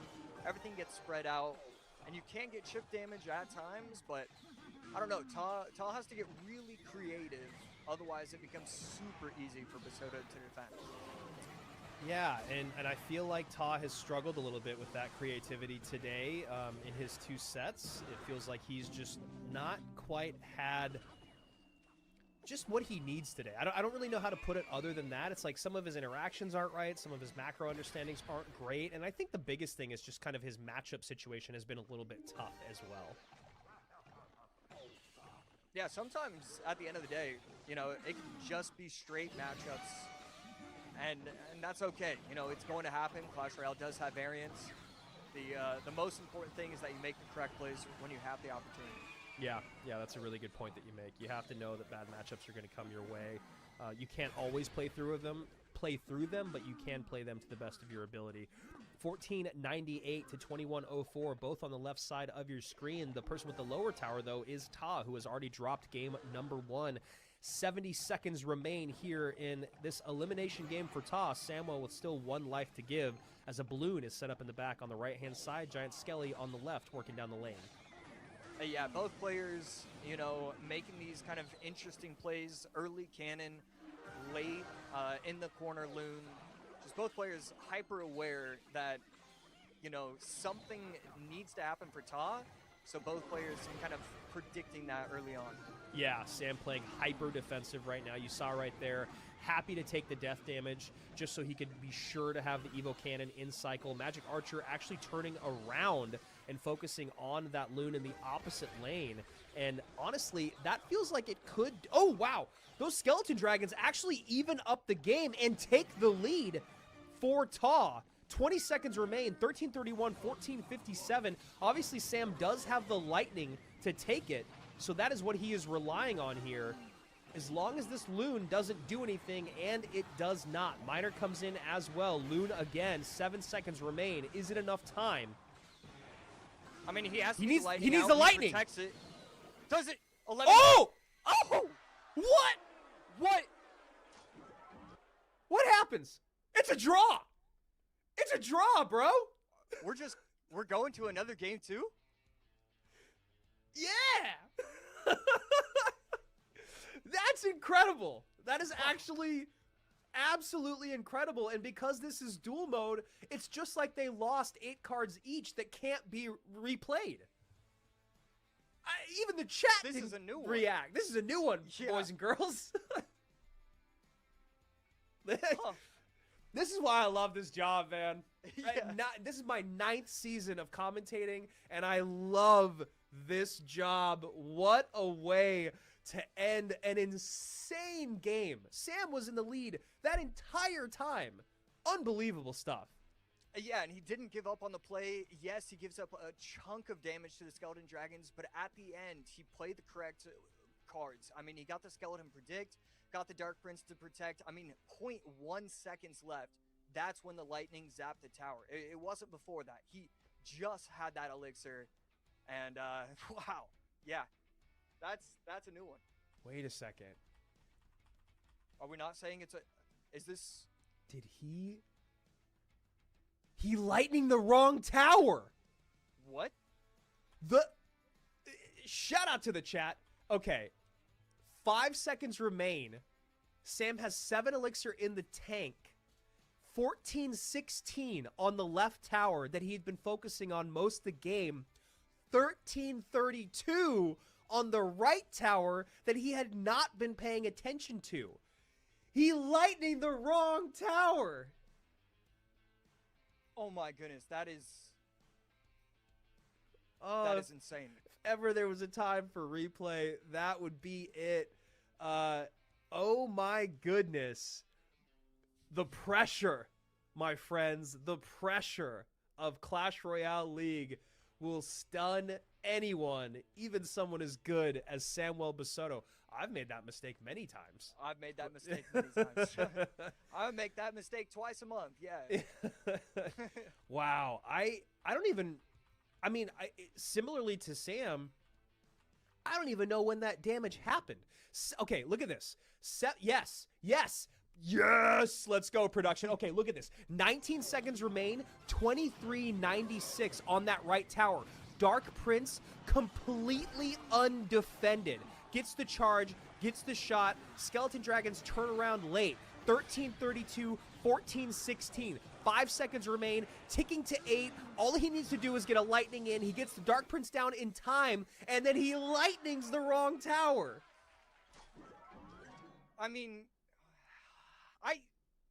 I want to come after him. I didn't see it though. That's I the didn't thing. either. Like, it's so hard to come after someone when you yourself missed it. And we're not even playing. And I was watching the replay. I was watching the replay and I still didn't even catch it. I was too busy looking at the timing and the placement. And wow. Shout out to production. Thank you so much for that replay. I know we have an incredibly long broadcast today now with 16 competitors, so we weren't planning on having any replays, but that was definitely a replay. And we are giving the chat a moment to catch their breath, us a moment to catch our breath, and of course, Sam and Ta, who are now going back into game number 2, even though it's technically game 3, when you talk about their deck pool. They are now 2 decks down with only 1 game played. Yeah, and you know, it's definitely worth a talk about mentality, because knowing that you could have won and spelling the wrong tower, that takes a toll on you. I had a WCG match where I didn't know my spell damage correctly. I think I earthquaked the wrong tower or didn't earthquake when I had the opportunity, and I mean that still eats at me. So, you know, to come Still back, keeps you up at night. Yeah, I promise you I mean this too. I was thinking about it last week, and I was like, why? I don't get this.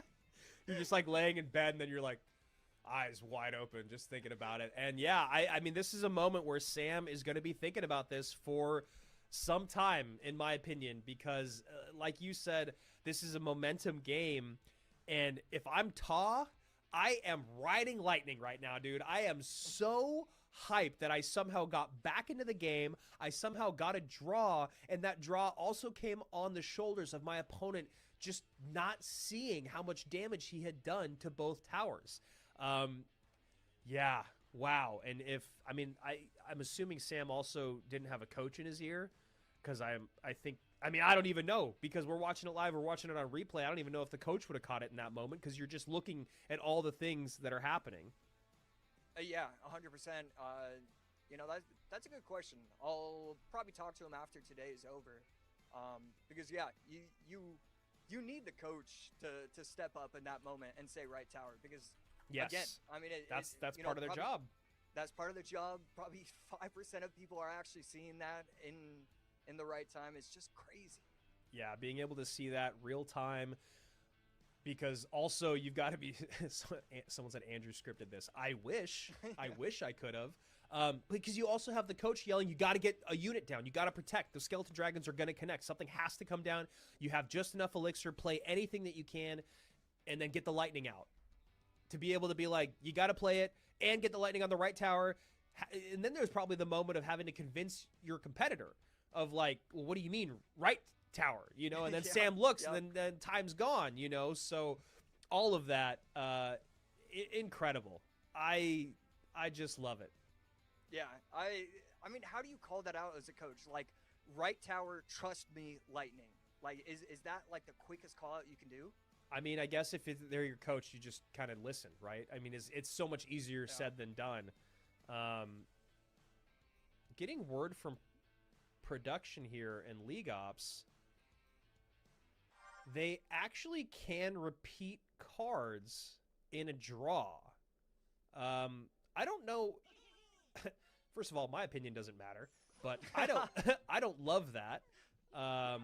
But that's the way it goes. So just to more so, not to talk about my feelings, but more so to let you guys know at home, if you see a repeated card from game 2 that was a draw, there is no penalty for that. The only thing I like about that is that it does help with the timing of everything. You no longer really have to give the players like an extra minute. How do we got into the game 3, game 4? So that part is nice, but yeah, I agree. I would have liked to see that count and have a little switch up. And Ta, again, and this has kind of just been the story of Ta today, just making some really bad defensive plays. He gets the Demolisher really deep, but he doesn't play the bar barrel very well. The Valkyrie connects, just a little bit, not a little bit, way too much damage coming in. Yeah, and you know, when you actually take a look at the deck that Ta is running, it's definitely one of those decks where you can't give up damage. You don't have an opportunity to make micro mistake after micro mistake. It's a little bit easier to defend with than certain other decks, but you know, once you make that mistake, the game becomes that much harder. Yeah, especially when you know, graveyard decks are traditionally known as very strong defensive decks. So we'll see how Sam wants to play. I mean, you don't want to get too complacent with your lead and allow your opponent to get super aggressive. I can't imagine Sam's going to do that, but also the pressure is completely gone. And Sam going with an early bomb tower, trying to take out the knight. We'll see if he wants to block at the bridge or how he wants to approach this, and that's going to be what he chooses to do so.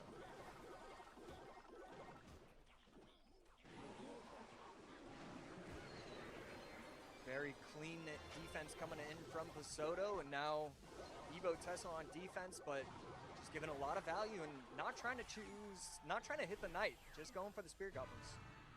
1782 to 2684.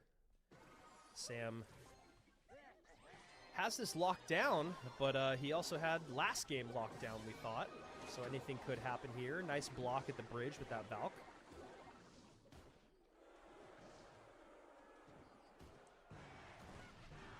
Musketeer not able to get it in time, and so, you know, all of a sudden we're saying all these great things about Basoto, but it's a close game again.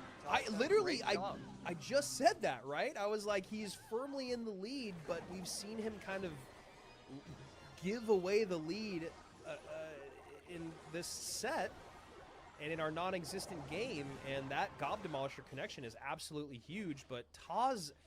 I don't understand. Ta has Tesla, he has Bar Barrel, he has Demolisher, he has Spear Goblins, he has Poison. I just don't get how these graveyards are doing so much damage every single time. Yeah, you know, one card to look at could be the Bar Barrel, but it never really feels like it's the Bar Barrel. It feels like, you know, it feels like it's almost naked graveyard plus Fireball, and then all of a sudden it's done 700 damage other than those two cards. So yeah. It's just weird. Yeah, I couldn't agree more. 1000 HP separate these two. 65 seconds remaining here in regulation. Fireball comes in for Sam. Ta is kind of forced to go in the same lane, which is not good because Sam is always going to get Fireball value. Poison value is going to come in for Ta as well, but it's just not as impactful, although that is some decent damage with 48 seconds remaining. Yeah, very clean defense right there from Basoto. Can he get the Bar Barrel out on offense? No, gonna go in with the Fireball instead. Bar Barrel on defense as well as the Bomb Tower. And Basoto is defending these brilliantly, giving up a couple shots, but nothing really major. And a very nice Evo Valkyrie there to kind of stop this entire push on the Vine at the bridge. And you can see Ta knows that might have just done it. Perfect time for Sam to have his Evo Valkyrie in cycle. That would have been the moment for Ta to steal another game, but instead Sam gonna go with a 2-0 victory with an asterisk. A 2-0-1 victory, if you will. Yeah, I mean, has to feel great about being able to recover. You know, the thing about being a pro player in anything, but especially with Clash Royale, is that it's very important to be basically hallucinating with your mindset. And so right there, if I'm Basoto, I'm thinking, nice, against one of the best players in the world, I just went 3-0 against them. Like, yeah. And to have that confidence going into day number 2, that's important and almost more valuable. He tied game number 2 because it allows him to feel that way. Sometimes it's good to be a little delusional out there, right? You got to have that faith in yourself and confidence in what you did. And as you guys can see, we have no crown given away in game number 2. Something that you and I know, speaking for both of us, so awesome to be a part of. That was so exciting, so cool, especially with kind of all the layers of nuance that came with it and how far behind Ta was, and then the lightning on the wrong tower. And then we get to game number 3, and we have this graveyard matchup. AC, what went wrong here for Ta? Yeah, I think Basoda had a pretty solid understanding of how the matchup was supposed to be played out. I really loved how quick he was cycling those Evo Valks into the arena once triple elixir hit. I felt like I wasn't seeing the normal Valk the entire final 3 minutes, or the final entire minute.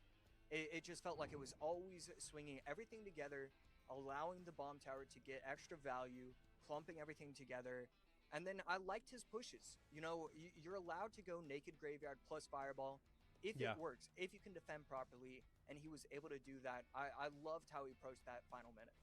So we say goodbye to our 4 players at the bottom. Ta, Rakan, Vitor, and Riley, all eliminated.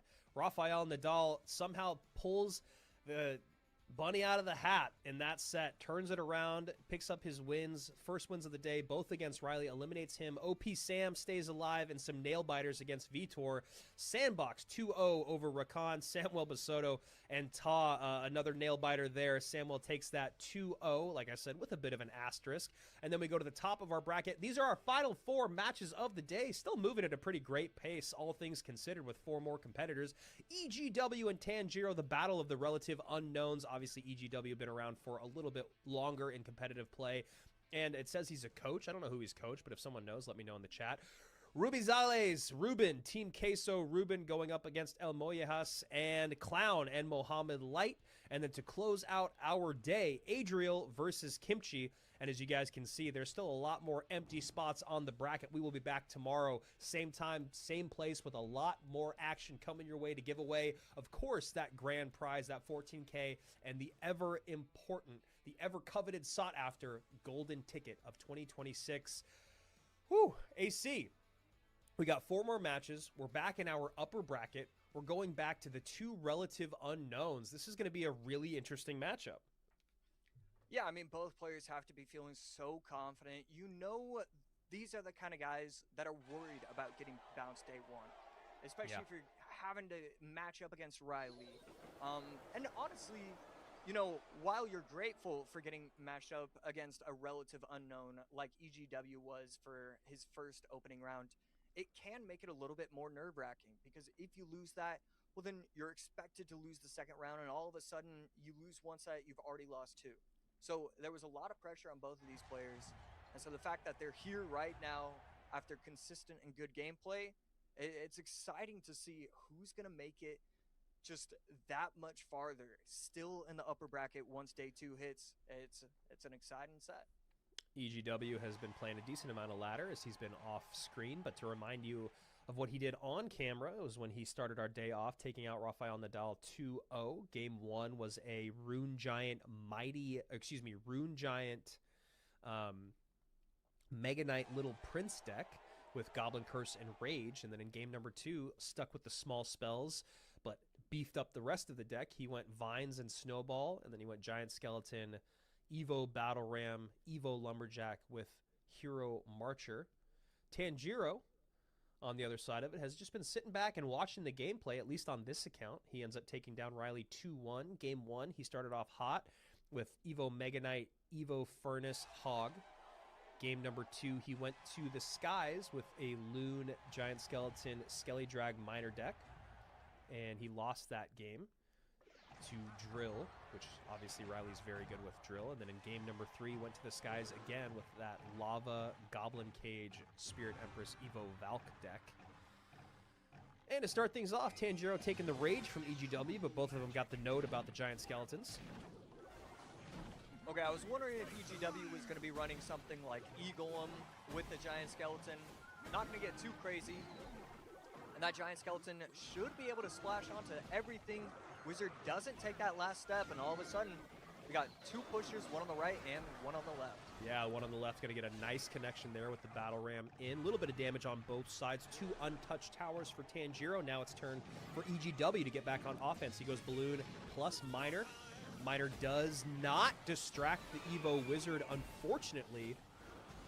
but that balloon should get a shot. No, fireball comes in, and that is a very, very necessary fireball with the support of the snowball coming from EGW. Oh, that is a great XC. Yeah, perfect timing right there, and the giant skeleton slotted right in top. And so now you still have a 70% health XE and Hero Loon, but this defensive Hero Wizard, we need something special. Oh, that is massive. Wow, that was an incredible 30-plus seconds for EGW. Tanjiro got way too ahead of himself. I don't think he recognized that the Executioner was already back in cycle, especially not the Evo Executioner. It felt like he goes, I think EGW overspent on that. I think maybe he made a misplay. I think I can punish him at the bridge, and instead gives so much value. I think he was up like 7 or 8 elixir at that point because they were around, or I can actually look on the VOD, but they were around the same elixir, but then you have an Executioner and a giant skeleton on the board for one of those players. Yeah, it made it way too easy for him. And, you know, that's just going to be one of those things when you're a rookie or when you're early on in your career. You know, the coach can be as helpful as anybody else, you know, but sometimes you have to make the right plays. Sometimes you have to think of the cycle, know what's in Evo right now and what isn't. And right there, it just did look pretty clear that he was not aware of the situation, and it cost him dearly. Yeah, I mean, literally the whole game just goes out the window in that one moment. EGW was ticking to 4. Tanjiro had just ticked to 7. So that's a 4 elixir favor for Tanjiro. But EGW had a giant skeleton and an Evo Executioner on the board. So then you add that 11 elixir in, and all of a sudden, yeah, like I said, it's about 7 elixir favor in the hand of EGW. He goes balloon right behind. He gets a perfect NATO plus Evo snowball. And, I mean, that was just kind of textbook play on how to win that matchup. Yeah, and one thing you do have to watch out for when you're Tanjiro is that the NATO is so strong against the Wizard. Because, yes, you can clump it together when you have the Evo XE, but if you're putting it in the middle, your opponent can also NATO it to the opposing side. So it's just a very difficult matchup for him entirely. You only have Wizard, Giant Skeleton, Fireball, Rage. You need perfection, and, you know, even though it was a poor matchup, there were just still so many mistakes. Yeah, that's actually a really good point that you make. Definitely a favorable matchup for EGW, even looking on API. Even though it's a pretty small sample size, it happens a lot in dual mode because you're going to change out certain things so that you can have them later down the line. But yeah, I think you said it really well there. The only other air attacking card that he has is, you know, you can use the Mother Wish, you can use the Fireball. We saw the Fireball's effectiveness early on. But yeah, that's just one of those things where if it feels like it's too good to be true, it might just be too good to be true. You know, EGW definitely had a plan. Probably in that moment, maybe dual lane pressure is better for Tanjiro. You know, let the units on the right do their thing to bait out some elixir and then send the battle ram down the left. Might have just been a good moment to reset. So either way, going to have to shake off that very quick and dominant victory. It seemed like we were just having a good time playing a game of Clash Royale, and then it was over just as soon as it started. Here we go, game number 2. Tanjiro, not facing elimination, but being maybe being forced to go down to that lower bracket. Yeah, EGW setting himself up with the Mega Knight, and, you know, just like we saw in game number 1 with Giant Skeleton versus Giant Skeleton, we're going to see Mega Knight versus Mega Knight. Yeah, so much of those two cards being played, and, you know, we talked about it a little bit ago when we saw that big Mama P.E.K.K.A. That is a very... Oh! Dangerous! I was going to say that's a very nice, it is a very dangerous ability use there by the Hero Mega Minion. Definitely getting a beautiful King Tower activation there, which now makes this matchup really, really tough. Just a heads up play, guys. If you didn't know that that could be done, it can be done. The other thing that you have to be wary of if you're a person that is running a deck with Graveyard and Hero Bar Barrel is you have to do what EGW did there. If you want to try to get that ability on tower, you need to go to the outside because a good player with Tornado, if you send that hero bar barrel on the inside or down the center of the lane, they can also activate King Tower if you use your hero bar barrel abilities. So a little bit of a dangerous card synergy there when you're running Graveyard. And right here, the Zappies plus Mega Knight going to defend this super easily. Tanjiro definitely in the future will need to make sure that he doesn't set his pushes up that way. And now all of a sudden EGW can go aggressive on offense even after this King Tower had been activated. Yeah, and that's it's never a sentence you want to be able to say if you are the person that has activated the King Tower against Graveyard. And Tanjiro just, man, as it looked really good for about 20 seconds. Yeah. So now gets an MK push. MK is tanking for the Loon. Loon going to come down and deal with his Goblin Hut, but not before some spears get some damage in. Zappy's going to come out now too, and you can see Tanjiro just wants to get out of this game. Get me out of this game. Yeah, I mean, doing everything he can at the very end. I mean, I'm pretty sure it was either some sort of prediction or some sort of perfect timing with the Loon's hero ability, but it just doesn't matter. EGW has too large a lead and just too strong on defense at this point. Tanjiro having a very rough couple games here, and that's why we love CRL. You really have to be perfectly dialed from top to bottom. We get another heart there from EGW, who started our day off with the heart and some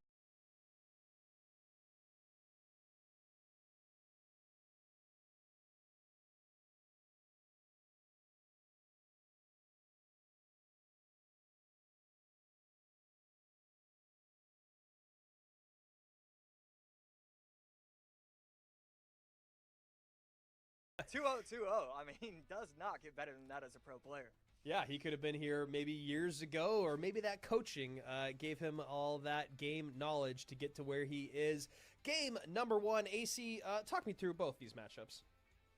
Yeah, game number one, Giant Skeleton Loon going against Giant Skeleton Wizard, and I think both players kind of recognized it early on. You know that Tanjiro always wants to defend with the Wizard, and EGW always wants to have NATO in cycle for offensive pushes. It was a matter of time, and EGW was able to connect by circling everything into the lane, and then using the Evo Snowball to protect his Loon. Game number two, Mega Knight versus Mega Knight, and you know, the Loon Miner from Tanjiro just could not get through Zappies plus Goblin Hut. It's just too strong on defense. And then the Hero Mega Minion. We've been seeing it a lot in the last couple of sets, and it's putting in work. I kind of expected before this tournament started that we'd see more Mega Minion than we actually have, and we're finally starting to see it. And for those asking in the chat, are we done for the day? No, we are not. 3 more matches coming your way to end out day number one. Next up, we have Ruben and El Mollejas. We have Clown going up against Mohammed Light as our penultimate match. And then to close out the day, Adriel versus Kimchi or Colin. So here we go. 3 more to go. And what's interesting about these final 3 matches is you have Mo Light and Clown, who have seen each other many, many times over the years. Exceptional players, well known in the community. And then the other 2 matchups, you have someone who has gone very far, including winning World Finals against 2 relative unknowns. And AC, we're starting to fill out the bottom of our bracket as well. That's right, getting filled out completely, and we're definitely starting to see some more back and forth sets. I was a little bit worried at the beginning that we'd see a bunch of 2-0s throughout the entire day, and you know, we did see it in the final or the most recent set, but at least a little bit of back and forth action from these players. So Ruben and El Mollejas, let's take a look at what they ran earlier today. And just in case you guys didn't hear before, there was a matchup between these guys in Group D where Ruben won that 2-0. But the little caveat on that conversation in Group D was that the matchups were really, really bad, if I remember, for El Mollejas. And part of that is Ruben's deck picking. Part of that might be luck. But, yeah, game 1, Ruben ran a Evo Valk cannon quick cycle deck with Evo Wall Breakers and Marcher against a Piggy's deck. So he just was able to always cycle back around, probably always able to have that Evo Valk in cycle. Those pushes at the bridge, when you have an Evo Valk, a Fire Spirit, and a Marcher, going to be really tough. Even has the Evo Wall Breakers for defense. And then game number 2, Ruben ran a Mortar Miner Evo Horde deck against Drill. But his Evo Mortar deck had Skeleton King, had Goblin Gang, and had Rascals and Arrows to deal with everything.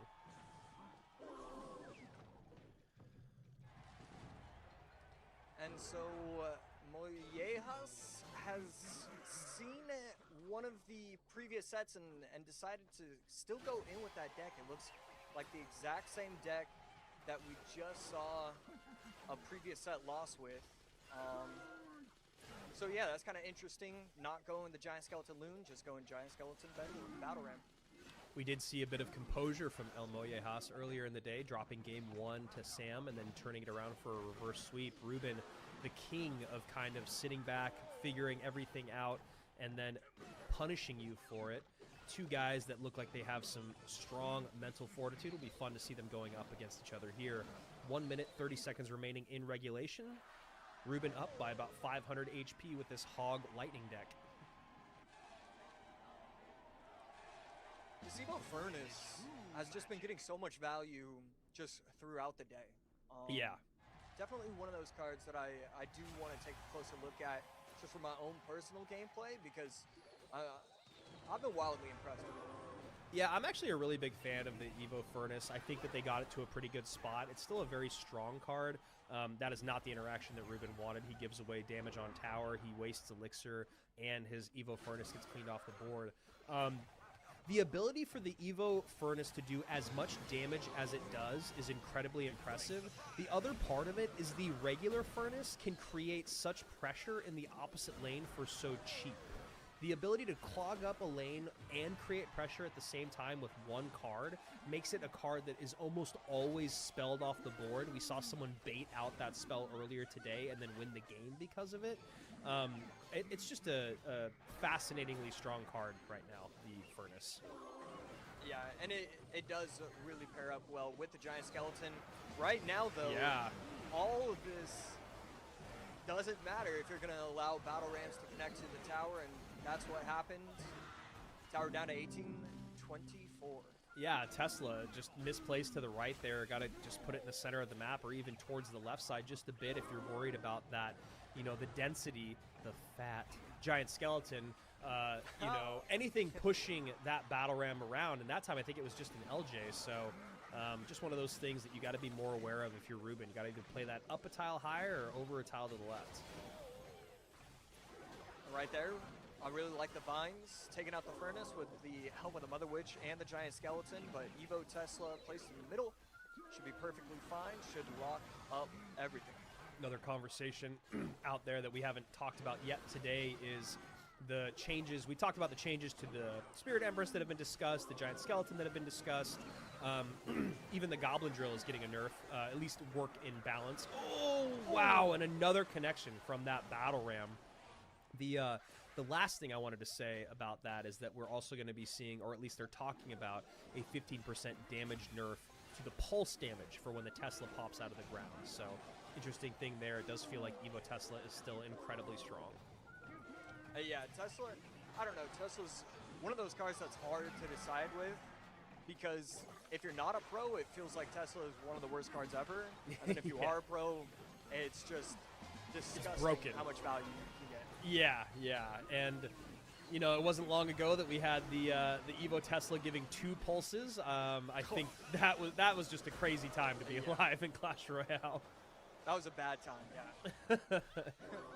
12:08 as these barbs work towards the lane. eSpirit has to pull one away as we see Ruben trying to create any offense on the right side of the board. He gets a lightning down, not going to be enough, and El Mollejas keeps his run going. The reverse sweep into a Game 1 win over a former world champion. Well played by this young man. Yeah, and Ruben has no one to blame but himself, just kind of micro mistake after mistake. I mean, it was like every minute there was something that could have gone better for him. Mellejas did a fantastic job of just being consistent, trying to set himself up so that his opponent can make mistakes. And then, he kind of got away with it. But at the end of the day, that's exactly what you're supposed to do. Make your opponent's life as difficult as possible. And that's why he won game number 1. El Mollejas, a relative unknown. He's a player from Mexico. He has, it looks like that was a triple draft, I believe, global tournament that he got 4th place in. That was back in 2024. Otherwise, he's participated in something called Gameline G Gem League. He did that in 2025, where he got 6th place. It's a team event, and he did it in 2026 in March, where he got 2nd place. He's been a 20 challenge winner since 2019, every year since. So, that's at least impressive. He's consistent. He's been very good at the game for a very long time. He just hasn't really broken through to the top level. And I believe that's because of, his tournament gameplay.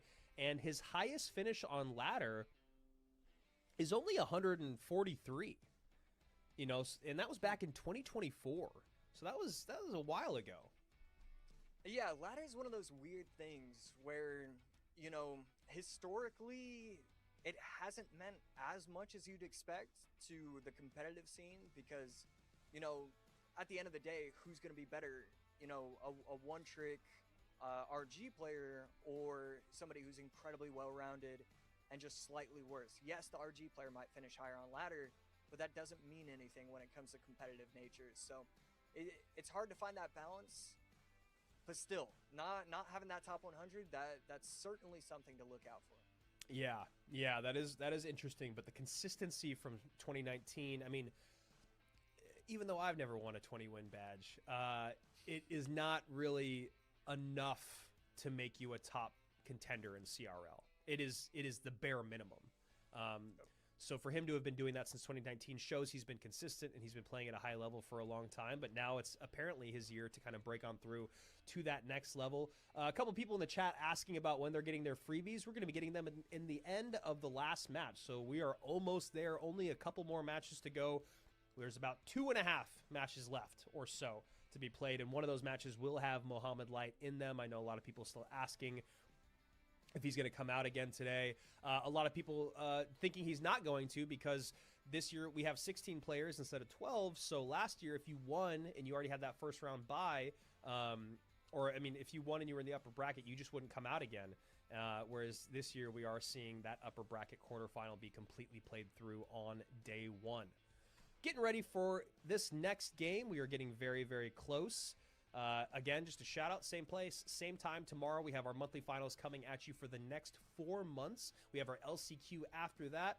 And of course, World Finals will come shortly after that. Make sure you're following along here on the channel. Make sure to subscribe to Clash Royale Esports here on YouTube and go follow along on X and on Instagram to make sure that you guys are not missing out on any of the action.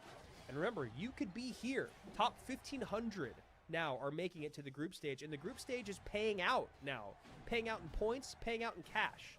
So if you've thought about it before, you've thought you could beat the best pros in the world, well, now's your time.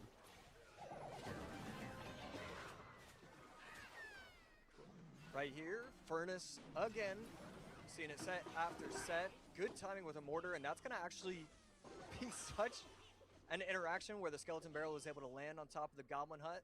Kind of a funky little thing that was hard to predict.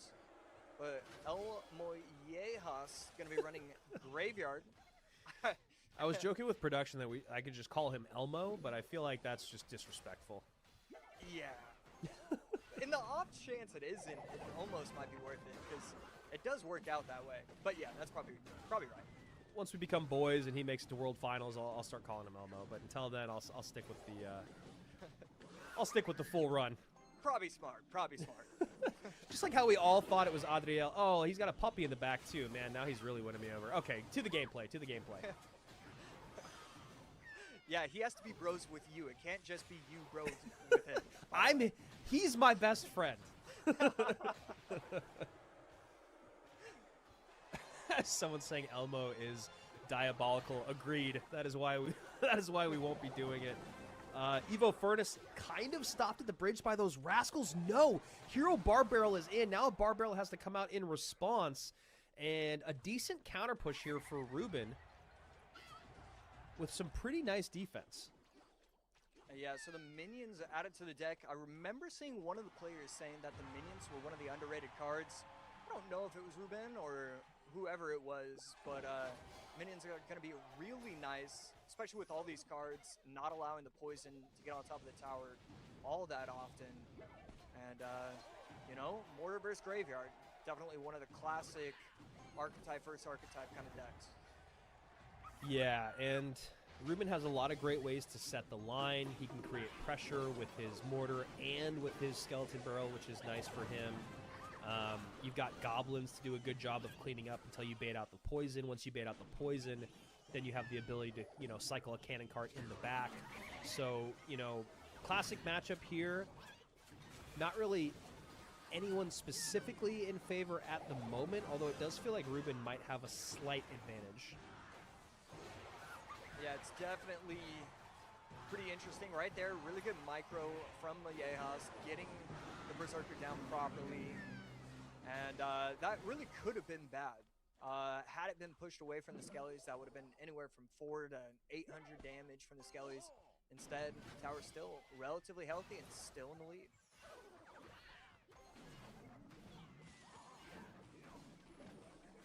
Another Mortar comes out here on offense as a Rascals plus Skelly Barrel push goes down in the right-hand side. Ruben decides to eat that Fire Spirit to take out the Furnace, and then we see a Hero Bar Barrel come in. Goblin ability comes in as well. That was a nice adjustment by the balanced team also, making it 3 instead of 4 and spreading them out a little bit. Yeah, and Ruben realizing that, you know, something needs to change in his plan of attack, started going with the Fireball on top of the Crown Tower plus Furnace. I like how he's mixing things up. And obviously easier to say in hindsight, but I would have liked Ruben to try to catch that Furnace. I know whether it was the Furnace or something else, I would have liked to see him maybe double down on that Mortar, drop something in front of it at the bridge. Probably worried about running into the Knight, but would have just been nice from a pressure standpoint as he goes for another Mortar. That is a weird poison. Did he get that off in time? He didn't, and that's going to be locked on top of the tower. What was that poison?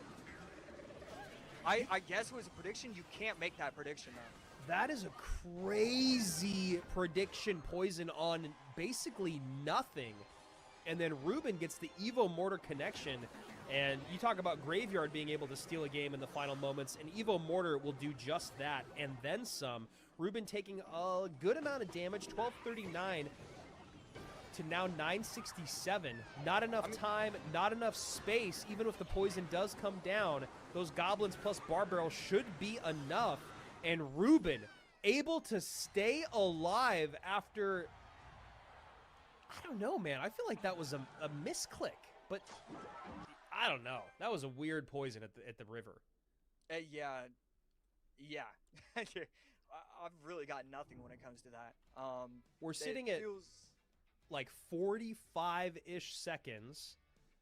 He goes for a poison on top of Rascals that are crossing the bridge, and then some Goblins that are coming up after defending the Graveyard. But I just don't feel like that's what he meant to do. Yeah. Yeah, I don't know. Interesting. Otherwise, Ruben did a pretty good job of just kind of sticking with it. That's, you know, what he's known to do, is just to stay with it, even if he's not going to pick up the win. But a lot of times we see him kind of figure out a way in those final moments to steal the win. Not necessarily the case in this one, but kind of. You know, he was down by a bit for most of the game. Felt like he wasn't really going to have any chance of breaking on through. Felt like El Mollejas had kind of locked down that defense. And then an errant poison, Evo Mortar just in time for Ruben, and as you said, Josh, he just misses the pickup, and that's GG. I mean, you get an Evo Mortar on your tower fully healthy, not a way to reset it, and you are in a lot of trouble. Yeah, it really felt like he blitzed him in that moment. As soon as the poison just was kind of thrown away, he set himself up with a Mortar and then put a bridge attacking cannon cart to try and snipe whatever was placed in the middle. I thought that was great recognition from Ruben to to realize that the only way he wins is if he wins this interaction right here, right now. And I just think that was strong and great awareness from him. So the Spaniard takes the game there. Our former world champion takes the game and evens things up. Loses with Hog Lightning in game number 1. Just some misplayed Teslas and just not able to get any damage in. Game number 2, you know, you talk about Ruben misplaying Teslas in game 1. And game number 2, El Mollejas, kind of the poison to nowhere, gives Ruben the opening to get that Evo Mortar on tower. Someone in chat saying, I'm finally happy now. I am finally happy now. It's always nice to see a Mortar win. But here we go. Final game. 2 more sets coming your way. Clown and Mo Light sitting on deck, and then waiting in the wings is Adriel and Kimchi, and that will be our entire day number 1. But still, decent amount of Clash to be played. 2 more sets, and at most 1 more game here to decide who the next person is that will be sent down below. I mean, at this point, can we even say at most? We're seeing ties all over the place. We could have another 4 or 5 games. Who knows? I know. We get another one of those draws. That was absolutely insane. That was actually one of the coolest things that's happened on a CR broadcast, and a great way to kick off our 2026 campaign to have something like that on day number 1. Giving our players just a moment here, as we do when we get to game number 3. Even though they're supposed to keep it within the guidelines, it seems like once we get to game number 3, they always like to take a little bit more time to make those decks. But we should be hopping into that game any minute now. AC, what are they going to play? No, I'm kidding. I wouldn't do that to you. What I will do to you, though, is ask you, how are you feeling about Mortar right now as a meta deck in CRL? Because we've seen it kind of go back and forth, but even when it's going forth, it's due to mistakes from the opponent sometimes, instead of it just being that strong. Yeah, well, I don't have to answer that now. The game's on. No, I will say that it was played an amount that made me happy in the group stage. I feel like I saw a lot of our 16 competitors running it here and there. In general, I do think it's just kind of one of the weaker archetypes in the meta. I guess also to just go against what I just said is it clearly isn't as weak as certain things that is just like completely ignored in the meta right now, but I think Mortar has definitely been in a stronger place in the past. And then, yeah, I mean, that would have been another Mortar loss right there had that not gone so poorly for El Mollejas' poison. So, medium, I would say. Wow. That is not a medium start, though, for El Mollejas, as you can see the exclamation and the despair, conversely, on Ruben's face. Yeah, so we're looking at probably MK and maybe... Yeah, I don't know. This is going to be really tough for Ruben to come back from this. It's just too much damage to give up. Yeah, and so many great ways to deal with that balloon when you talk about the Spirit Empress, the E-Wiz, the Fireball, the Ram Rider, and just run over is Ruben, who knows that, I mean, he saw it. He put his hand up there. He knew he was going to lose the tower. Now he's got an insane uphill battle over the next 85 seconds of regulation. I cannot imagine there's any way to break through, though, because El Mollejas hasn't even played 2 of his cards. He's got a big spell. He's got stuns. He's got slows. He's got the Evo Ghost. Just so much. Yeah, and I love what I'm seeing from him. It looked like he was telling himself to calm down. He knows that in theory he should have this game in the bag, but Ruben is one of the greatest players to ever touch this game. If there's anybody who can find a way to come back, it'll be him. So he has to relax, has to calm down, has to play his game. And you know, he's very close to moving to day 2 undefeated. Ruben gonna need some of that 2020 magic. Can he make it happen? Miner plus Loon, opposite lane, no E-Wiz anywhere in sight. A great fireball comes in, and then the E-Wiz stops the second drop, takes the Skeleton Dragons out, and I think that might do it, Josh. Yeah, I mean, that was perfection. Gets the E-Wiz out just in time. Getting pretty aggressive with the Ram Rider. I'm not fully against it, but I also just don't think you need it. I wouldn't mind seeing him just play an MK, but instead we're going to see him continue to get aggressive, try and protect his tower, and that's exactly what's going to happen. Yeah, sometimes players think the best defense is an offense. Other times they get ahead of themselves and they should have just sat back and defended. Not the case this time for El Mollejas, who just took down. Oh, he's got the cat and the dog. He's just got a whole. He's got the whole thing going on over there. Wow, though. I mean, I'm sure. Also, you know, a lot of people from Mexico being big fans of Team Queso. I'm sure he's a guy that he used to watch back in the day. You know, and to be able to take Ruben out, really exciting stuff here in his very first monthly final. Ruben not gone, just down, not out. You know, he's going to go down to that lower bracket, but El Mollejas beating a former world finalist in the team's version and a former world champion in the team's version. And, of course, Sam and Ruben have both been there in the solo editions as well. So a very successful day for this young man. Yeah, he has to feel pretty great about that. Game number 1, all about the giant skeleton wizard, defending everything, really. The Lightning, you know, as strong as it can be in certain matchups, wasn't the greatest in that one. And, you know, looking at the matchup, you would think it would be. So I think it just says a lot about how he cycled and got everything set up. Game number 2, you know, definitely something was off, something was wrong. And Ruben was able to steal that. And then game number 3, he was able to walk away with a really strong victory. I mean, he saw his chance and he took it. Yeah, I mean, game number 1 was kind of just shut down completely by El Mollejas. And then game number 2, that just really odd poison. I still can't decide if it was a misclick or not. I understand maybe he wanted to deal with the Rascals and then deal with the Goblins, but it just felt like there was a better way to do it. And then he misses the mortar pickup. And then in game number 3, it just went from bad to worse very, very quickly for Ruben. El Mollejas just completely in control. There was only that one moment where it looked like he could maybe Ruben could make something happen with that skeleton drags behind the minor loon push. Just not the case. So here we go. I if I had to bet my life on it, I would not have said the first matchup in our semifinals upper bracket was EGW and El Mollejas, but here we are.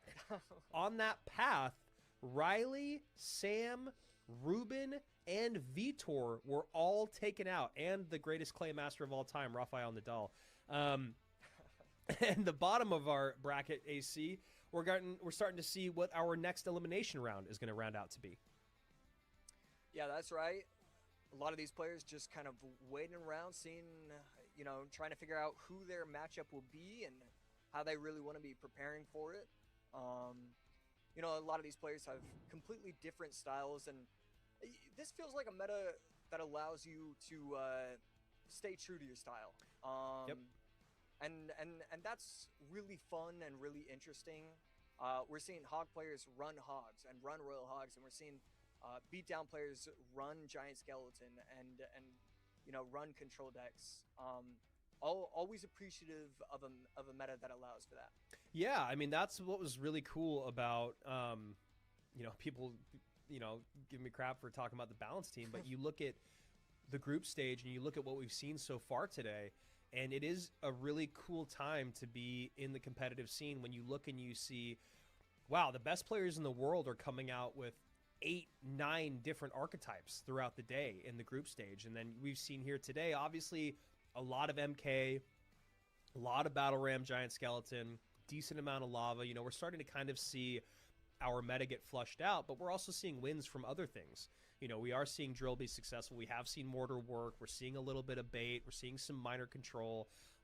Yeah, so again, shout out, because it is always nice to see a diverse meta, especially when you get through. I mean, usually when we're all the way through a day like this, there's a meta that has been formed for the weekend. It doesn't feel that way, and I am very excited for this matchup. Clown versus Mo Light, 2 undefeated players in round number 1. Who will be sent to the lower bracket? This is a tough spot to be in, and I cannot wait to see how this plays out. So Mo Light most likely going with the Tesla Poison and Snowball for his last card. Clown on the other side just going to be running quick cycle control graveyard, Furnace plus Knight, and Furnace, Knight, and Goblet can just stop any push that has ever been created or ever will be created. Yeah, I would agree. I would agree. It is a very, very difficult deck to break through, and you only need one GY to take that lead, and having a lot of good responses to deal with that Goblin Drill. The Fire Spirit, the Barrel, the Berserker, the Knight, literally all of them are great responses. So again, you were talking about it earlier. Some of these pro players just can be so interesting. It's just not something I would think of. I'm not going to put the Tesla in the middle. It shouldn't get value is the way I would process that. But, we're clearly seeing right there, giving up 0 damage? No.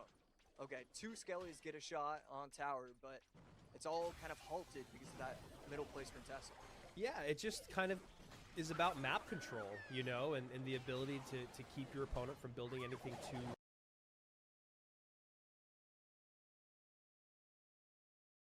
much. And yeah, Mo is a guy that does that a lot of the time. So do Ian, so do Riley. You see it a lot in their videos, and that was a very clean defense. 25-32 is Clown's lowest tower as we get into double elixir. Evo Drill. Knight not tanking. At least not at first. So right there, that was pretty good defense, but at the same time, the Bomber Chip and the Evo Snowball allowing 2 Goblins to get on tower. All of a sudden, pretty good defense still gives up 450 HP without the use of an offensive poison, so I don't know. Muhammad Light just doing a great job of controlling everything, and yeah, just dominating so far. The timing on that drill plus Snowball was so nice. You saw the Knight come down to pick up the drill, then the Snowball comes out. It also hits the Fire Spirit that was sent in by Clown, so then a Barrel has to come down as well. You're spending 3 cards instead of 2 to clean up a drill almost every single time, and that is just music to Muhammad Light's ears. Bomber cleans up everything nicely this time, able to protect his Bomber and allow it to get a little bit of offensive value. Evo Snowball and Evo Drill paired together, just always getting a chunk of damage. Mo Light barely having to turn it up at all here. It just feels like everything is so easy at the moment. Now we see the Evo Furnace work down the right-hand lane with the Knight in front. Poison going to come out to clean up that graveyard. Evo Furnace getting shut down by the Knight plus the Berserker. And while a very little bit of damage was done, that's probably about as much as Mo wanted to give him because the towers are now basically even. Right there, protecting the Bomber and getting the timing down so that way the Fire Spirit would get on top of the tower if he didn't defend properly. Wow. Great timing with the Snowball, and that's going to be left tower down to 709. 484 now. I mean, literally every Snowball, it's coming, and it is perfectly timed and perfectly placed to make the Fire Spirit not do anything. It's crazy. And there you go again. Fire Spirit comes out early, Bar Barrel comes out, and then the Berserker comes down. Snowball still hits everything, and the Goblins still get on tower. Yeah, Clown has to be pretty frustrated because, that shouldn't be a matchup where it's dominated in that way. Yeah. It definitely felt like Mo Light just played incredibly well. Clown has to be probably more worried than he was prior to the set even starting about the level of skill that Mo Light is showcasing. Yeah, well, a guy with an 88.2% win rate coming into this with only 2 losses over the last 2 weekends does exactly what you would expect him to do. And you watch the replay, and it's unbelievable, the Snowball timing and placement every single time. And it doesn't feel like it's changing, but it clearly is changing just a little bit to make Clown make mistakes every time. We saw him triple, quadruple drop almost every drill and still take damage from Mo. Crazy. Yeah, I mean, it's just astonishing that we see it year after year with Mo. it's hard to tell when it's creative and when he's teaching us new things and when he's learned it from somebody else and just mirroring whoever the best player in the world with this deck is. But regardless, I mean, he is playing it out of his mind. And honestly, with Mo Light losing, that was game 7 to Ian. Like, he had already locked up 6-2-0 victories in a row, and that's when he started trying to pull out the Expo cannon. Yeah, So, yeah. Like, if he had wanted to, he'd probably sit out 100%. Yeah, I mean, if I'm Mo, that's what I do. I'm already 6-0. I've already locked in next weekend. Now I have content for my channel against one of the other biggest content creators and biggest players in the world.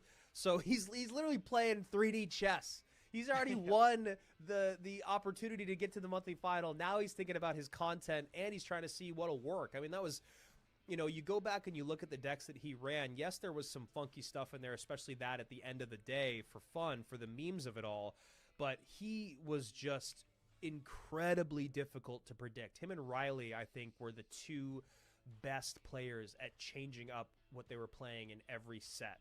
Riley had a lot more repeats than most still, and Riley barely had any. I think he only repeated a couple win conditions. Like, I think it was like Drill and Hog or something like that. He might have played like twice each.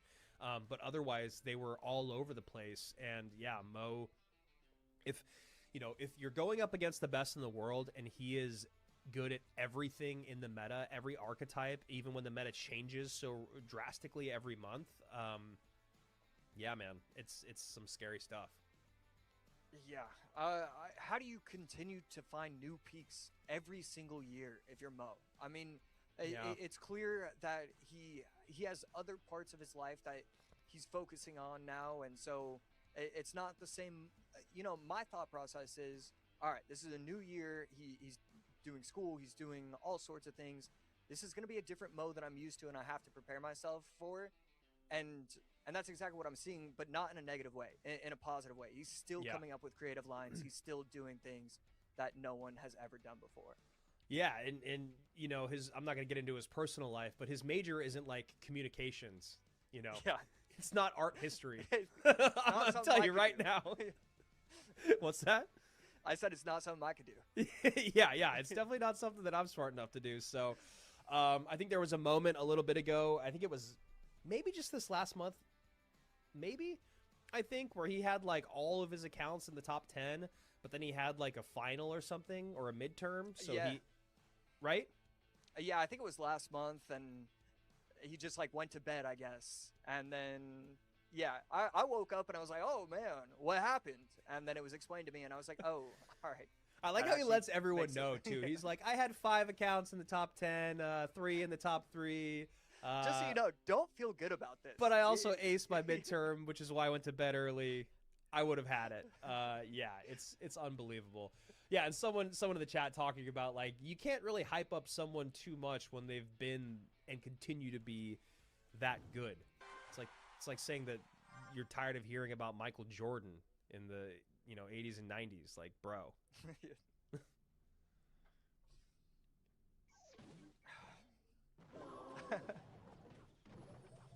So Clown now definitely looking a little bit more dismayed than before. There's a difference between looking locked in and looking a little sad, and he definitely looks just like a little sad. Yeah. Gonna have to figure something out, though. Use the Night Furnace in game number 1. Game number 2, we could be seeing Hog Lightning out of him. And both players running the Evo Musketeer. I know it fits into the deck well, and that's how the deck is set up. I just don't think it's that strong. I think there are just other better heroes, but synergy matters the most in terms of Clash Royale composition. So yeah. if they need to use Musketeer, they need to use Musketeer. Yeah, I totally get what you're saying. I understand all parts of that conversation. I agree with you. I agree with Clown, though, too, just needing that single target DPS, or else he just doesn't have it in the air unit. But yeah, Hero Musketeer is just not super popular at the moment, although they're, of course, both running it, and then Mo's going to end up doing something stupid crazy with it, so we'll see. Yeah, you know that's happening. Like, oh, Clown's also running Hero Musketeer, and Josh and Andrew don't think it's that good? Watch this. All right, I'm ready to be taught a lesson. Probably about 10 seconds away from that starting. Almost into double elixir and Molite. Slight lead, about 500 HP separated into two players. Goes in with the early cannon, and he is able to push and protect his tower from having the Hog go straight to it. Yeah, another just not really difficult play, but a great play for Mo, and he gets those Evo Skellies to stay alive because of the Barb Barrel. Good defense there. Basically taking no damage, and he sends in a Fireball. Cannon back around. Anybody else, and you're like, why is he doing that? I don't know what that was about. But, you know, I'm sure he'll explain it to me through his actions. So, yeah, we'll have to see. Cannon just always in cycle for Mo. I think he cycled 3 cannons in the last little bit. And uses the Hog to kite. The other thing about, you know, this game Mo isn't like running away with it. He's not doing an insane amount of damage, but Clown is starting to feel the pressure of, I can't break through at all. And, you know, maybe starting to hit the panic button a little bit. We'll see. Yeah, I mean, it looks like they're running basically the exact same deck, except Goblins and Tesla instead of Cannon. I mean, Molite is just running the better version of this deck when you're looking at the mirror. You want that quicker cycle. You can cycle more, you know, more Evos, more Hogs. I mean, he's just got to be feeling incredible. Already a damage advantage and the matchup advantage. Everybody loves 2.6 with Mega Knight, right? That's a thing, apparently. And this Hog is still not going to get through. Cannon comes down, and Fireball comes on the cannon, and Evo Mega Knight is there, but the Evo Mega Knight of Mo is just clogging up the lane. And Molite is now 1,000 HP in the lead on opposite sides of the board with a Mega Knight Leap on the left-hand side and another pre-cycled cannon with 1 minute remaining. Yeah, it was crazy watching the Mega Knights go at each other about 15 seconds ago because it felt like Molite's Mega Knight won every single interaction. Right there, Cannon, Skellies are going to come down in time, Eastbury as well to help out. And I mean, just what can Clown do? Literally nothing. Actually, there's literally nothing he can do. The only thing that he can do, he's been trying to do. He's trying to get a Mega Knight in front of the Hog and then Fireball the cannon. He's done all of that, and there's 2 cannons that come out and an Evo Mega Knight from his opponent. Molite knows. He's putting his phone down. Look, he even looks to the camera. He picks up his DS, his Switch. He's got the Switch out. Feet up on the couch. There's no way there's a game even on there right now, Mo. What is this? You know... Bro, he looks in the camera. He gets his feet up on the table. No shoes, by the way. Busts out the Nintendo Switch as the game is still...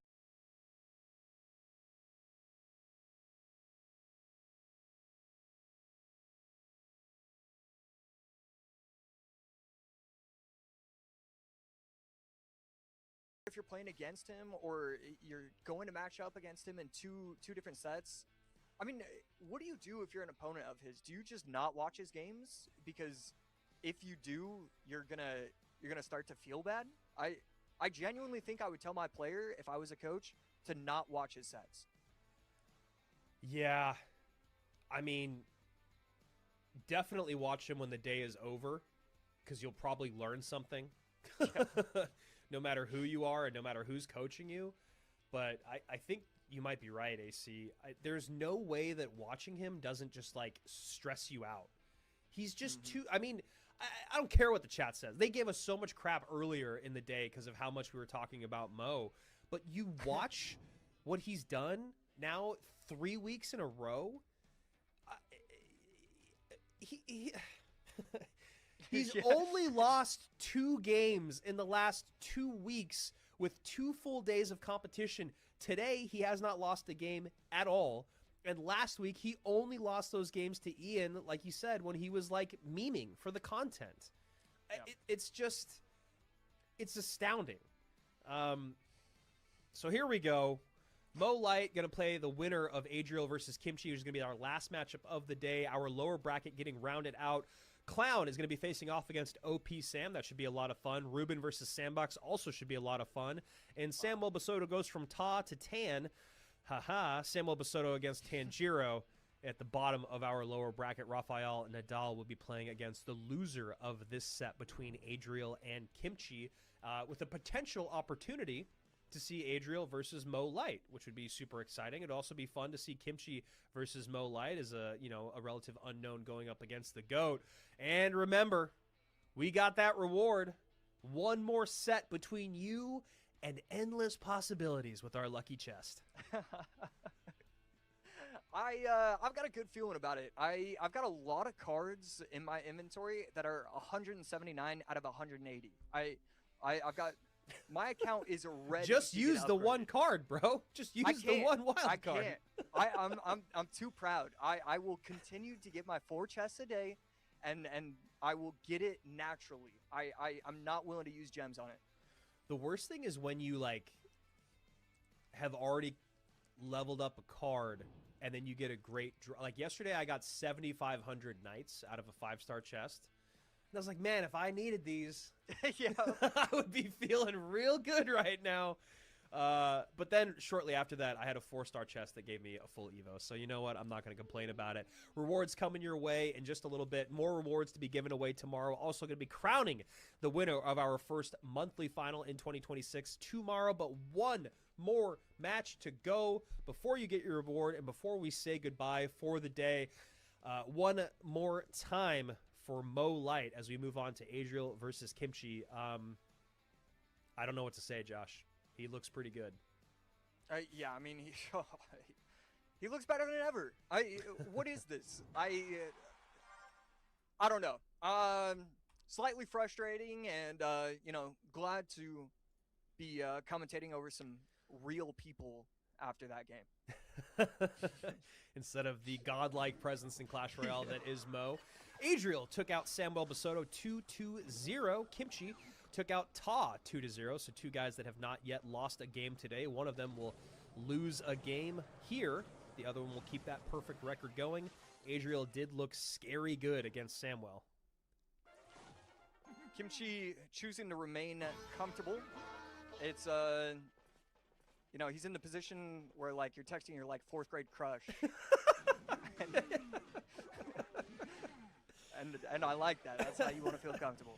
That is actually the most perfect, I think, analogy you've maybe ever made in our years and years of commentating. I think this is our 6th year together almost, so it's hilarious. Someone else wrote that pose is insane in the chat. Love it. Kimchi wants to play. You know what? We always talk about it. When you're at home, the comforts of your own home, you might as well lean into them, because once you get to that live stage, it's all out the window. And if Kimchi's not comfortable, I don't know what is. Exactly. I feel like I'm getting more comfortable looking at him. So. All right. Adriel might just be going with some. Yeah, I was gonna say with some Piggy's deck. And I would actually just go for a full send right now, and he does after some nice defenses played. And great damage comes in. Hero Mini P.E.K.K.A, not something we've seen a whole lot of at all, even in the group stage. So right here does get kind of awkward for Adriel. I think he would have been able to defend that had he known he was going to pop that ability, but does it just delayed enough where it forces out the wrong response. And Kimchi playing that interaction really well, giving himself some sort of lead, not in damage, but in terms of elixir. Yeah, that's where you got to start. And Wizard plus Evo Tesla.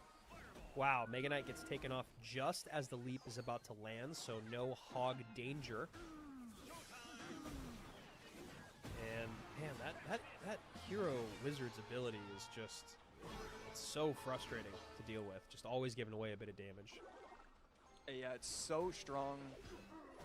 And, already back to another Wizard, already back to setting himself up for an easy defense. Adriel feeling very comfortable so far. Kimchi I don't know. I like that he's trying something new, but this feels like a regular ladder deck. This doesn't feel like a comp deck just yet. Crazy that he's already back to another hero wizard, which is just Wow. the worst thing that you want to run into right now is a guy with Tesla and hero wizard, and he even has the E-Spirit in case that Tesla is late. You can still get it down after the fact and then retarget. I think we're going to start seeing Adriel split lanes, go for the split pressure. This wizard is just too destructive on defense. It gives him so much freedom. He's popping the ability even when he's not supposed to. It just does not matter. Adriel dominating the arena right now. And that's a great call on doing split lane pressure, because it does feel like, because of where we're at elixir-wise, deep into double, about to get into triple, that's a moment, and we're even seeing it just a little bit. Kimchi's kind of starting to break through. There's some more damage on tower. So why not make your opponent split their attention a little bit? Adriel just does it like one time, but that might have been enough now that we're in triple. Yeah, exactly. Wizard cycled behind the right side crown tower. This is going to be what it is for the rest of the game. Wizard cycled, Royal Hogs on the left, cycle, cycle, cycle, and just continue on. And you called it, AC. Now Adriel has the lead in the left. Now back in the... Nope, going to stay on the left-hand side. And because of what he's doing on the left-hand side, he's actually forcing his opponent to play in the left-hand lane as Kimchi sends in a hog to a perfectly healthy tower with only 30 seconds remaining. I mean, that was beautiful defense from Adriel right there. Just cleaning up everything super nicely. We see another popped ability for the Wizard. Need to stop this mini P.E.K.K.A. Doesn't have that many great responses, and all of a sudden this could be something. Wow! Wow, the double oh my goodness! Are How you kidding me? Does it happen? Wow. That's the thing about these Royal Hogs decks. With Skeletons, Ice Spirit, Bar Barrel, you don't have the correct response a lot of times. If your opponent has any sort of troop going down the field and they can just go with the arrows, you can't place the Bar Barrel, Skeletons, or Ice Spirit on top of that troop. That's a great call, AC. That is a incredible call and an incredible recognition at the final moment for Kimchi. And as you can see, Adriel is pissed. Yeah. Zero reaction out of him. I was like, oh, really? But, I mean, we know Adriel, an incredibly competitive dude. You know he is actually upset at how that went down. And just a frustrating situation to be in, you know. I think he called it, hit the nail on the head. The recognition finally came in. Adriel was maybe... Yeah, I don't know, because he can't. I like the fact that he kept going to the opposite lane, and it felt like even doing that deep into triple elixir was probably still the right idea. I don't know. Is there anything that you do differently there? Do you cycle more Dark Princes earlier on? Do you just cycle Teslas like we've been talking about? What's the way around that? Okay, so here's the thing. I know there is an answer. With the way the decks are set up, there should have been a potential response to stop everything. Now, what it is, I couldn't tell you whatsoever. So let's skip that part of the equation. But yeah, that's the difference between some of these players where, you know, even if it's a deck they don't practice, they've played so many cards where they know the interaction in that moment. It felt like maybe Adriel hasn't played enough Tesla or hasn't played enough Skelly's Ice Spirit kind of decks. Where had he played, you know, just one more Grand Challenge, he would have known, okay, in this moment, I can do Tesla this tile, and all of a sudden, it doesn't matter if he's got multiple things coming down the lane, I can stop everything. It felt like he needed 3 more days of practice with that deck, and he would have easily won that, but instead takes the game 1 loss.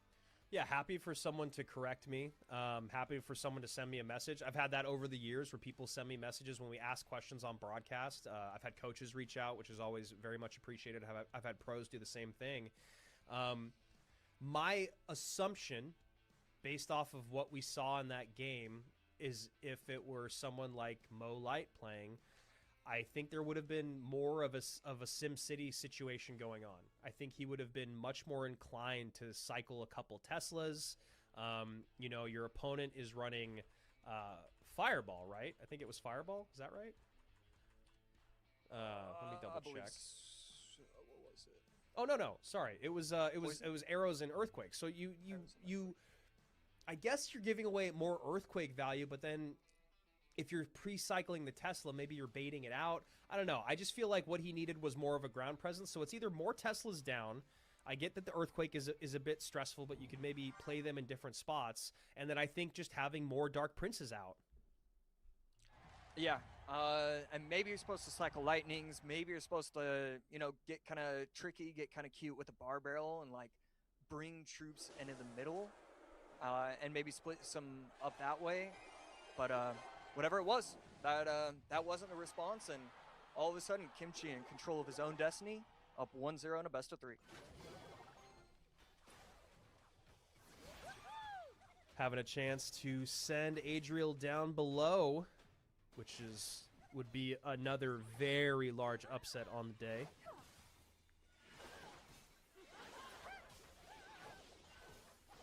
Right here, Lava once again, just very popular. This is, I cannot remember the last time Lava was a top 3 meta deck in CRL. Yeah. It does not feel natural to be watching this. Yeah, it's been a while, and I'm okay with it. I think it's honestly one of the more fun decks to view because there's so many different ways to play every single matchup. Whether you're giving up, you know, a bunch of damage to try and get that early push in, you play defensively, you play with Loom, without Loom. You know, it's never the same game with Lava.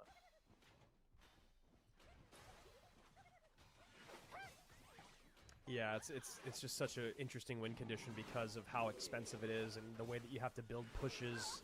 A lot of times you have to opt to take a lot of damage, or you have to be incredibly patient. Yeah, it's watching the best Lava players in the world is always a pretty fascinating thing to do. They really understand the concept of min-maxing more than most archetypes. Absolutely, and right here going in with the aggressive Miner, not able to protect his Spirit Empress, but that's okay. Miner gonna put in a lot of work, and we're gonna have to wait to see if Adriel wants to pop his ability. Not gonna be the case. And the Fire Spirit not touching the tower right there just makes me laugh. I really thought it was going to. I did too. I mean, the Mega Minion apparently just far enough up. Now we get a Graveyard Push coming in. Evo Valk tanking. Miner to pull away so the Valk doesn't get much splash damage.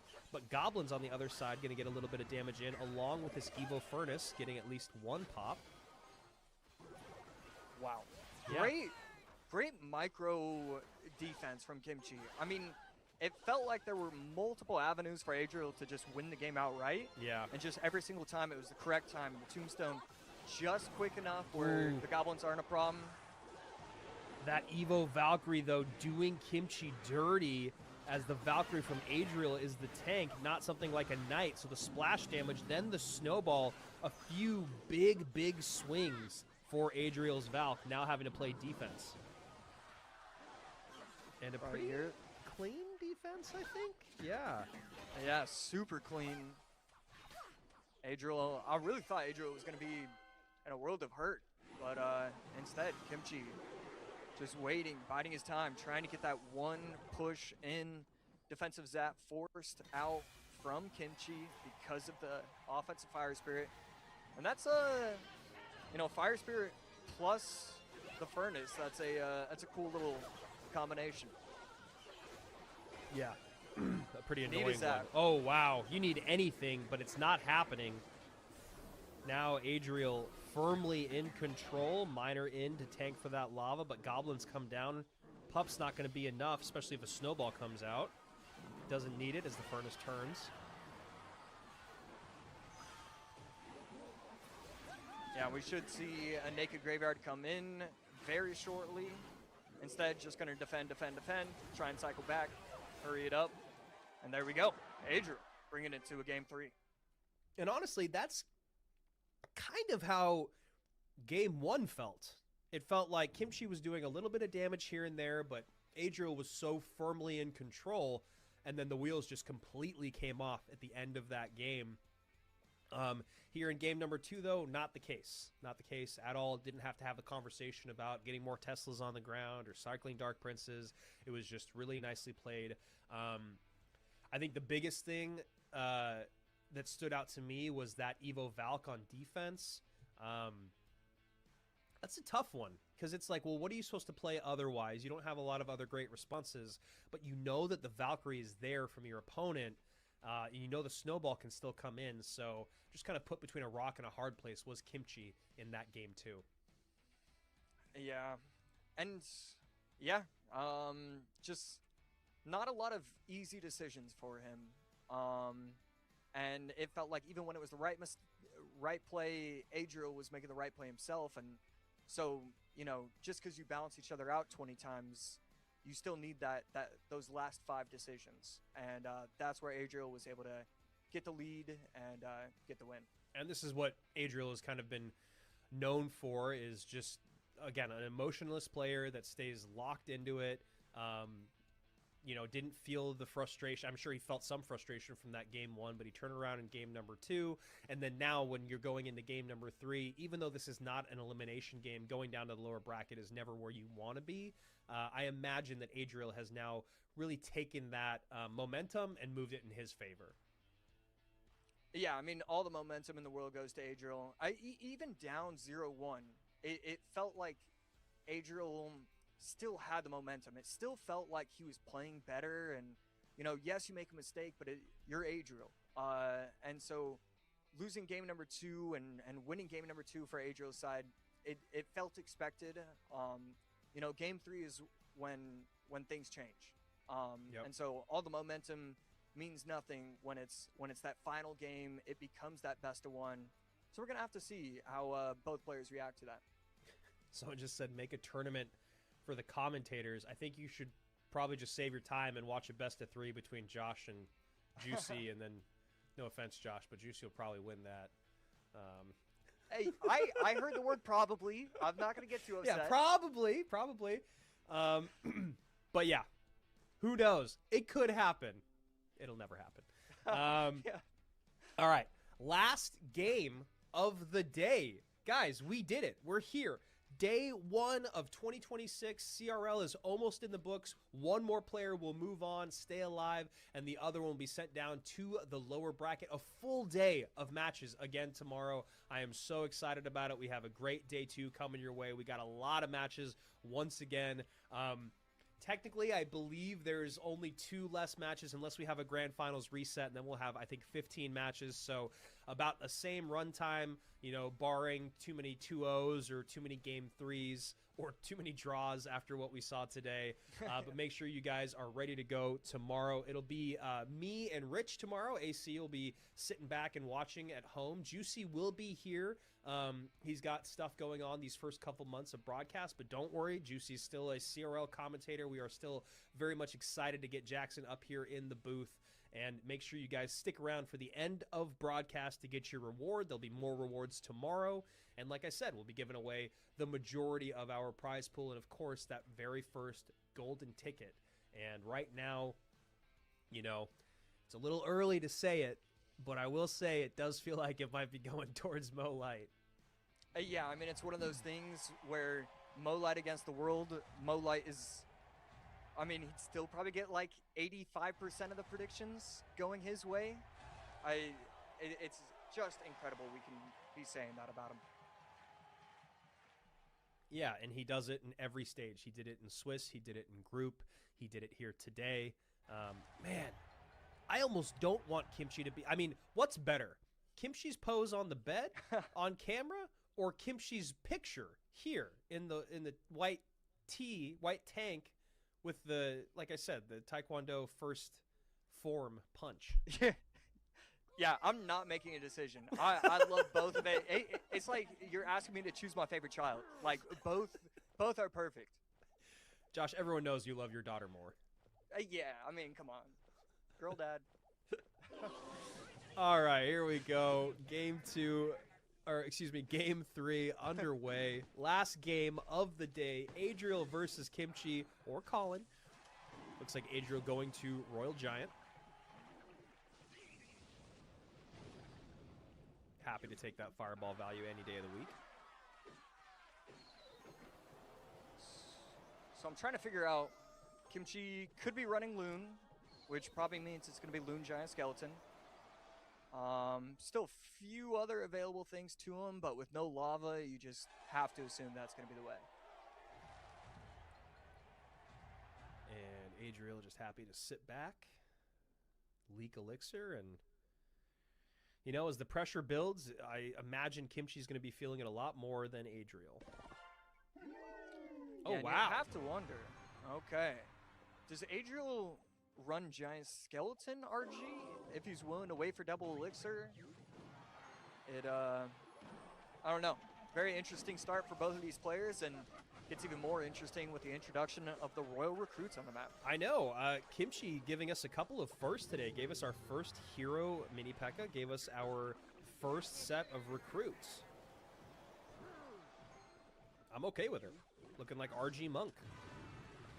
Yeah, fully okay with it. Monk protecting the Hunter so far. Probably not going to activate pop the ability, and yes, it will. So got the last shove in, and there you go. That's the ultimate caster curse there, whereas like the moment you say something, it just happens. Wasn't even across the bridge. Didn't even get any tower damage. He was just like, oh wait, Josh said it. I'm gonna hit it. I'm gonna activate it. There was no need. There was no need. And Lumberjack gonna get one swing plus the rage damage on tower. Rage getting to do damage is still one of my favorite changes in the game. It's so small, but so impactful.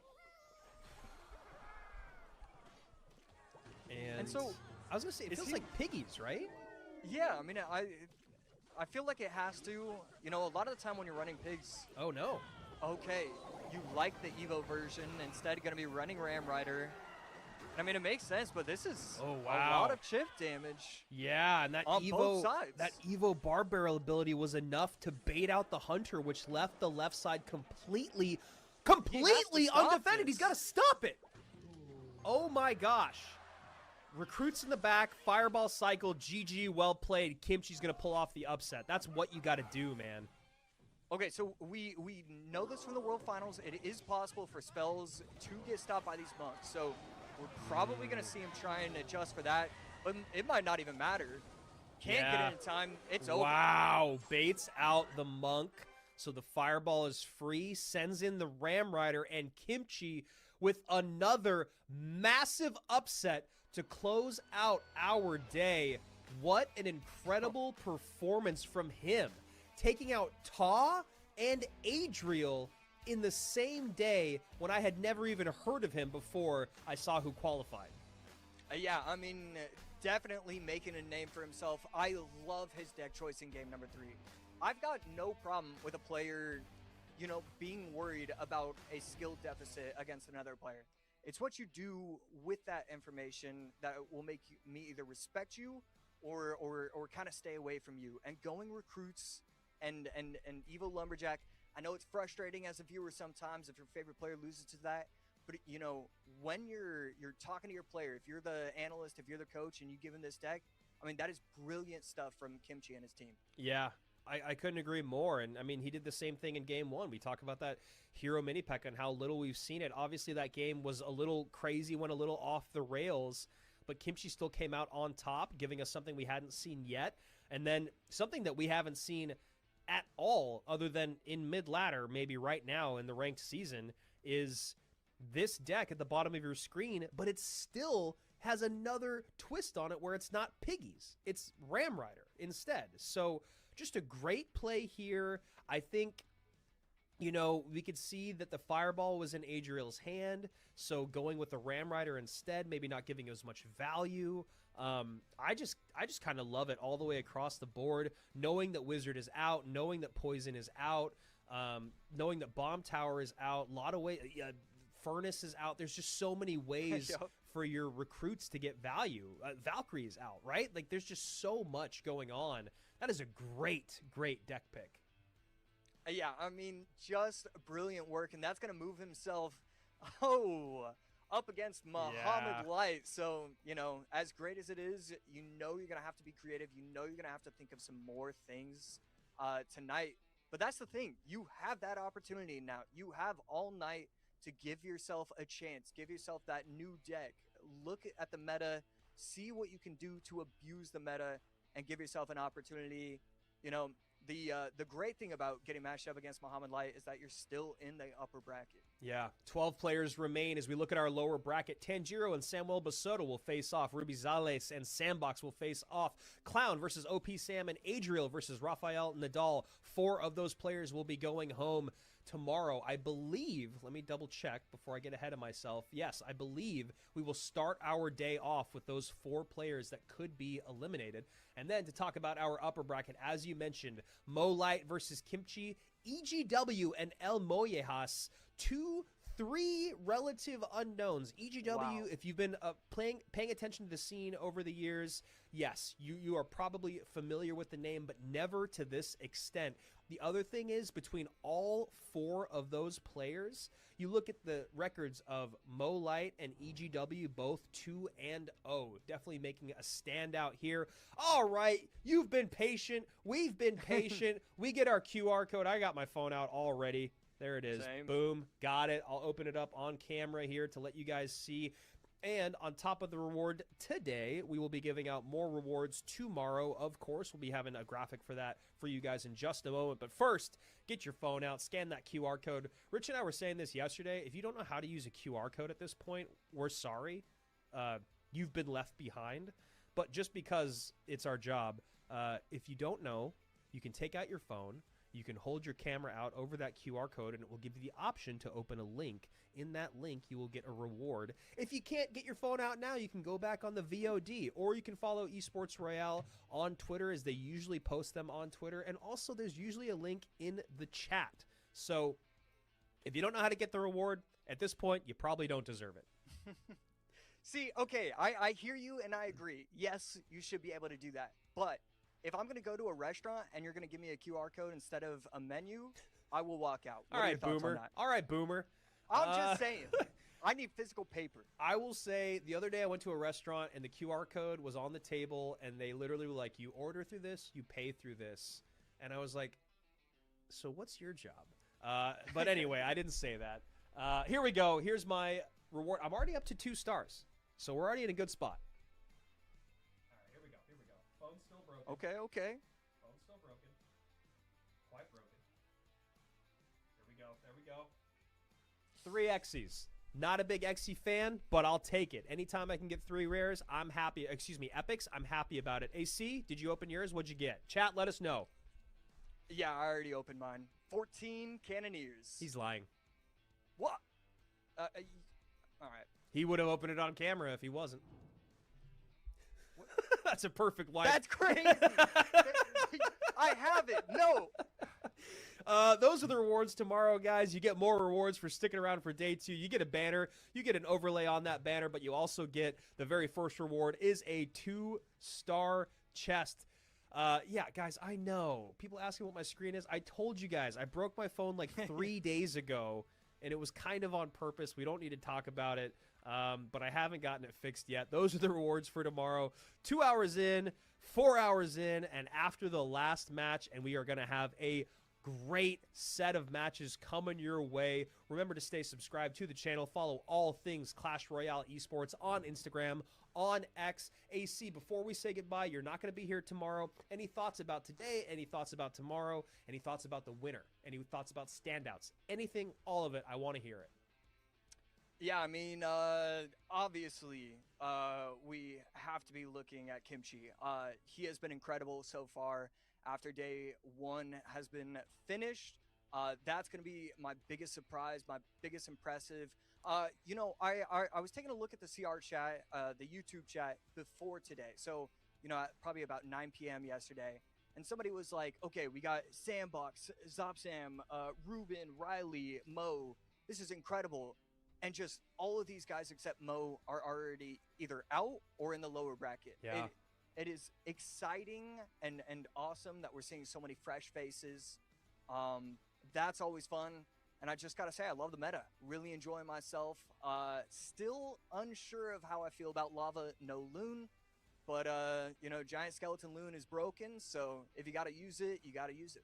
Yeah, you got to pick one or the other, apparently, and sometimes people still want to do both. They still want to go with that Giant Skelly Loon and play Lava in the same set. So much more action your way coming tomorrow, more rewards to be given away, and of course, the first golden ticket to be given out on our journey to the 2026 World Finals in CRL. For Joshua, AC, Sharon, our entire production team, I am Andrew Guy. Thank you guys so much for tuning in. We'll be here same time, same place, and you better keep practicing because you might be able to be here on the biggest stage in Clash Royale. We'll see you tomorrow.